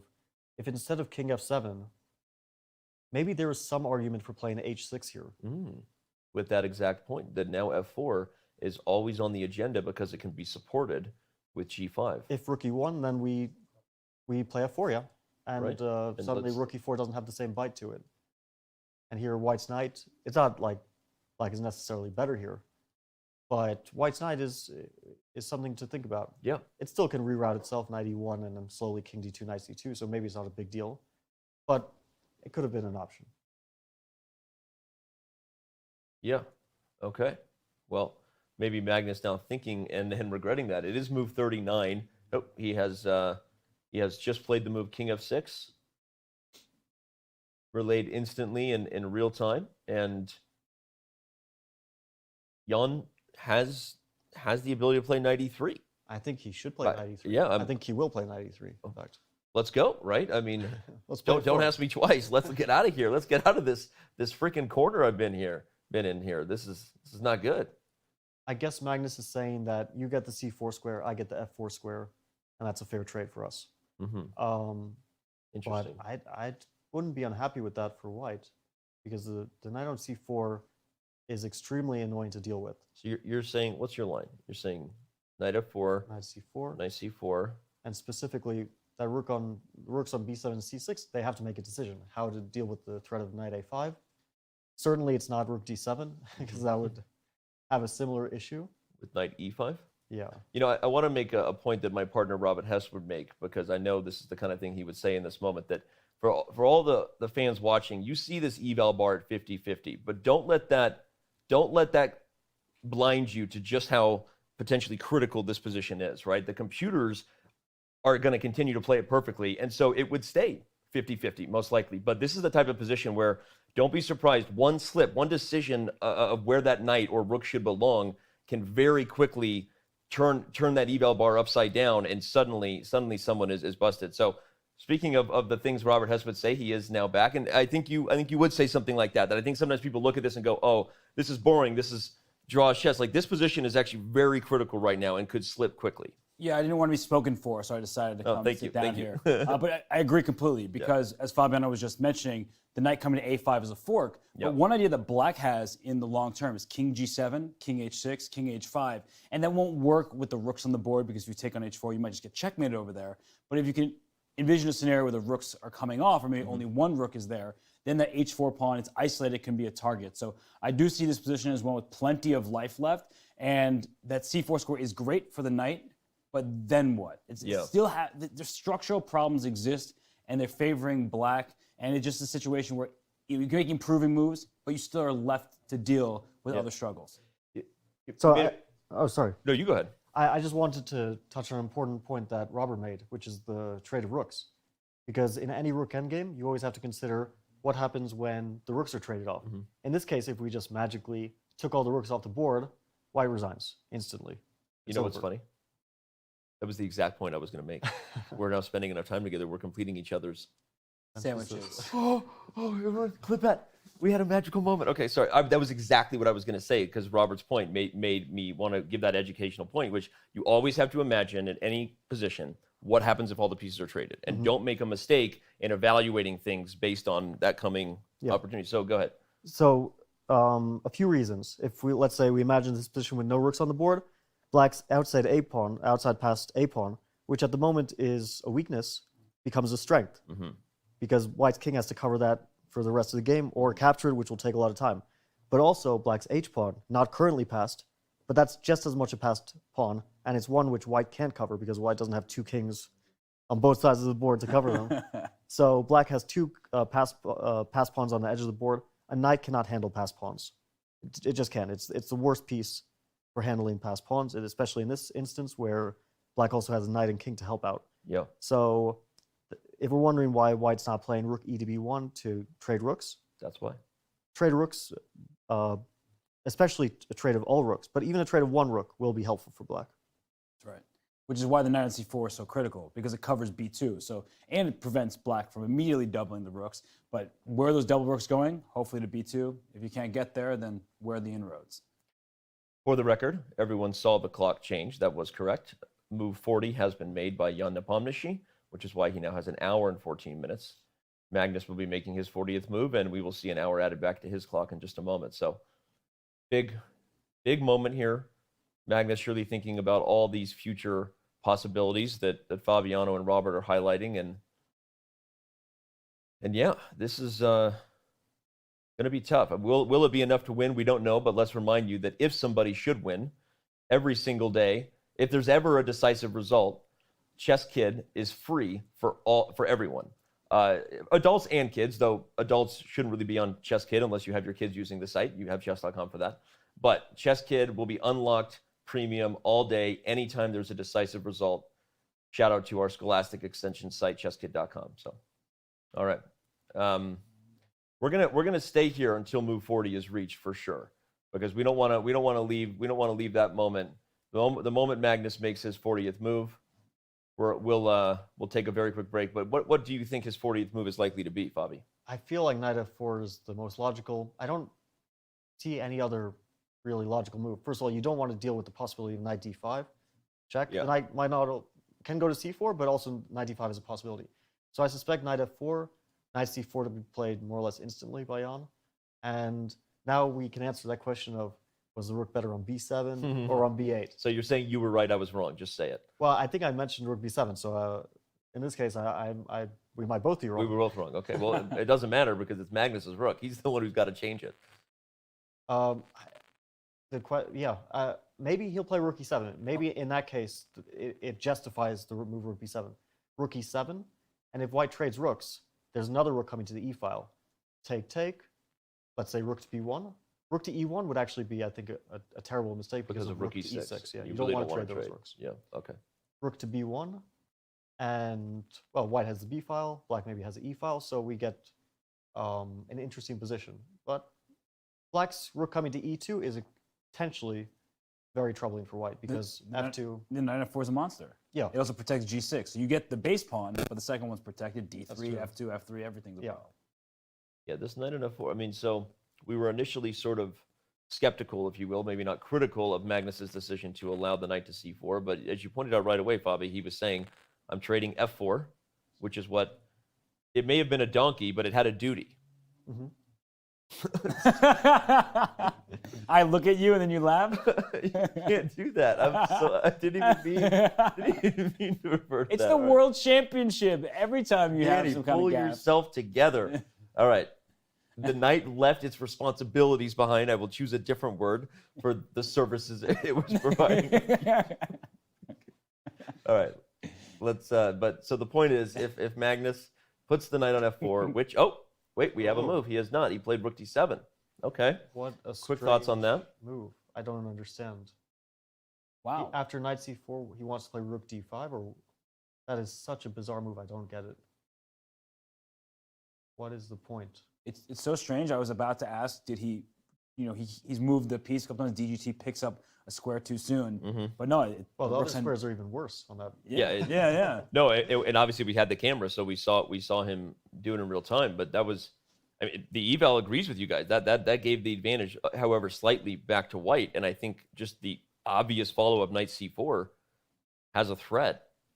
What is that? What is he doing rook d7 for? All right. Well, I don't know, but I do know that we need to take a very quick break. This is a great opportunity for everyone to take a breath. We now have an hour added back onto both players' clocks. We're going to be right back. Don't go anywhere. Promise it'll be short, and unpack all the mysteries behind this mysterious rook d7.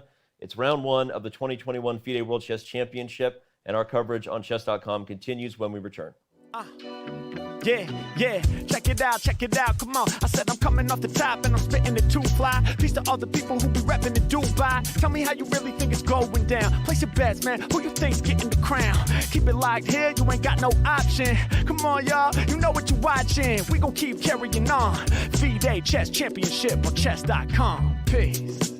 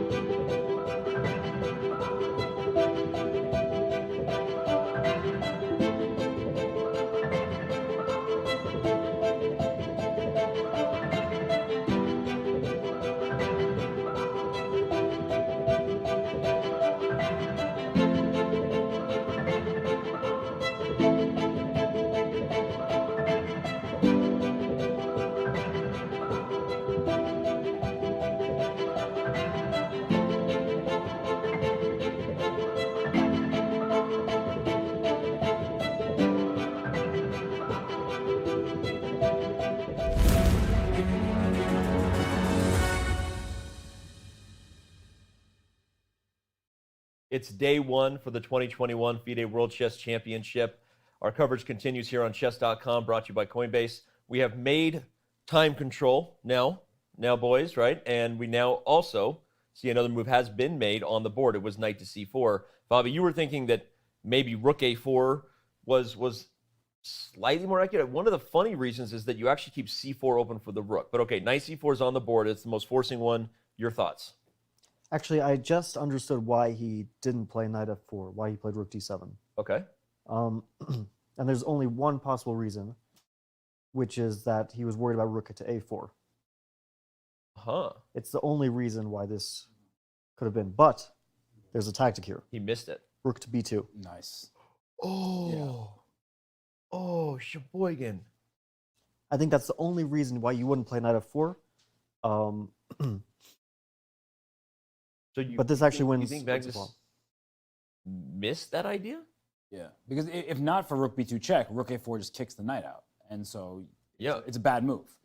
But for sure, yeah, if knight f4, rook a4, this would be great for white if not for this brilliant tactic. And it was move 40. Oh my gosh! But he did have plenty of time. What? He had plenty of time. He had about 5 minutes, I think, when he actually made the move. Mm-hmm. It's just one of those moves where you're not even thinking about rook to b2, and in most of the lines you're calculating, there's a knight on c4. So the knight was on c4 in that position, but when you're going through all these different variations, sometimes you just make a mistake, you just mix them up, and so rook a4 looks like such an obvious move as a reply to knight f4, and then you look for loose pieces, for tactics, and rook b2 check forces the king into a knight fork. It's just surprising just because of, how good and who we know Magnus is, but you made a great practical point with it, that it was the 40th move.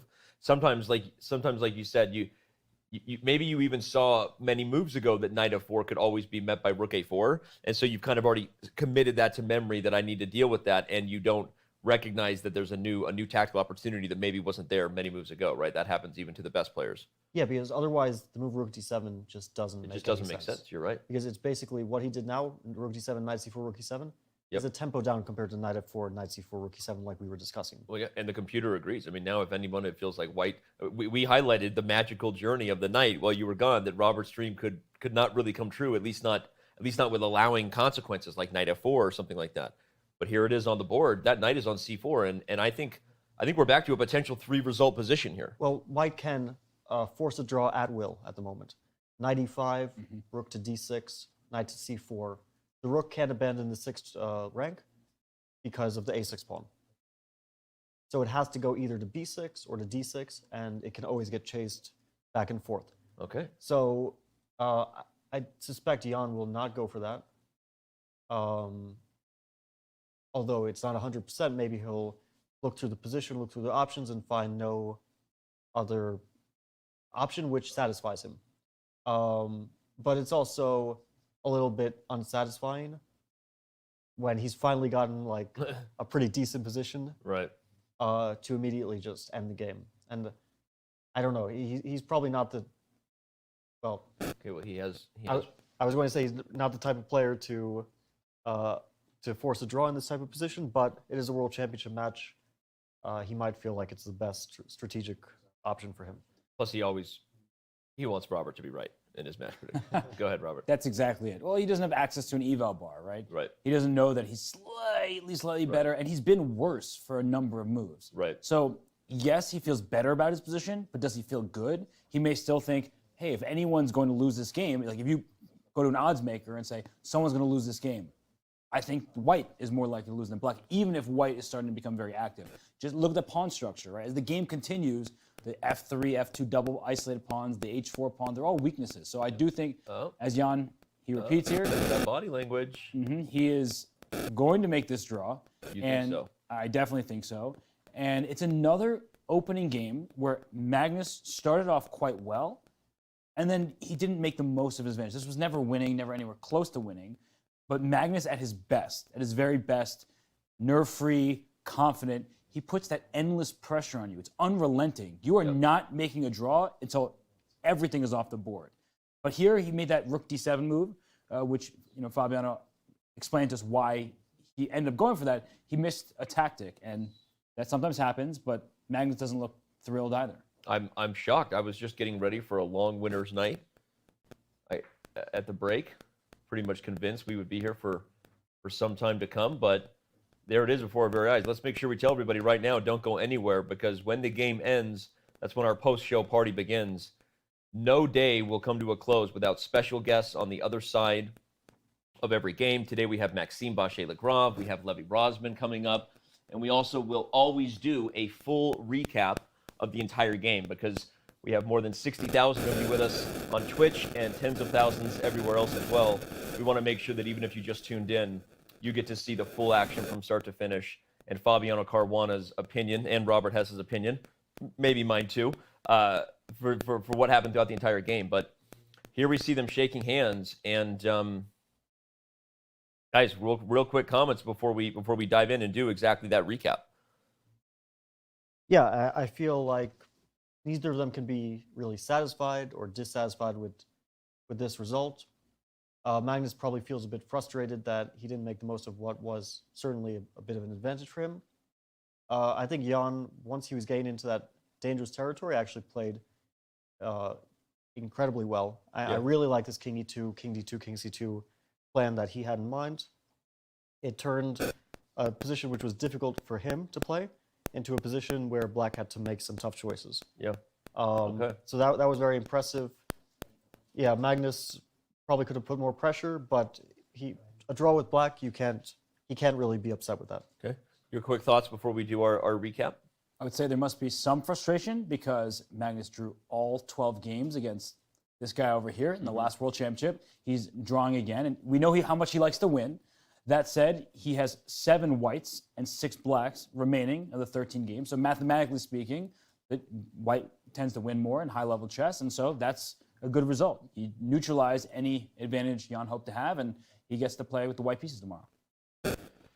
Yeah, and my thoughts are just what's got to be going through Magnus's head right now. I think I even saw him gesturing to Rook B2. I think he saw right afterwards that he had missed it, and that this changed from a game that he was maybe going to happily press for 2 hours and torture his new challenger, right? Welcome to the World Championship, young fellow, right? But instead that one blunder lets it slip. Well, all right. And on that note, every game ends with our post-show beginning, and right at the top of the hour is our Coinbase rapid recap. We are going to back this thing up and talk about the draw that just occurred between Ian Nepomniachtchi and Magnus Carlsen.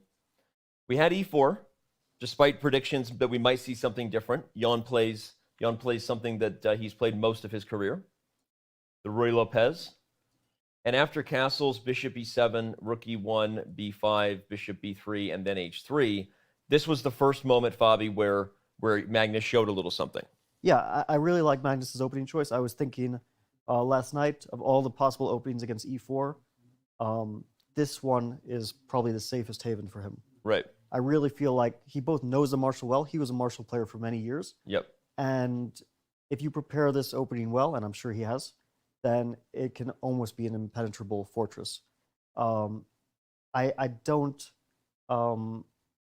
feel like, although Jan played H3 and he knew something about the line, I don't feel like his preparation was really at a level where he can consistently pose problems against the Marshall. So they'll have to cook something up during the match, which is usually what happens. You've been there. You know what that's like to have to cook something up during a match. A lot of the work is on the spot. He has teams of seconds, and I'm sure they'll come up with something, but it's really tough in the Marshall. So he'll have his work cut out for him. Jumping to the next critical moment, Robert, after the trade of B3, bishop B7. Again, this is all theory, and we'll continue to break it down. But it was this position after queen takes D5 and queen F3 that you gave pause, and we're just pointing out how, forget what the engine's saying, it's close to equal. This is already, we're in very critical territory here. Right, and you can get tactical in just a few moves. In fact, after this bishop D6 choice from Magnus and king F1, we were analyzing this idea with queen takes E5, which forces queen takes B7. Queen's hanging everywhere. They'll stay on the board. Queen H2, and nobody likes to get checked on H1 with the queen, but the king ventures towards the center. The queen on B7, full range, back to G2, keeps that covered. This is exactly what Ian Nepomniachtchi would have wanted, a tactical affair that he had prepared. Magnus says, not for you. And on that note, everyone, if you missed it, and I don't need to keep saying that because we're doing the Coinbase recap, which I'm implying that many of you weren't here in the live moment. Magnus played this move rook F to B8, which, as Fabi pointed out, technically already this position with king F1 is kind of novel territory. But as Fabi revealed, he had some preparation. You knew this position from preparation, apparently just like some of your 2,800 brethren did. But rook F B8 was clearly something that Jan didn't know was coming based on what went down. The move queen takes D5 is now kind of forced. The main idea of this move is that you guard the bishop, freeing up the queen for all kinds of tactics. Just show one that you did in the game. For example, if knight C3, now queen E5 is devastating because queen takes B7 is met by queen takes E1 with a intermezzo check, and then you win the queen back. Yeah, so this was obviously prepared for Magnus' side. Yep. But Jan reacted very well. I think he played correct moves. Bishop D2, knight F3. These are excellent moves. Yep. Guarding shows that he had an understanding of a position, even if he didn't know it. Let's say from a previous analysis, he still had an understanding of what he had to do, and he probably got a slight edge at some point, but it quickly evaporated. Knight to C3 was played after rook to D8. Robert, I saw you look at me, point to add on this. No, just as this game continued, I think almost a mantra could be retreat doesn't necessarily lead to defeat, because both players were making these moves where the black's knight went back from B4 to E7, white's knight jumped around the board back to E2 and G3. Yep. So the players were leaving as many possibilities open as possible, giving their opponent room to go wrong, and neither side really strayed too far from the objective best moves. What happened over the next few moves, too, we were covering in real time, was really a struggle around something that I think conceptually is a good educational takeaway for the viewers. White is up a pawn here, but the main problem is those pawns are Well, they're all stuck. You can't move the C pawn without the D pawn hanging, and you can't move the D pawn if the tactics don't work out when the position opens up. So a lot of what was happening here with White playing these moves, knight e2, the move that followed with bishop e3, was Jan trying to do what he could do to use his extra pawn advantage, but it never quite worked out. Now knight e7 came, which renewed the threat of capturing here, and because that knight is sort of critical to making d4 good, it still never happened, right? Bishop f4 was I think played. that this was a questionable decision. Bishop f4? I think that bishop f4 was probably not the right way forward. Okay. I feel like maybe a move like knight g3, if White wants to press for an advantage. This was the way. Another move was necessary. And knight g3 was my feeling during the game was that this was an excellent move. Of course, White's edge, if he has any, is extremely minuscule. Yep. But in the game, he had no edge at all, and he was quickly, he wasn't playing at all for an advantage. So if he wanted to play for an advantage, I think this was the moment. Maybe not knight g3, maybe another move, but certainly not bishop f4. Yeah. Okay. And Robert, yeah, you highlighted that point in real time, recapping it here for everyone, because you said, hey, if bishop f4 happens, look for this massive exchange, right? Most of the compensation in this line is based on the dynamic of the bishop pair versus the knights, the pressure. But no, here take us through what Black does to exchange and transform the position where he can press a little differently. And it's just a wonderful sequence where you first give up your light square bishop, then trade the dark square bishops, and most importantly, Black gets to defend a6 from an active square rather than a passive one. Rook a8 would have been behind the pawn, nowhere else to go. The rook on c6 controls the entire sixth rank. That rook can go to f6 or h6 to attack some of White's loose pawns. So I really love this decision from Mag's point of view. I agree with Fabiano. The bishop f4 did not feel like the right decision. And after rook e1, this was the position on the board for those wondering. This is exactly what happened. It was Robert predicted it in real time, and then it happened. When c3 was played, I kept wondering whether g5 could come at some point because you just start staring at d3. It never did happen, right? Robert, take us through why on that. Anytime you put that pawn on g5, you're putting away from your other pawn. So first off, knight h5 doesn't allow you to take on d3 because of the back rank checkmate. And even disregarding that checkmate for a second, if that rook could stop on e5, your knight is undefended, and behind that knight is an undefended pawn on g5, and of course the c5 pawn requires some defense. So all across the board, there are issues, so Black should not push too far because then White can counter. Yep. Oh, my apologies, I accidentally jumped to the end of the game. I will back up for just a moment. So then Fabi, after c3, knight h4, rook e3, we had e-fawn on at this time. You were observing us. We saw you over there in the corner, just watching the game. King f8, knight g2. You were critical of Jan's defense initially, especially because this knight was so passive on g2. But what was the next critical moment? I think that knight e1 was a slightly dubious decision. Right here. I feel like this is the moment where the position went from level to a tiny bit better for White. For Black. A tiny bit better for Black. And king e2 felt like the most natural move. I'm sure that Jan had his reason, probably involving f6 and the rook getting kicked around, for why he didn't choose this move. But in the game after knight e1, his knight found it very difficult to get to a good square. It eventually went back to g2, which shows that this was probably not the best play. His pieces were sort of going back and forth, right? Yeah, no, it's a great point. Now the knight has to be on g2 to guard f4. And so things were traveling a road to this moment where we saw that after b4 was played, it was something like in the room, the body language was clear. Magnus suddenly had a little bit of that pressing poise, right? And b4 ultimately wasn't enough, but this showed that he was playing for a win and willing to. He certainly was, because these double pawns on b2 and b3, they can't be defended. That c3 pawn cannot go backwards. It's there just to stop the knight from going to d4 in the first place. But as we get to this point, the rook's coming to b8, those pawns are loose, and I simply love what Jan did at this point, because it's easy to be materialistic, say, I'm going to keep my extra pawn, and then that's going to help me survive and maybe even go on from there. But no, you get in too much trouble, your pieces are passive, so giving up the pawn to activate your remaining pieces, great decision. Yep. Well, b4, you did highlight right away that the one drawback of b4 is the c4 square. Could this donkey of a knight somehow get over there? Well, we're gonna go forward here and see that Jan did eventually find exactly how to do that, but it took a little bit of help from Magnus. This forcing sequence was the right defense from Jan, actively giving back the pawn in order to improve the king. But it was h4 and then rook e1, this critical position where, again, in hindsight, maybe the position that after king f6 and knight e3, maybe this is the position that allowed the chance for a victory to slip away, Fabi. Yeah, I really like Jan's play, starting from a moment where he played King E2. I think that was an excellent move. Yep. Up to, well, basically the end of the game. He really caught his flow here. He was also playing very quickly and playing good moves, and that is vintage a Jan. great, vintage Jan. When he finds that form, he's able to play intuitively extremely good moves. And here, all his pieces found the right squares. It was extremely harmonious. How the knight came to c4, the rooks came to places where they could challenge the b file. The pawn on h4, limiting black's knight a bit. Everything was perfectly placed. And here's where Magnus made what I feel is maybe not objectively a serious mistake, but certainly practically a serious mistake. And I'm going to let Robert take us through what that critical moment was. The move that should have been played for black to keep the pressing chances was knight f4.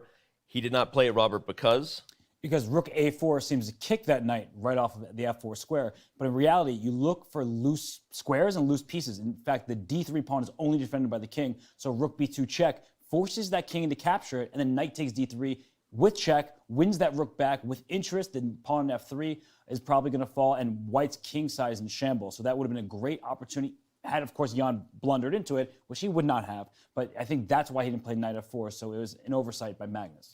Instead, Magnus played rook d7, but after knight c4, that was going to be a forced draw. Jan did not miss his chance to get out of a slightly worse endgame, and that was how the Coinbase rapid recap, if you will, came to a close for game one of the FIDE World Chess Championship here in 2021. Well, first of all, as I said many times throughout this show, we're going to have a lot of action the moment the game is over. We are going to listen in to every post-game conference. We will have live feeds. We will have amazing guests. First up, Maxime Bachet-Lagrave, the Frenchman with 3 names. Levi Rosman is joining the show to talk about his new documentary debuting. We will be joined every day by Jon Ludvig Hammer from Norway. He will be bringing us the reaction of the country that changed forever in regards to its love for chess when Magnus Carlsen came along a couple decades ago. So our post shows are going to be full of fun, full of more educational and interesting moments.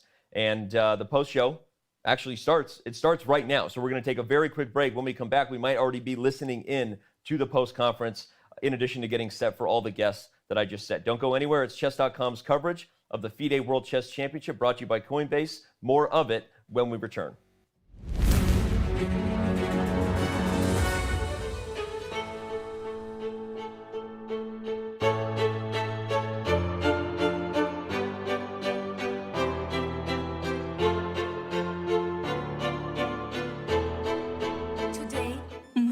Ever, when the world comes together to create a better tomorrow. It's going to be magic. La magie. Magic. Magic with music. with architecture. With colors. Magic with celebration. With your safety. From here. There. And everywhere.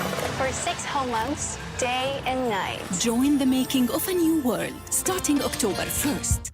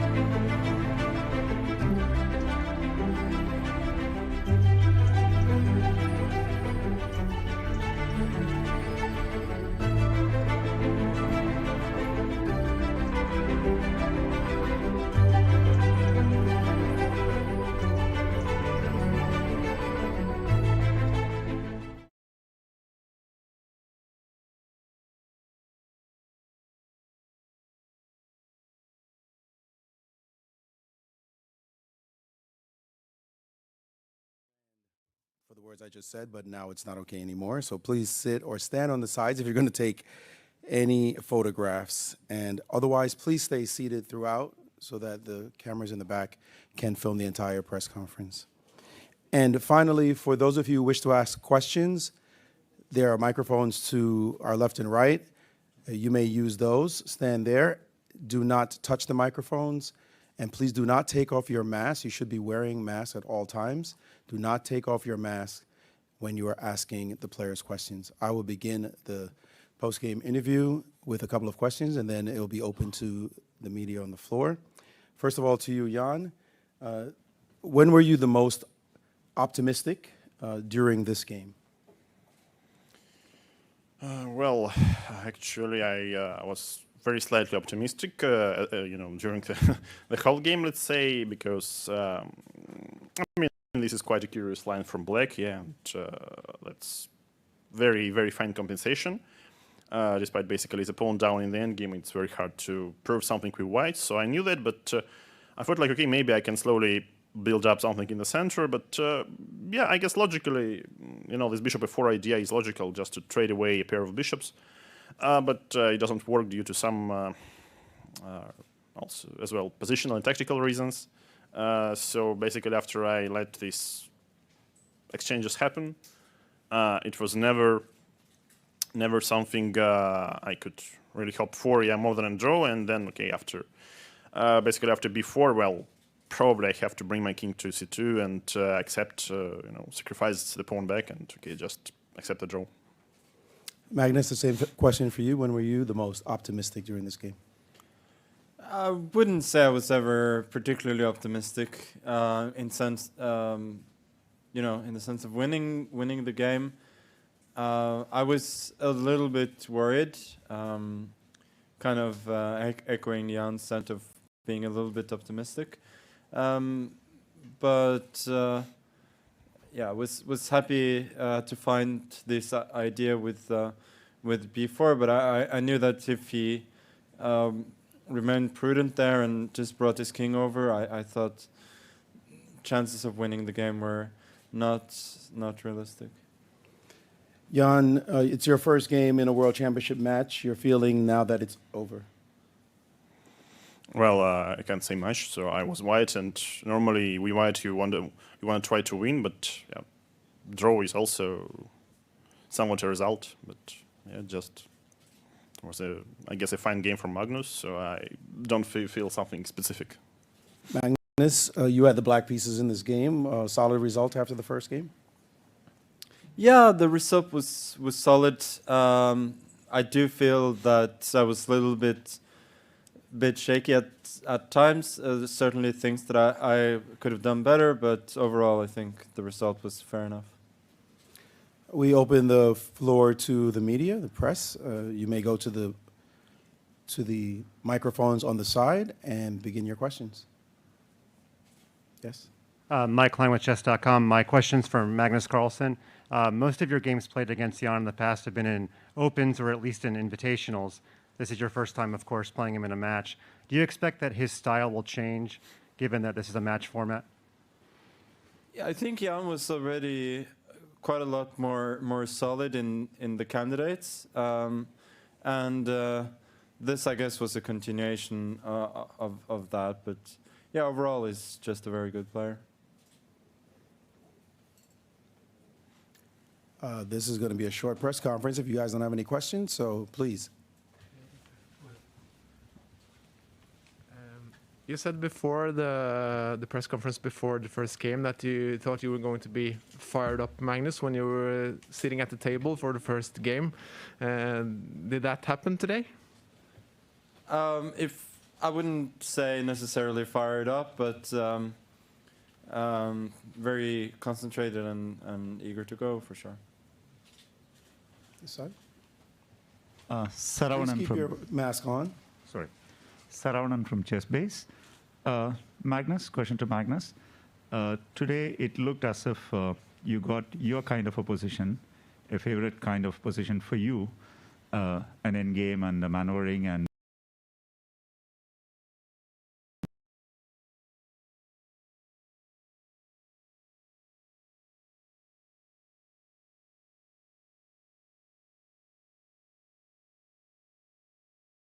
I mean, I didn't particularly mind the position that I got. I mean, the opening that I played is not one you can afford to play if you're not fine being down a pawn with the bishop pair.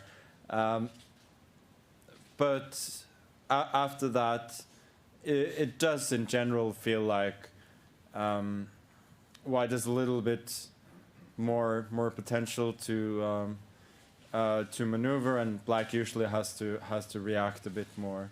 But I was pretty happy with the plan that I found eventually.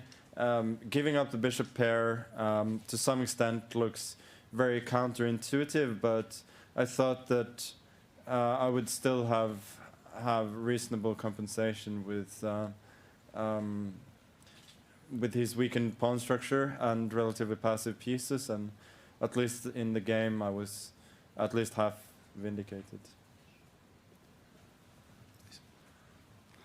I'm Anders Borg Hansen from Danish Chess Magazine. I have a question for both players. Can you reveal a little bit about who are your trainers or seconds? Yeah.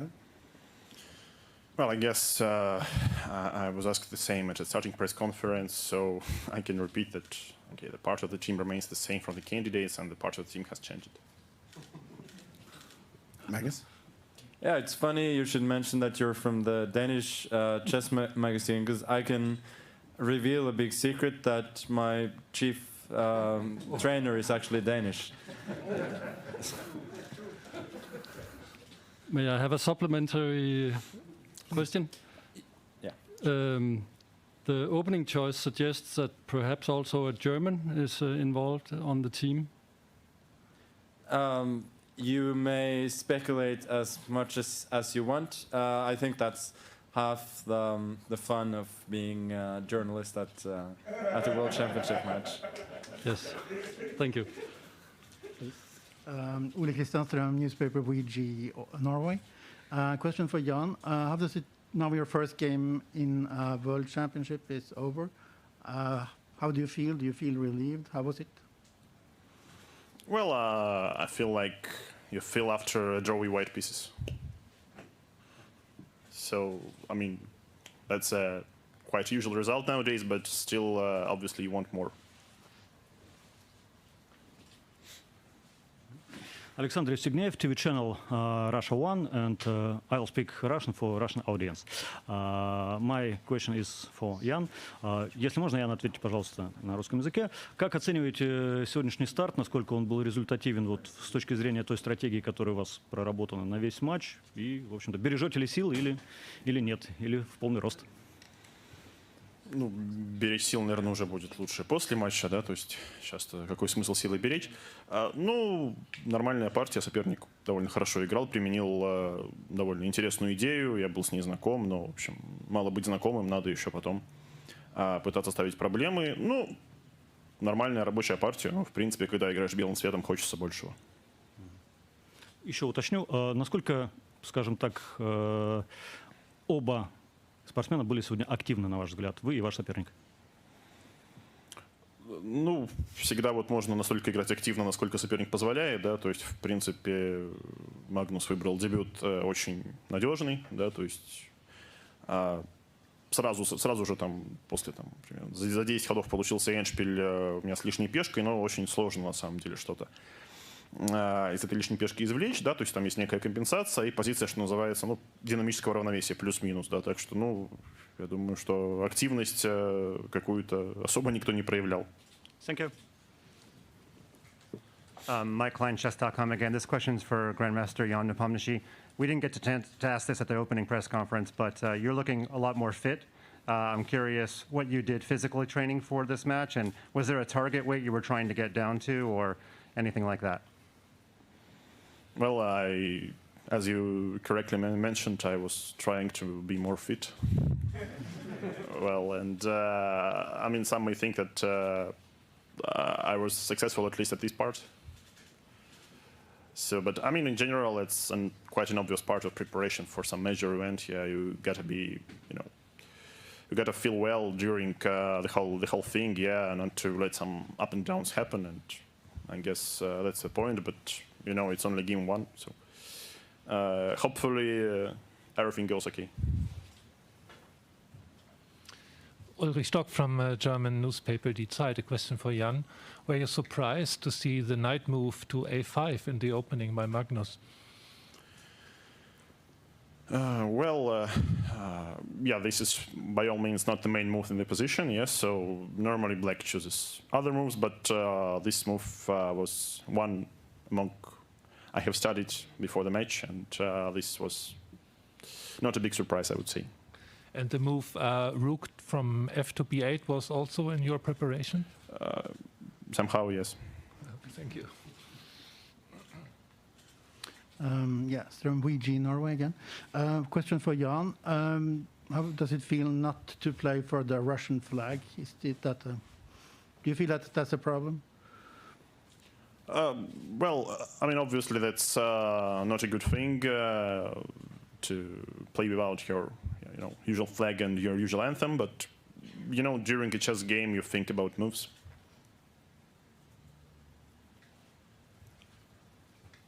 Anders again, how long time did you spend for the preparation for the match itself?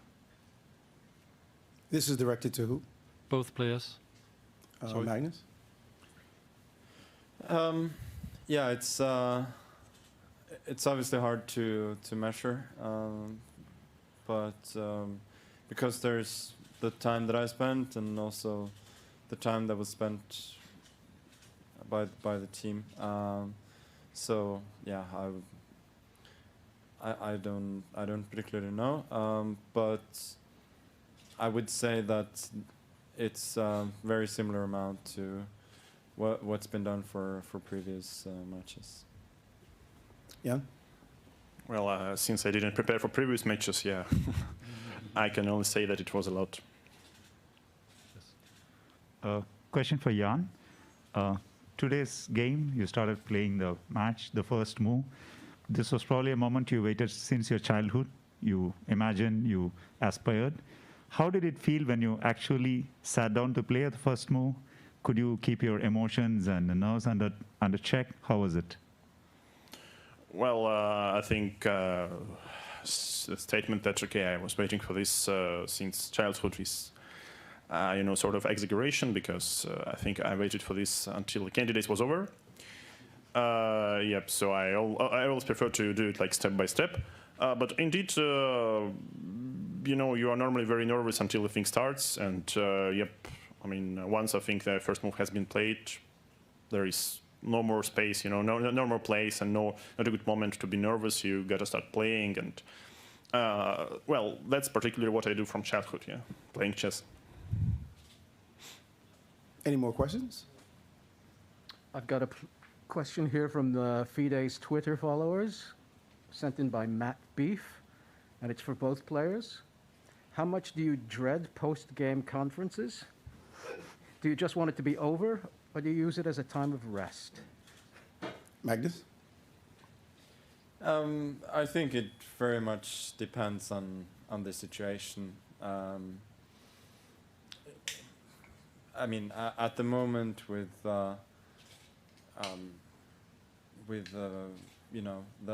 only the first game played and not much has happened, it's okay, and I guess a way to relieve the stress a bit after the first game. Yeah. Well, I guess it's a part of the job of the professional sportsman, so I think I come here and I try to speak. If there are no more questions, that concludes our press conference for today. Game 2 will be tomorrow at 16:30 at the Dubai Exhibition Center. Thank you very much. Have a great night.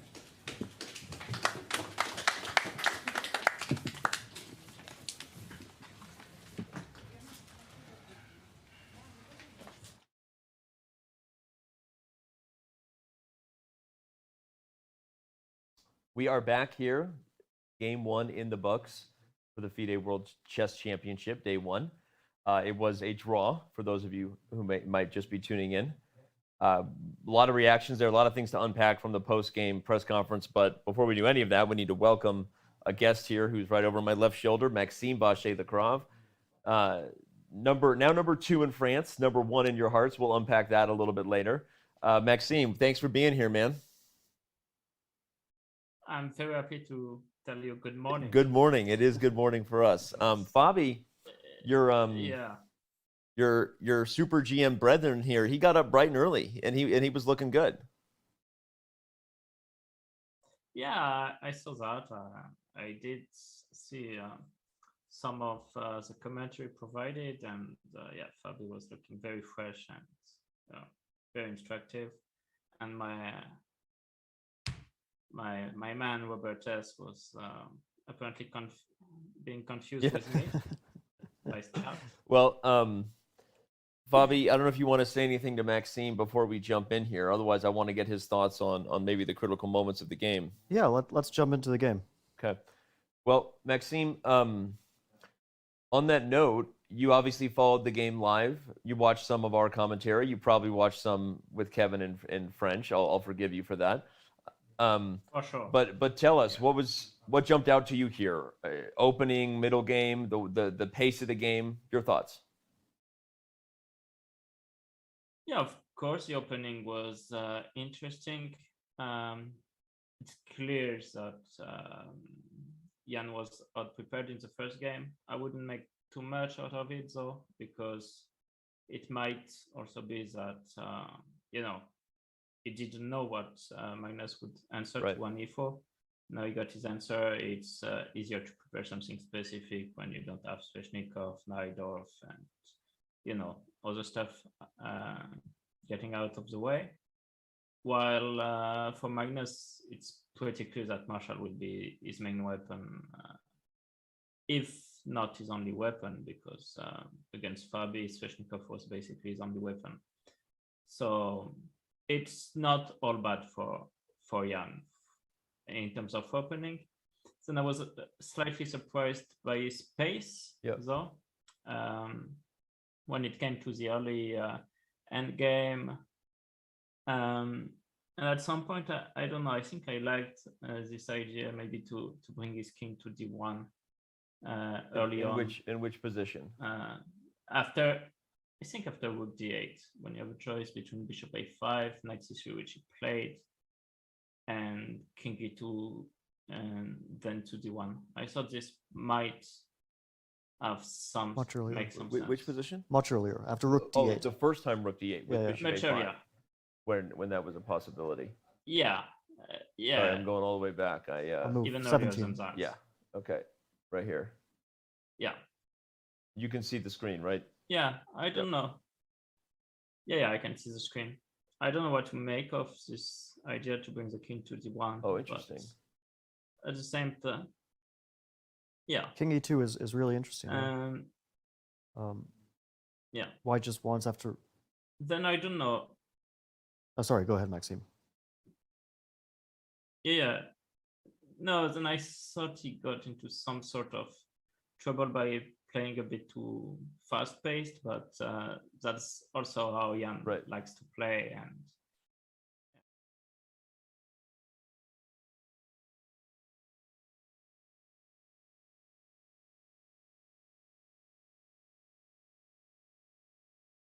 well,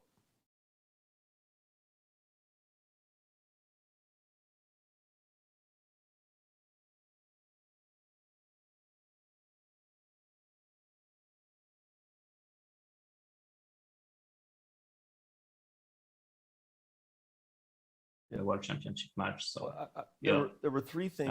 I'm expecting better fights later. Three things that came up in the game in real time with Fabi that I wanted to unpack with you. First position I want to go to was Fabi commented that this line here, while kind of rare, is sort of known to like top players. So you more aware of it as well. But that rook fb8 rather than the idea of queen e5 and queen h2 was what Fabiano suspected maybe Jan wasn't prepared for. Your thoughts on that? I don't know. Like I said, I think, well, actually, Jan said at the press conference that he somehow had rook b8 in his files, which I wouldn't be too surprised because I think this was also in a correspondence game. But press conferences are made for lying, right? I mean, let's be honest, right? He's probably going to say that he had that prepared anyway. Yeah, but like I said, rook b8 has been played. Oh, so he said it's been played before. Okay. By now.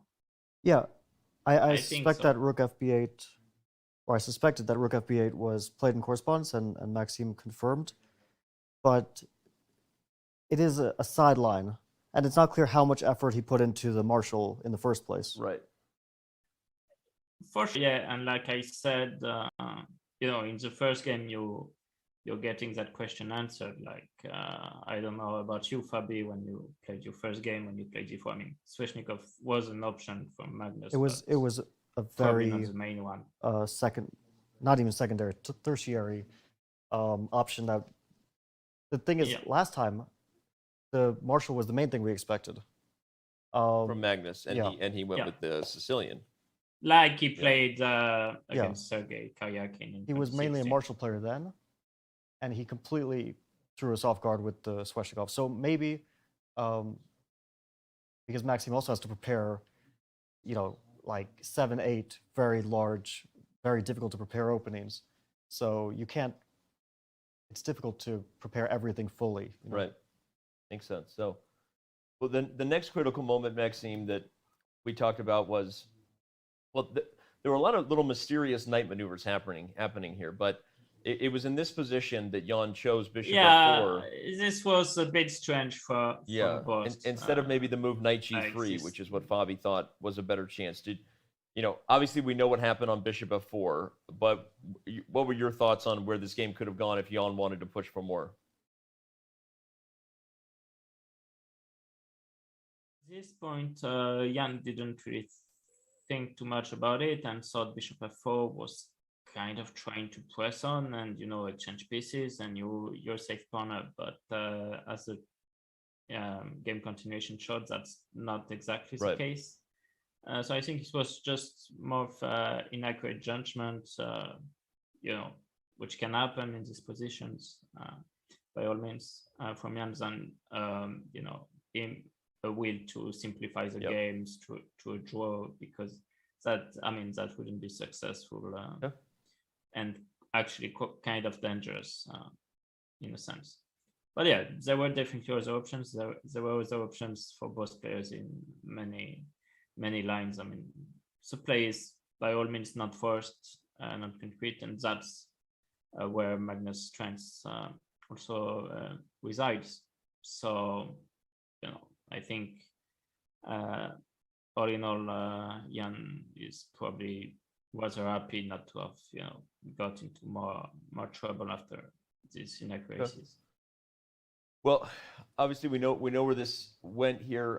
Jan committed his pieces sort of passively. Fabi was critical of 91, but other than that, he did also quickly recognize his need to go for a forcing line. King f8 was not most accurate from Magnus. I think there was g6. King e2 was Fabi's idea, with the point of coming to e3 seemed like the most accurate defense.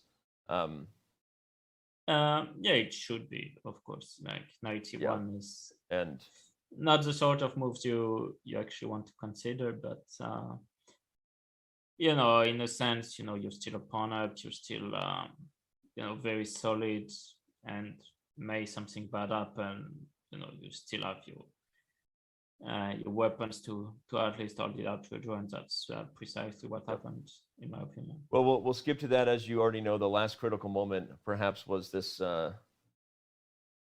our speculation that Magnus on move 40, last move, simply missed maybe the tactic preventing rook a4 with the idea of rook b2 check, because it didn't make a lot of sense to us that he would play rook to d7 instead of knight that f4. He didn't go knight f4. Yeah, that's, you know, the most logical explanation. Actually, I wanted to ask you a question, Maxime. After rook d7, I was briefly thinking about this position, and I'm wondering if white can actually play for a small advantage with rook a4 now, because the a6 pawn is a very serious weakness long term. That actually makes sense. It's hard to know how to react to this on the spot. And if rook d6, knight c4 just wins on the spot, so. Yes, rook c6. Yeah, we'll just show it. If rook d6, knight c4, and the point is there's a fork. No, not knight e5. Rook takes a6. No, rook a6, rook a6. Oh. Knight e5 would be to check, but forgot about rook e2 check. Yeah. Yeah. So maybe this would actually be very dangerous. Yep. At least it could be. Maybe then you need to stay passive with rook a7. Or knight c7 maybe. Kind of sad. Yeah, this looks tough. It's no, actually knight c7. Yeah, knight c7, rook e6. Well, then let's transition to that big, more macro question with our guest here. I am going to put you on the spot and ask you who you think is going to win this match and what critical things will happen. But is in hindsight this kind of revealing some of Jan's nerves and psychology, that he really was just happy to get out of game one without a loss, because it does seem safe for White to be able to play for a little bit of something here. Maxime, what are your thoughts on that? I don't know. I think maybe, Jan has a habit of playing sometimes a bit too hastily, maybe not without a deep enough think about the position, like Magnus does, Fabi does, and Sasha Grishuk. We know the classic Grishuk time pressure joke. Who knew Maxime would be the first one to make it and not Robert Hess? Go ahead. Yeah, but anyway, it doesn't take anything away from him, from his strengths, from his improvement in general. His pace of play has improved quite a lot, because even no later than 2 years ago, he lost against me in Thinking Cup, I think, by blitzing out moves. And one of them was a blunder. So this doesn't happen to him generally, but still he likes that fast pace, and sometimes with that fast pace, I know it firsthand you can miss some subtleties in the position, and you probably didn't think too much about it and just played knight c4 and make a draw. But rook a4 looks like a more serious attempt. Well, speaking of fast pace chess, there's a match coming up on Monday. Are you aware of that match, Maxime? Not at all. Who's my opponent? Yeah, you're playing. It's you, Danny. Yeah. Some random guy named Fabiano Caruana. So well, yeah. So I got half of it right. Yeah, I mean, the man was on the video. It was not you, but the man standing next to you. There is the match indeed on Monday. Fabi, you want to say anything to Maxime? Maybe we can get Maxime back on the camera here if possible. Yeah, I'm ready for the match. I'm looking forward to it. Yeah. At least you won't have to wake up at 2 a.m. Yeah, not at 3 a.m. But it's difficult to adjust when you're waking up at 3 a.m. to suddenly wake up at a normal time. So maybe I'll stick with it. Yeah. Well, he won't be up at 3 a.m., but he will be ready for the match. We're going to make sure he has a place to play, so don't worry about that. We'll make sure he wakes up. But best of luck to you in that match, Maxime. And like I said, gonna ask you, so who do you think is going to take home this World Championship match? Of course, it's hard to say. Magnus is the favorite, but I have a feeling that Jan is going to pose serious problems. Well, certainly not today in terms of openings, but with his team and the resources that have been put on, I do expect a great fight, and I wouldn't be surprised at all if Jan ended up winning it. We also have to wait for tomorrow, see how his black prep holds up, because last time Fabi also had a tough time with white in the first game, but then never had any serious issue with black in the next 6 games that he played with black. So if Jan's prep his black also comfortably, I think this will help him relax and help him get in the fight. And of course, I don't expect Magnus to back down and to. Interesting. So yeah, I'm hoping we're in for a great fight and a great 3 weeks. All right.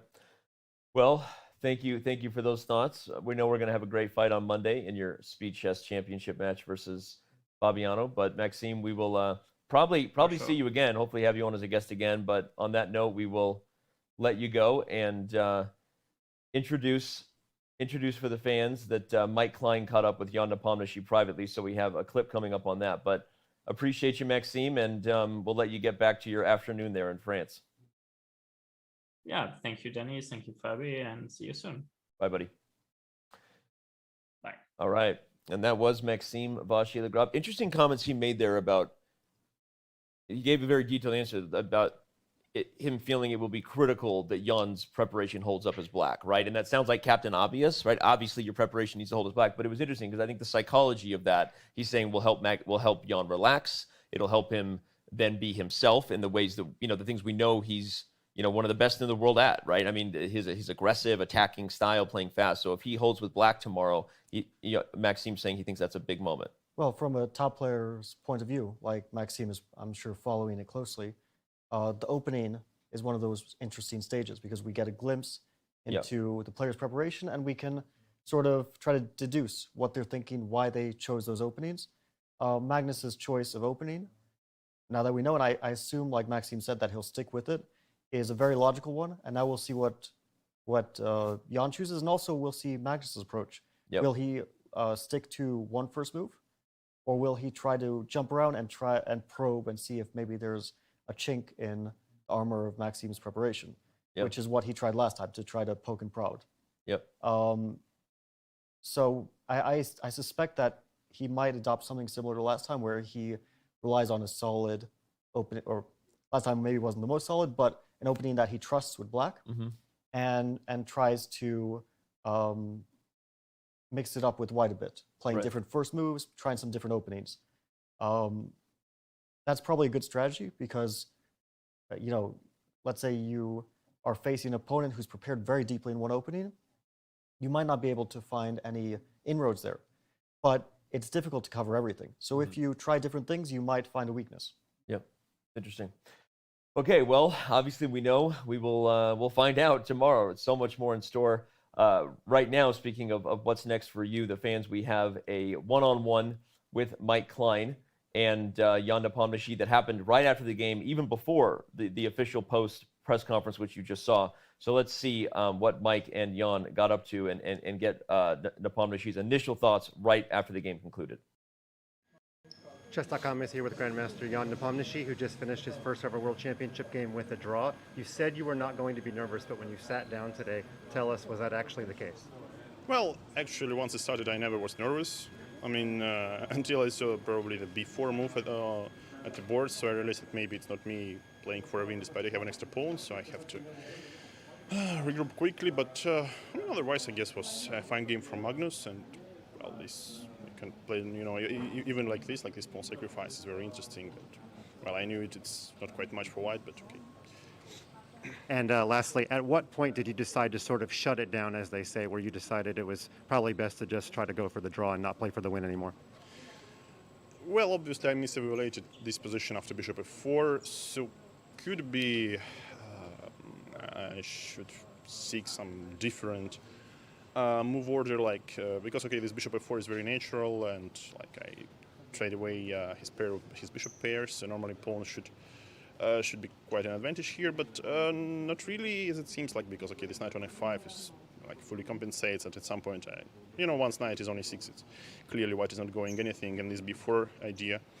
I mean, it's very smart, but fortunately I have this king goes to c2 idea, and then after h4 basically, I think. That's why I had an extra pawn, so to give it away and maintain the equality. Thanks for your time.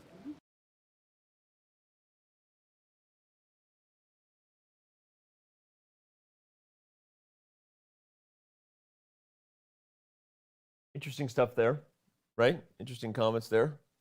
from Jan. I guess his nerves. He said he got a little nervous when he saw B4, right? That's the only real takeaway I had from that. He got a little nervous when he saw B4, but otherwise he was kind of felt like it was okay, and he thought bishop f4 should be a draw. Yeah, I think we could see from his body language that he was nervous after B4. Yeah. As far as not being nervous before the game, You're calling BS on that? yeah, I think as they say, he's capping on that one. Yeah, capping. Yeah, yeah. As my 16-year-old would say, that's cap. That's cap, bro. Total cap, bro. All right.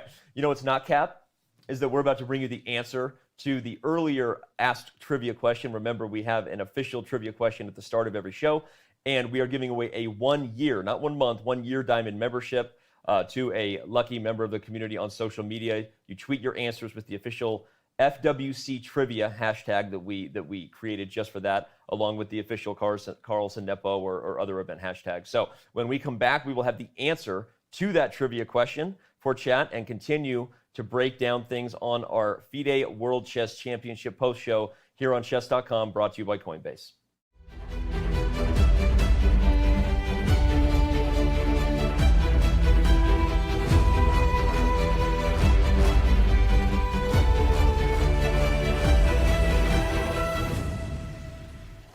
Hi, it's Jonathan Korbla from Expo 2020 in Dubai. Matches are the order of the day for World Championship crowns. However, 2 world champions won their titles in tournaments. Who are they?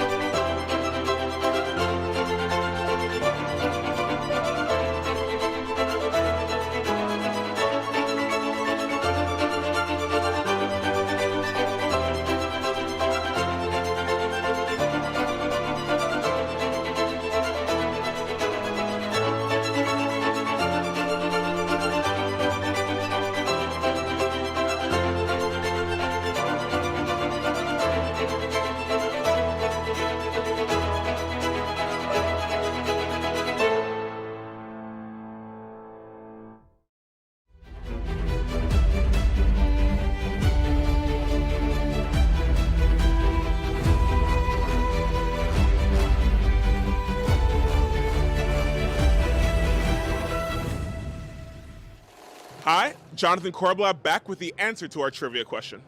Which two world champions won their title not in a match, but in a tournament? Well, one, Mikhail Botvinnik, and the other, the great Vishy Anand, who hails from India, and we are here in front of the India Pavilion at Expo 2020.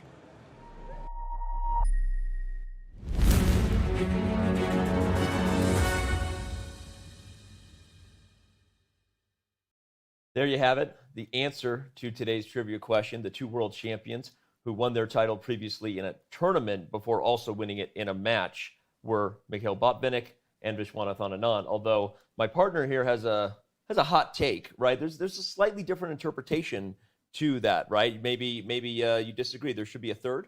Well, we were discussing this a bit earlier, Danny. Yeah. So the two which come to mind first are Botvinnik and Anand and Avro 38. Oh. Okay. And Anand in 2007 in Mexico, he won a double round robin. Yeah. The same type of tournament was Topalov won in 2005 in San Luis, Argentina, and he became the FIDE World Champion. So there's a differentiation between FIDE World Champion and the World Chess Champion. Class. Yeah. Just World Champion. Yeah, there's some sort of differentiation between that, and there's also a lot of players who won the FIDE World Championship in knockout. It's a long list. Yeah, Kazimjanov, Ponomarev, Halivman, Vishy as well, Vishy Anand, and then Topalov won the tournament. Yeah. And then there was a reunification in 2006.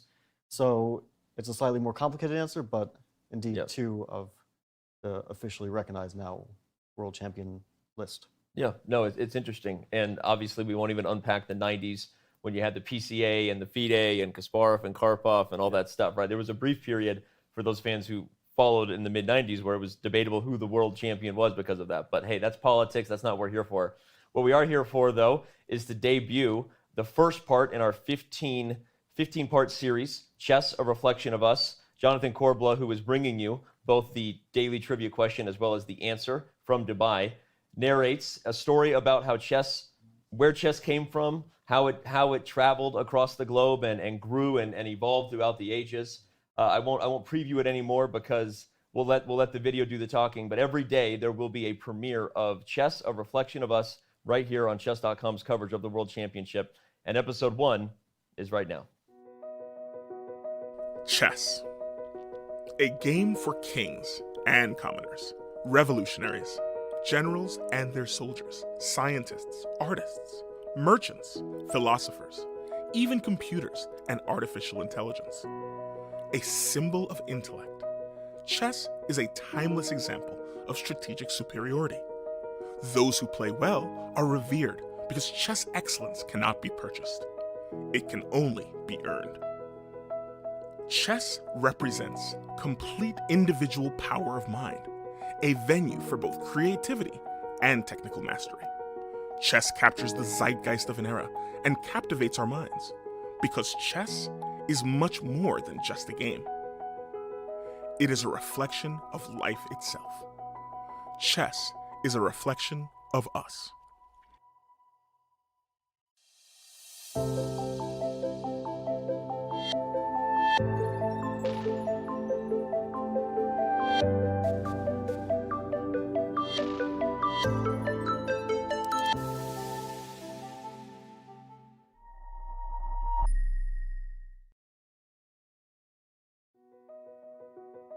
Chess. A game for kings and commoners, revolutionaries, generals and their soldiers, scientists, artists, merchants, philosophers, even computers and artificial intelligence. A symbol of intellect, chess is a timeless example of strategic superiority. Those who play well are revered because chess excellence cannot be purchased. It can only be earned. Chess represents complete individual power of mind, a venue for both creativity and technical mastery. Chess captures the zeitgeist of an era and captivates our minds, because chess is much more than just a game. It is a reflection of life itself. Chess is a reflection of us.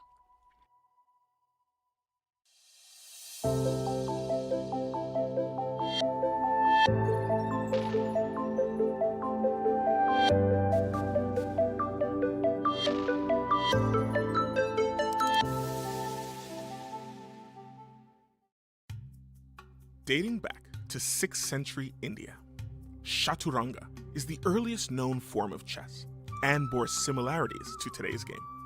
Variations of the game spread to the Sassanid Empire, or modern-day Iran, where they were taught to nobility. After hundreds of years, these early versions slowly converged into the modern game we enjoy today. Chess traveled east to China, where it evolved into a game called Xianqi. The game also traveled west, as Islam swept through Arabia, North Africa, and the Iberian Peninsula. By the Middle Ages, chess was being played throughout Europe. The game reached Mongolia through Silk Road routes, and Genghis Khan spread chess throughout the empire in the 1200s. As the European Renaissance ushered in an era of rebirth, chess became popular with the artists, scientists, and religious leaders who dominated Renaissance culture. In fact, it was a Catholic priest, Ruy López de Segura, who in 1561 published one of the earliest and most influential books on the game, which documented the priest's opening theories, including his namesake, the Ruy López, which is still a common opening nearly 500 years later. The 18th century ushered in an era of revolutions, most notably on the American continent, in France, and even in global industry. Napoleon Bonaparte was known to play chess with his generals. Benjamin Franklin, a founding father of the United States, was an avid chess player who penned the essay, The Morals of Chess, in 1786, where he wrote, "Life is a kind of chess, in which we have often points to gain, and competitors or adversaries to contend with." As the beginnings of globalization shrank the world, chess evolved into a standardized game. For over a century, one could not claim dominance in the chess world without first stepping in to the venerable Café de la Régence in Paris. It was here where musical composer and infamous blindfold simultaneous player André Philidor played against Benjamin Franklin. The most notable of the players who frequented the cafe was the American Paul Morphy, a child prodigy who stormed the chess world after earning a law degree at the age of 20, but not being old enough to practice law in New Orleans. Paul traveled to New York City, where he won the first American Chess Congress and was recognized as the United States chess champion. The following year, Morphy traveled to the United Kingdom and France, where he easily beat Europe's best players, including German master Adolf Anderssen, who attested that Morphy was the strongest player to ever play the game. Widely regarded as the world's best chess player, Paul Morphy stunned the chess world when he abruptly and permanently left the game to begin his life as a lawyer. Morphy's death in 1884 left a hole in the chess world that begged the question: who was the best player in the world? 2 years later, the world would finally know. Stay tuned for our next segment to learn more about the first official World Championship in 1886 and who would win that coveted title.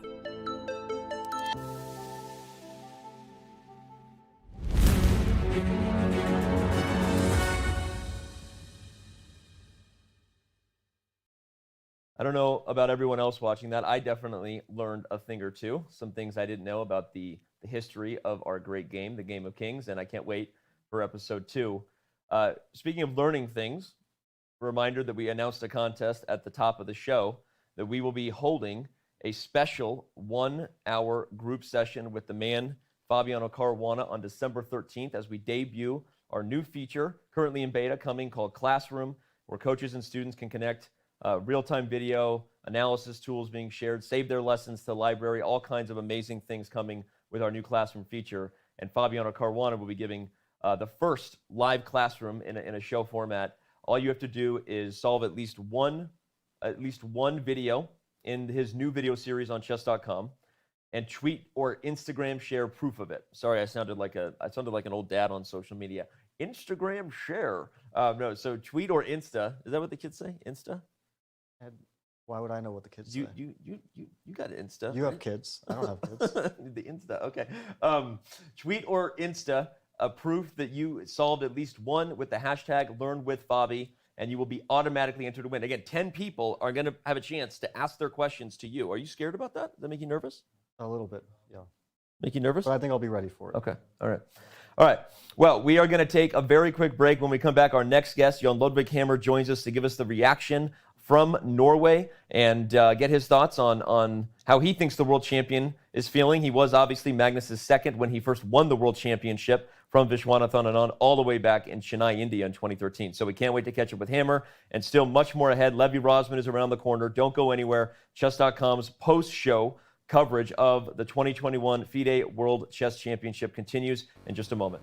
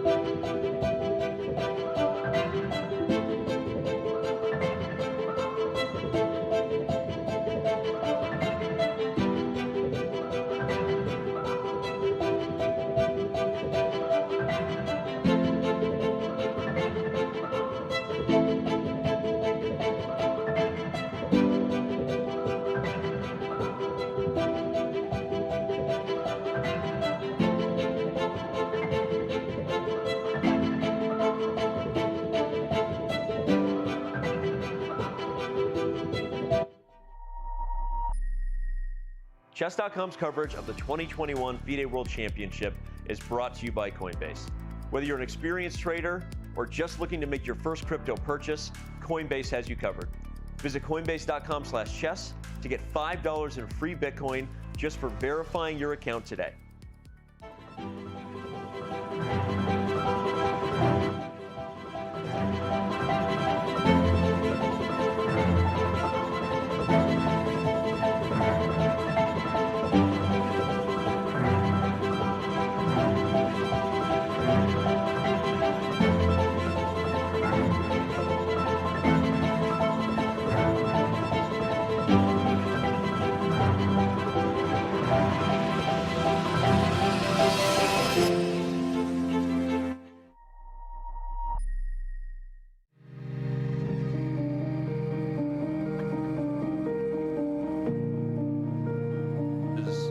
This. So here's what we're saying. Yes, we can discuss it on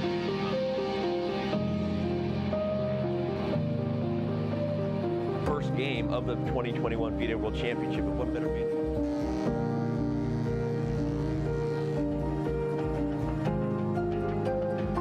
lighting and audio.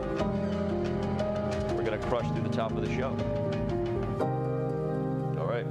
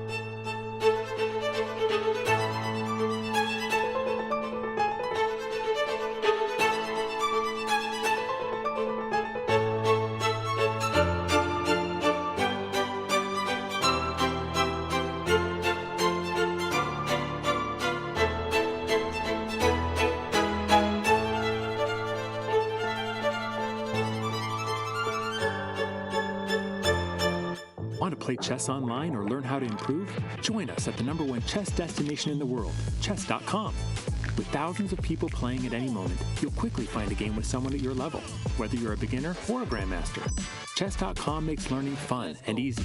Sharpen your tactics with puzzles and enhance your strategy with our lessons by top masters. Learn from your own games with our easy-to-use analysis tool. Chess.com has everything you need to take your game to the next level. Signing up is free and easy. Join Chess.com today.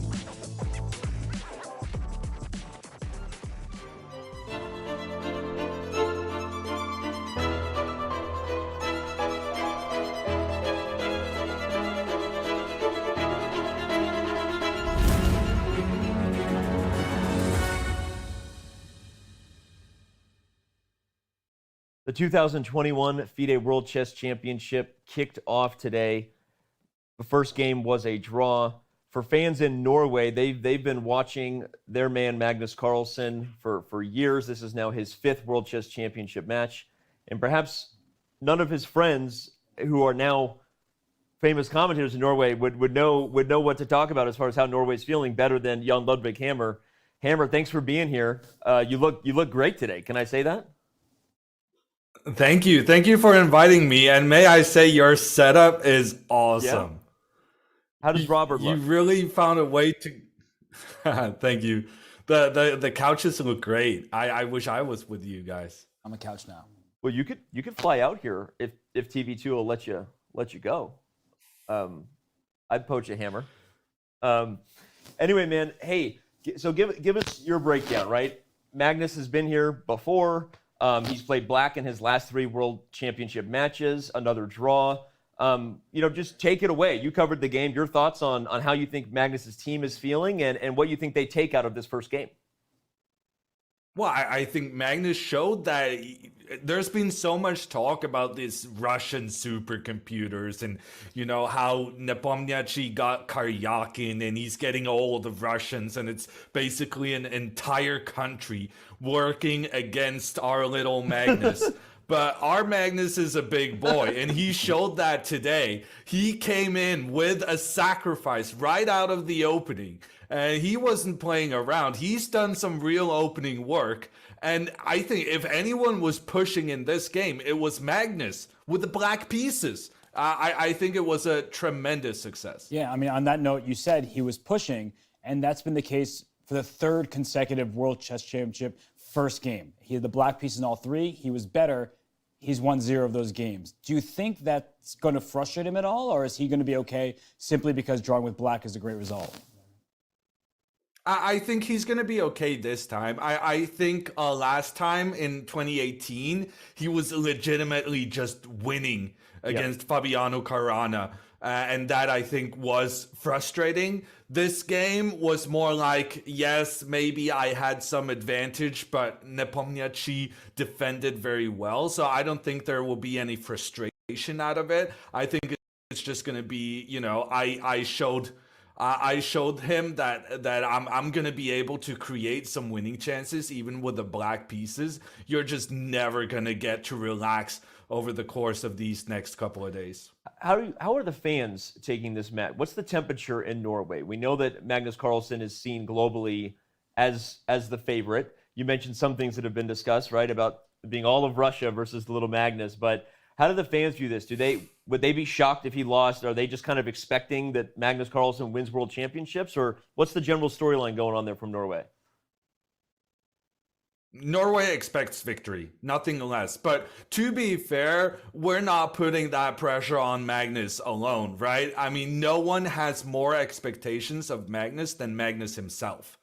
But yes, we too, just like Magnus expects himself to win every time, the Norwegian people expects Magnus to win. And I would say he's on course so far. I think it was a good game today, and he showed up and he showed that he's able to put pressure even with the black pieces, which is an achievement at this level. It certainly is. And you know how Danny has those fat heads, including several of Magnus. Do people in Norway wear Magnus's name on their back? Is there merchandise that people are out and about sporting? Because he's a household name, of course. People stop what they're doing to watch Magnus play.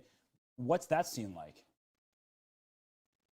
I think there's a market opening here. I have not seen any Magnus jerseys, and I feel like that is the fault of people who produce goods more than a problem of the Norwegian people. If there were more Magnus jerseys available, it would sell. I guarantee it. Well, I think you left us thinking that Magnus is a happy Magnus today. That's what you're telling us, right? That even though it was a draw, and despite the yet another draw with another advantage as black, that this one feels like probably a good start.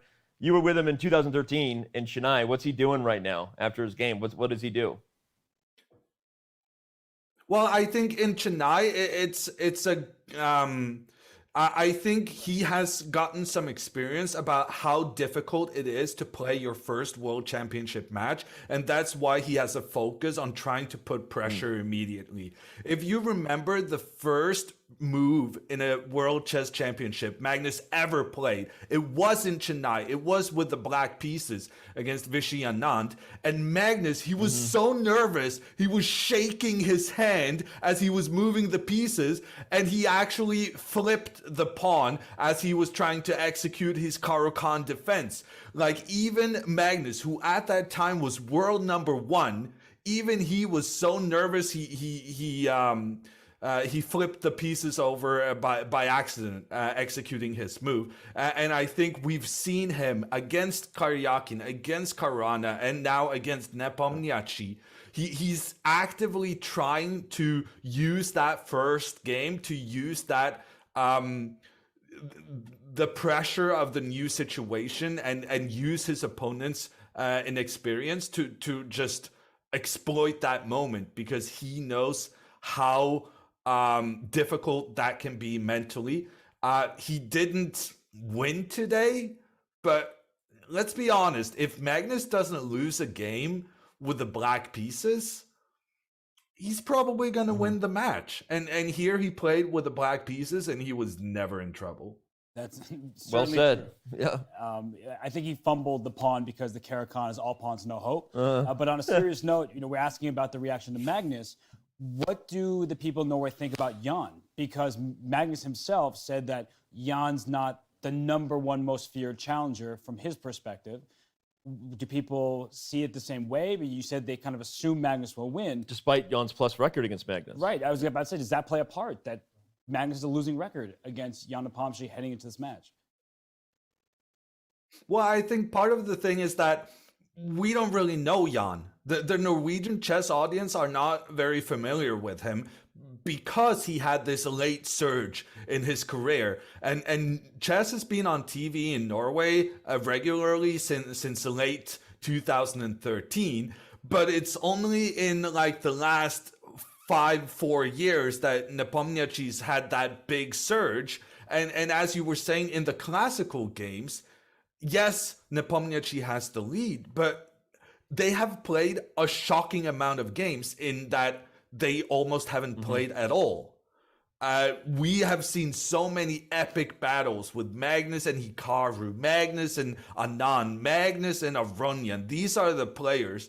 Magnus and Fabiano, I'm so sorry we if won't he's tell there. him. We won't tell him. I forgot that for a second. But you know, these are the players the Norwegian chess audience are the most familiar with. Nepomniachtchi can kind of, he can make his own legend here. Very similarly to how Karyakin, through amazing defensive work in the match in 2016, he got the nickname in Norway, Minister of Defense. Yep. And so Nepomniachtchi's effort in these first couple of games will be what defines him in the eyes of the Norwegian All right. audience. Well, as if he didn't need more pressure. Now he needs to live up to the Norwegian audience and how they define him. But no, Hammer, I'll just say this was awesome. I knew you would bring the heat and bring all the interesting takes, and you did not disappoint. Thank you so much for tuning in. Again, for those of you who didn't hear at the top of the show, Jan Ludwig will be joining us every day after his amazing coverage that he's doing for the Norwegian fans. So have a great evening there. We'll let you get to it, Hammer, and we'll see you tomorrow. Bye, later, guys. buddy. All right. Well, with Hammer dropping, I will cue up that our next guest will be International Master Levi Rosman. Gotham Chess will be joining us to talk about his life and times, the documentary that will be debuting, his thoughts potentially on what happened here in Game 1. And we continue to wrap things up here, but still lots of interesting stuff ahead. I actually can't wait to hear what Levi thinks about what happened in Game 1. I'm sure he's preparing a video for all of his fans as we speak. So don't go anywhere. Chess.com's coverage, which is brought to you by Coinbase, of the 2021 FIDE World Championship continues when we come back.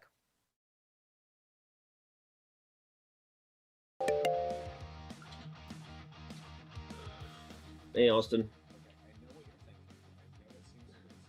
You know how I feel about this, man. We've talked about it. I know the game needs sponsors. I know what a wallet is.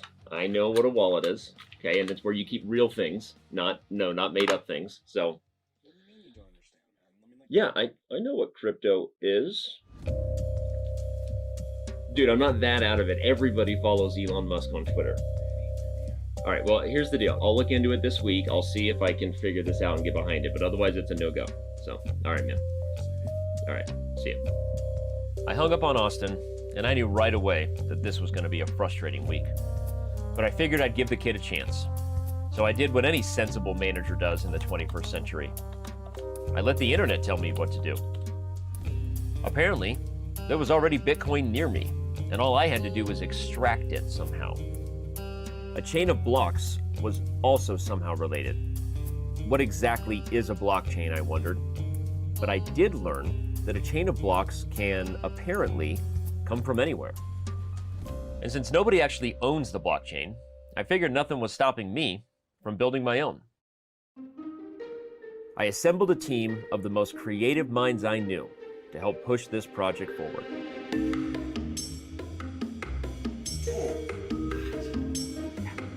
We worked for a long time, and we did our best. Okay, girls, what do you think? But we realized this wasn't quite hitting the mark.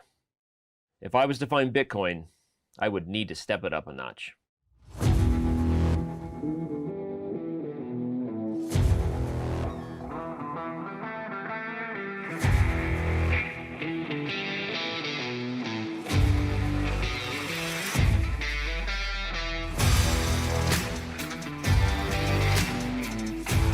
While I wasn't sure anything could actually be mined at my own home, I was determined to find out, so I got to work.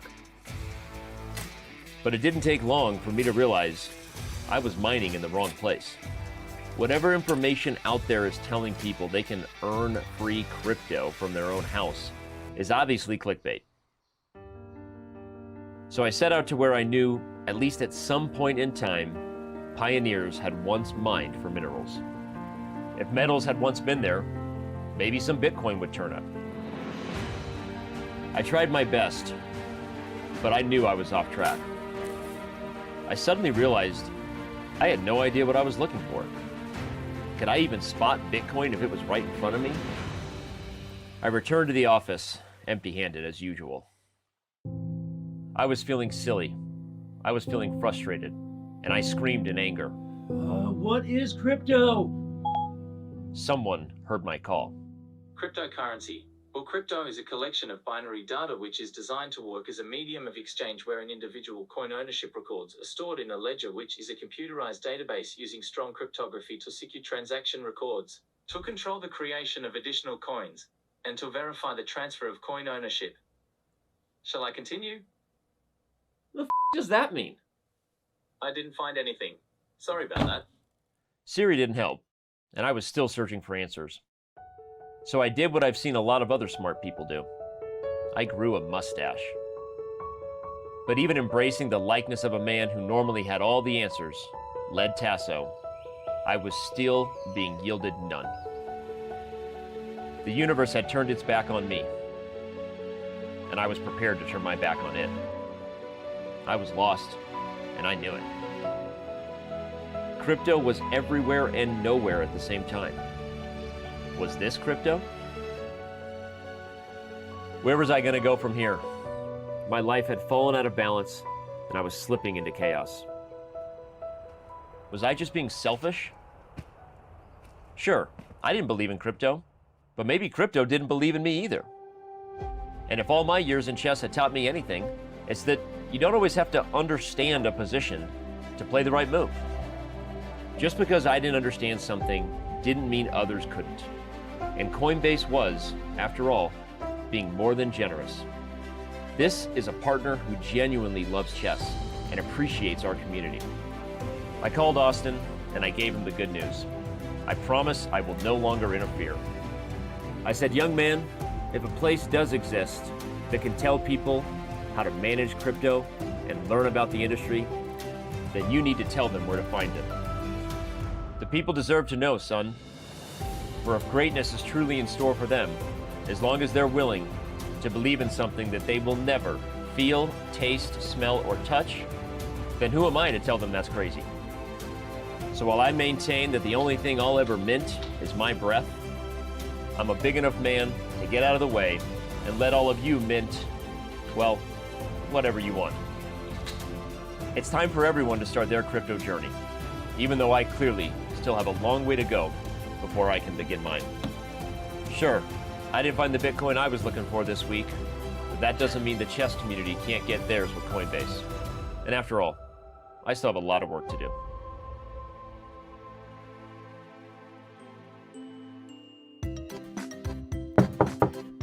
Yep.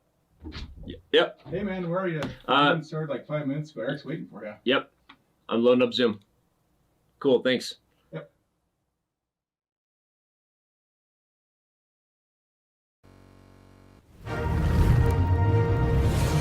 Chess.com's coverage of the 2021 FIDE World Championship is brought to you by Coinbase.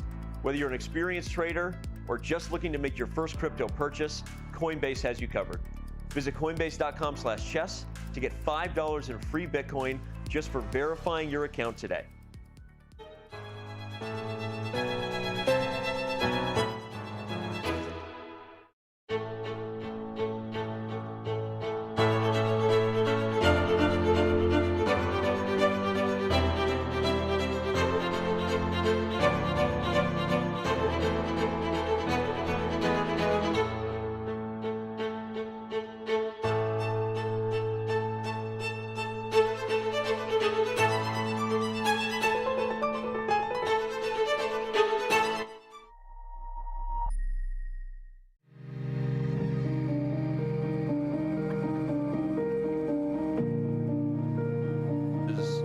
This. So here's what we're saying. Yes, we can discuss it on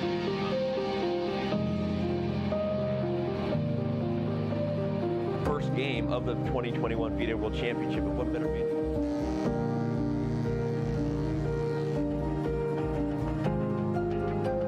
Camera lighting and audio. We're gonna crush through the top of the show. All right.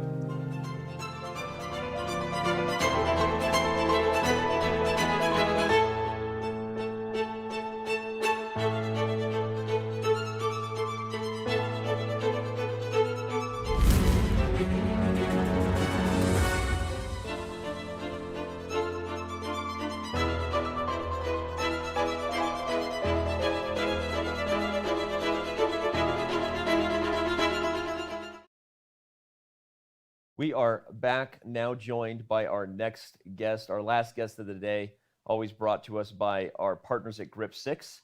You can go to grip6.com/chess for 25% off right now during the World Championship. I'm actually wearing their belt right now. I know I'm not supposed to flash, but just to show that I actually do wear their belt. I really enjoy it.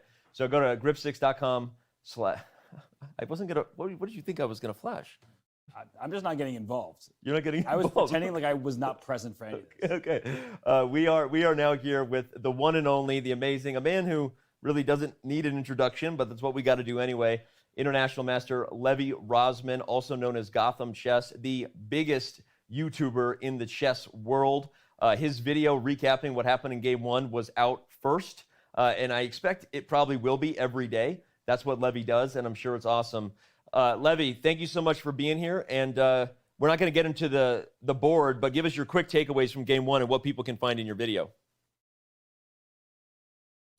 Well, people can find, I guess, my breakdown of the game. Obviously, I actually kind of regretted not saying one important sentence I wanted in that recap. Like, this is one of the best times to be a chess fan, because so many amazing chess players are analyzing this game.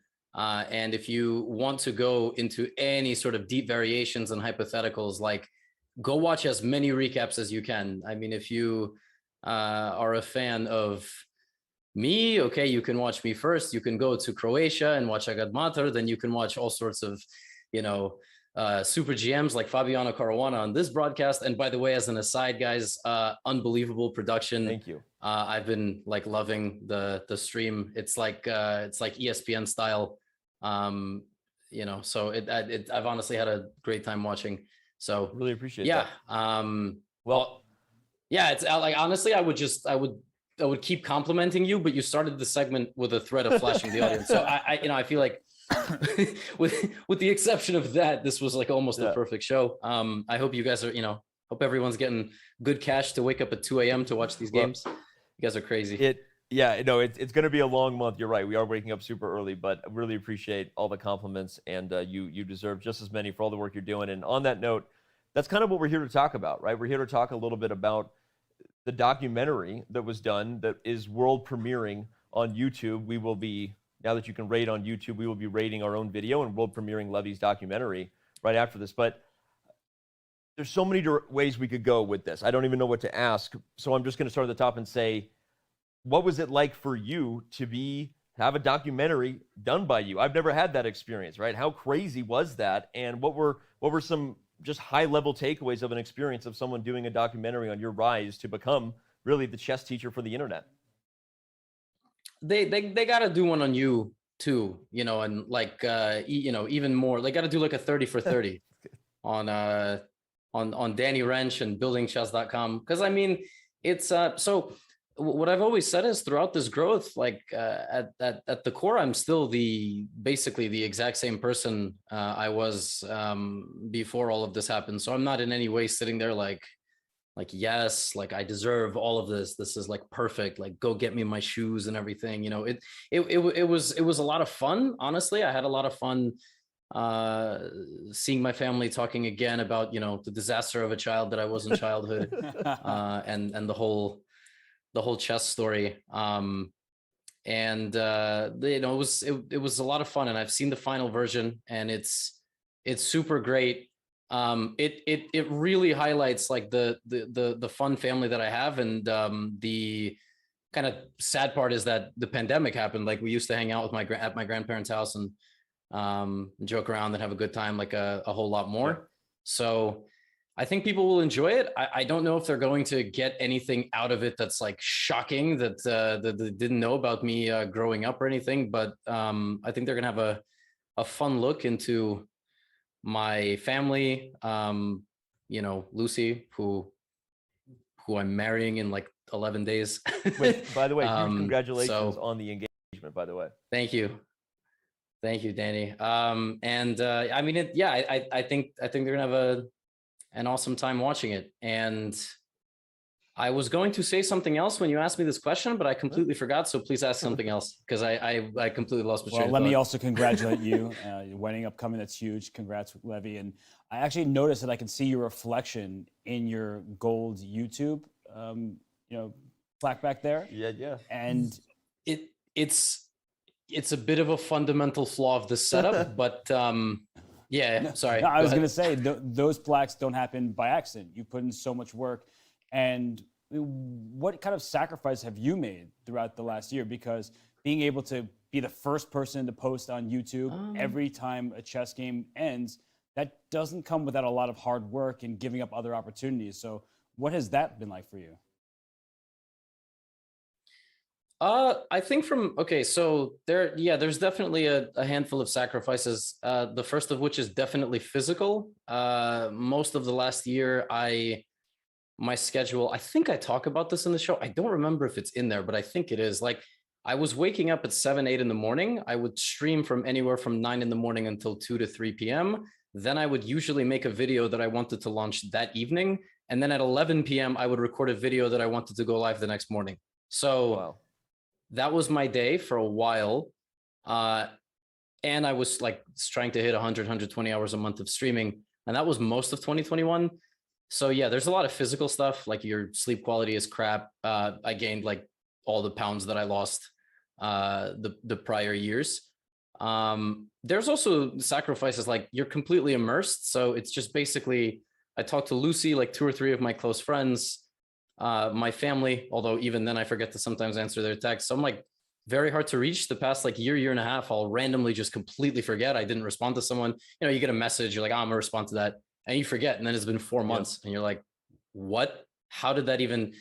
And I think there's also a bit of a sacrifice of like the perfectionism that really the highest level of chess demands. Like today's game, for example, there's many variations in my recap that I didn't even go into the hypotheticals, which I have seen covered live on other channels. And chess is such a deep and fascinating game. And I'm not a GM, and let alone a super GM, right? So the quality of some of the content, it stops at a certain level where like an 1800, a 1900, a 2000 level player, if they really want to immerse themselves into learning and enjoying chess on YouTube, they will not watch me, because the truth is I have to cut certain corners because I can't go in as much depth as the game demands.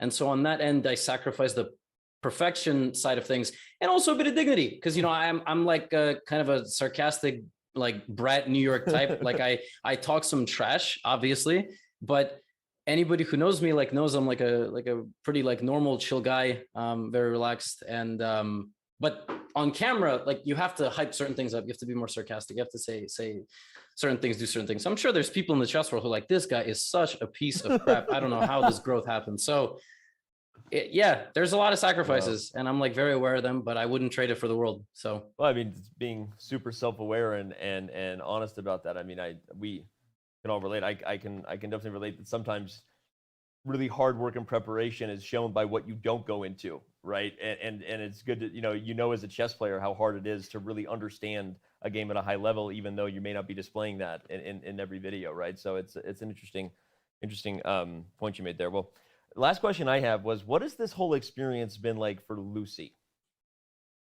I know you can't speak for her, but how, she's been with you through the pandemic, through what you said yourself, right? Coming from someone who basically quit streaming, wasn't sure you really wanted to continue being a content creator online altogether before ramping up into where you are now. So take me through that if you would, just quickly. Yeah, I can give you like just as real as the other answer was. I've known like Lucy in the modern era, because we met each other 6 years ago for the first time. So in the modern era, it's been 3.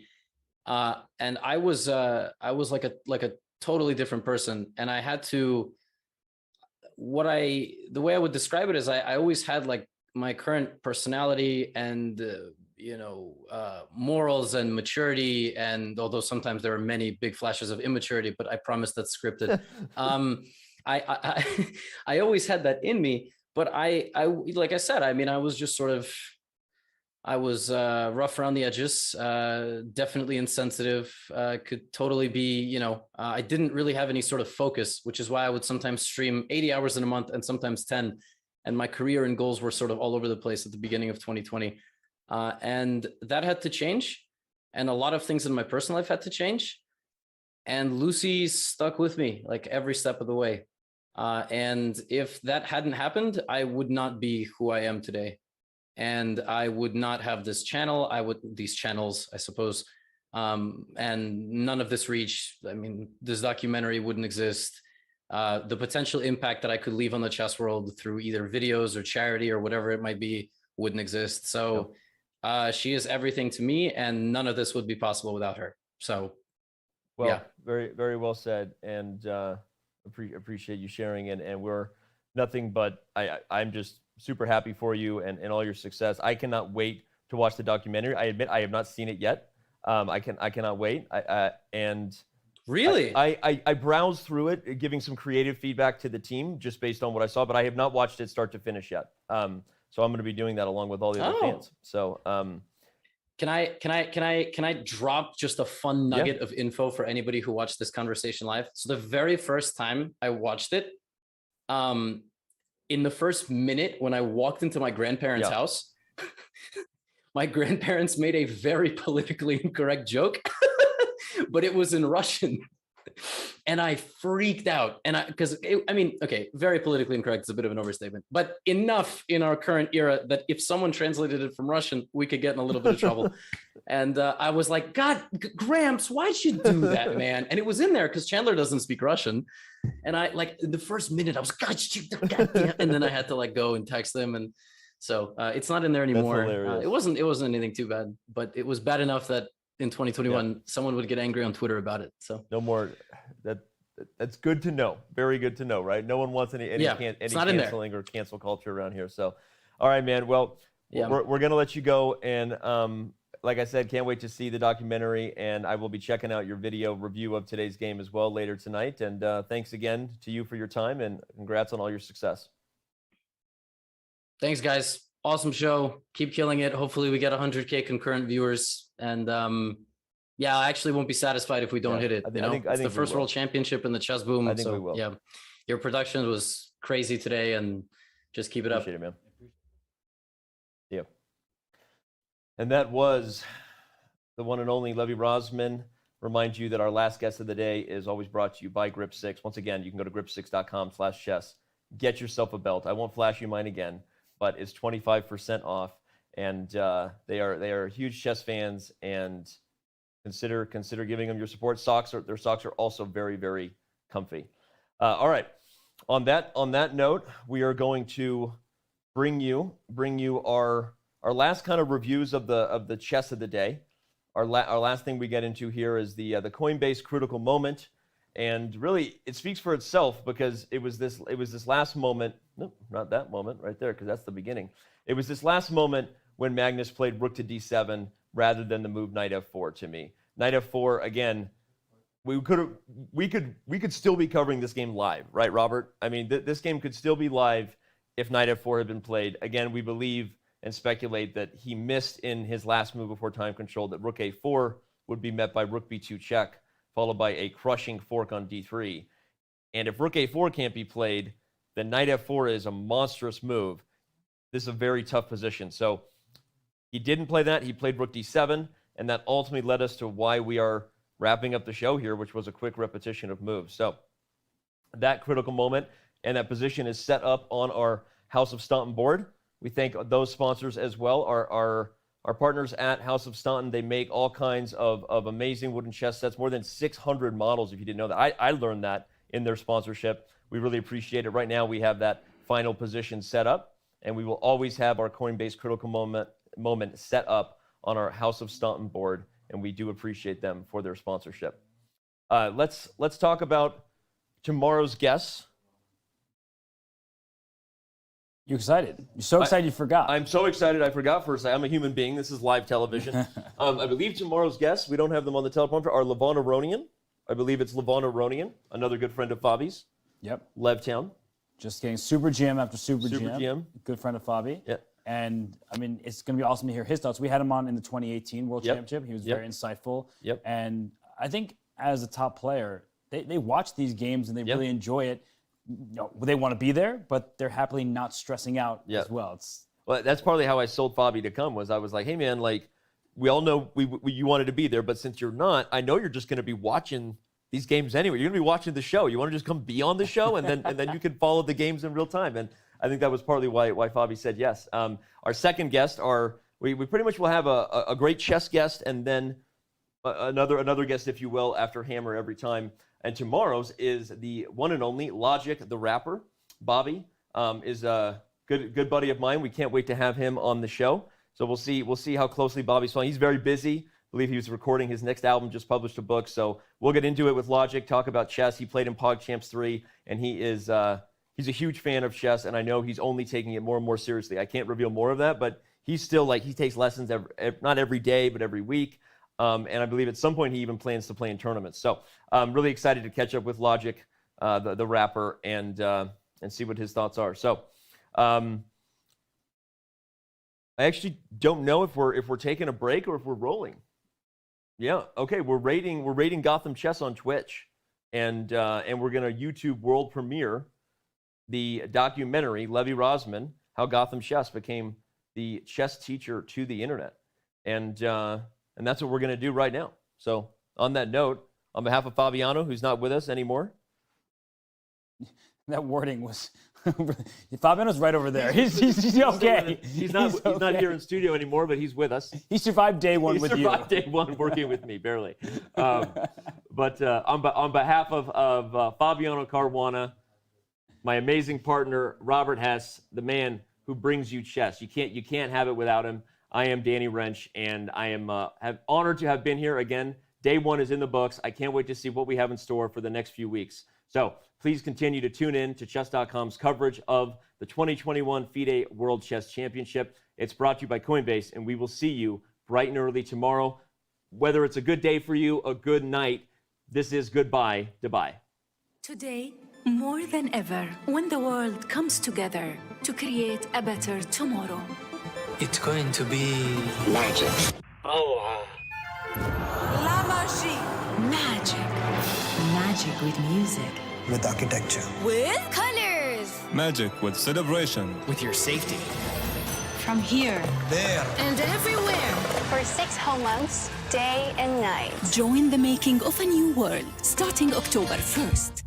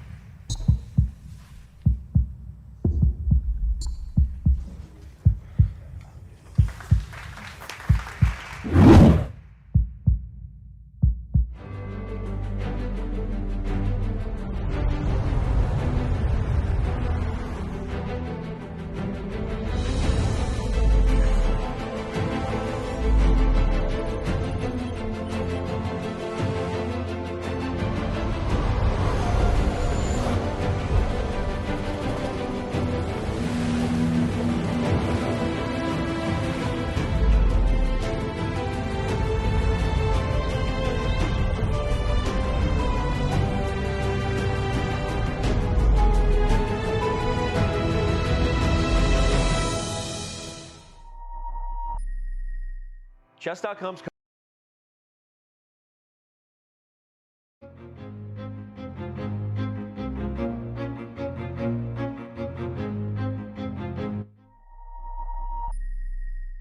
Chess.com's coverage of the 2021 FIDE World Championship is brought to you by Coinbase. Whether you're an experienced trader or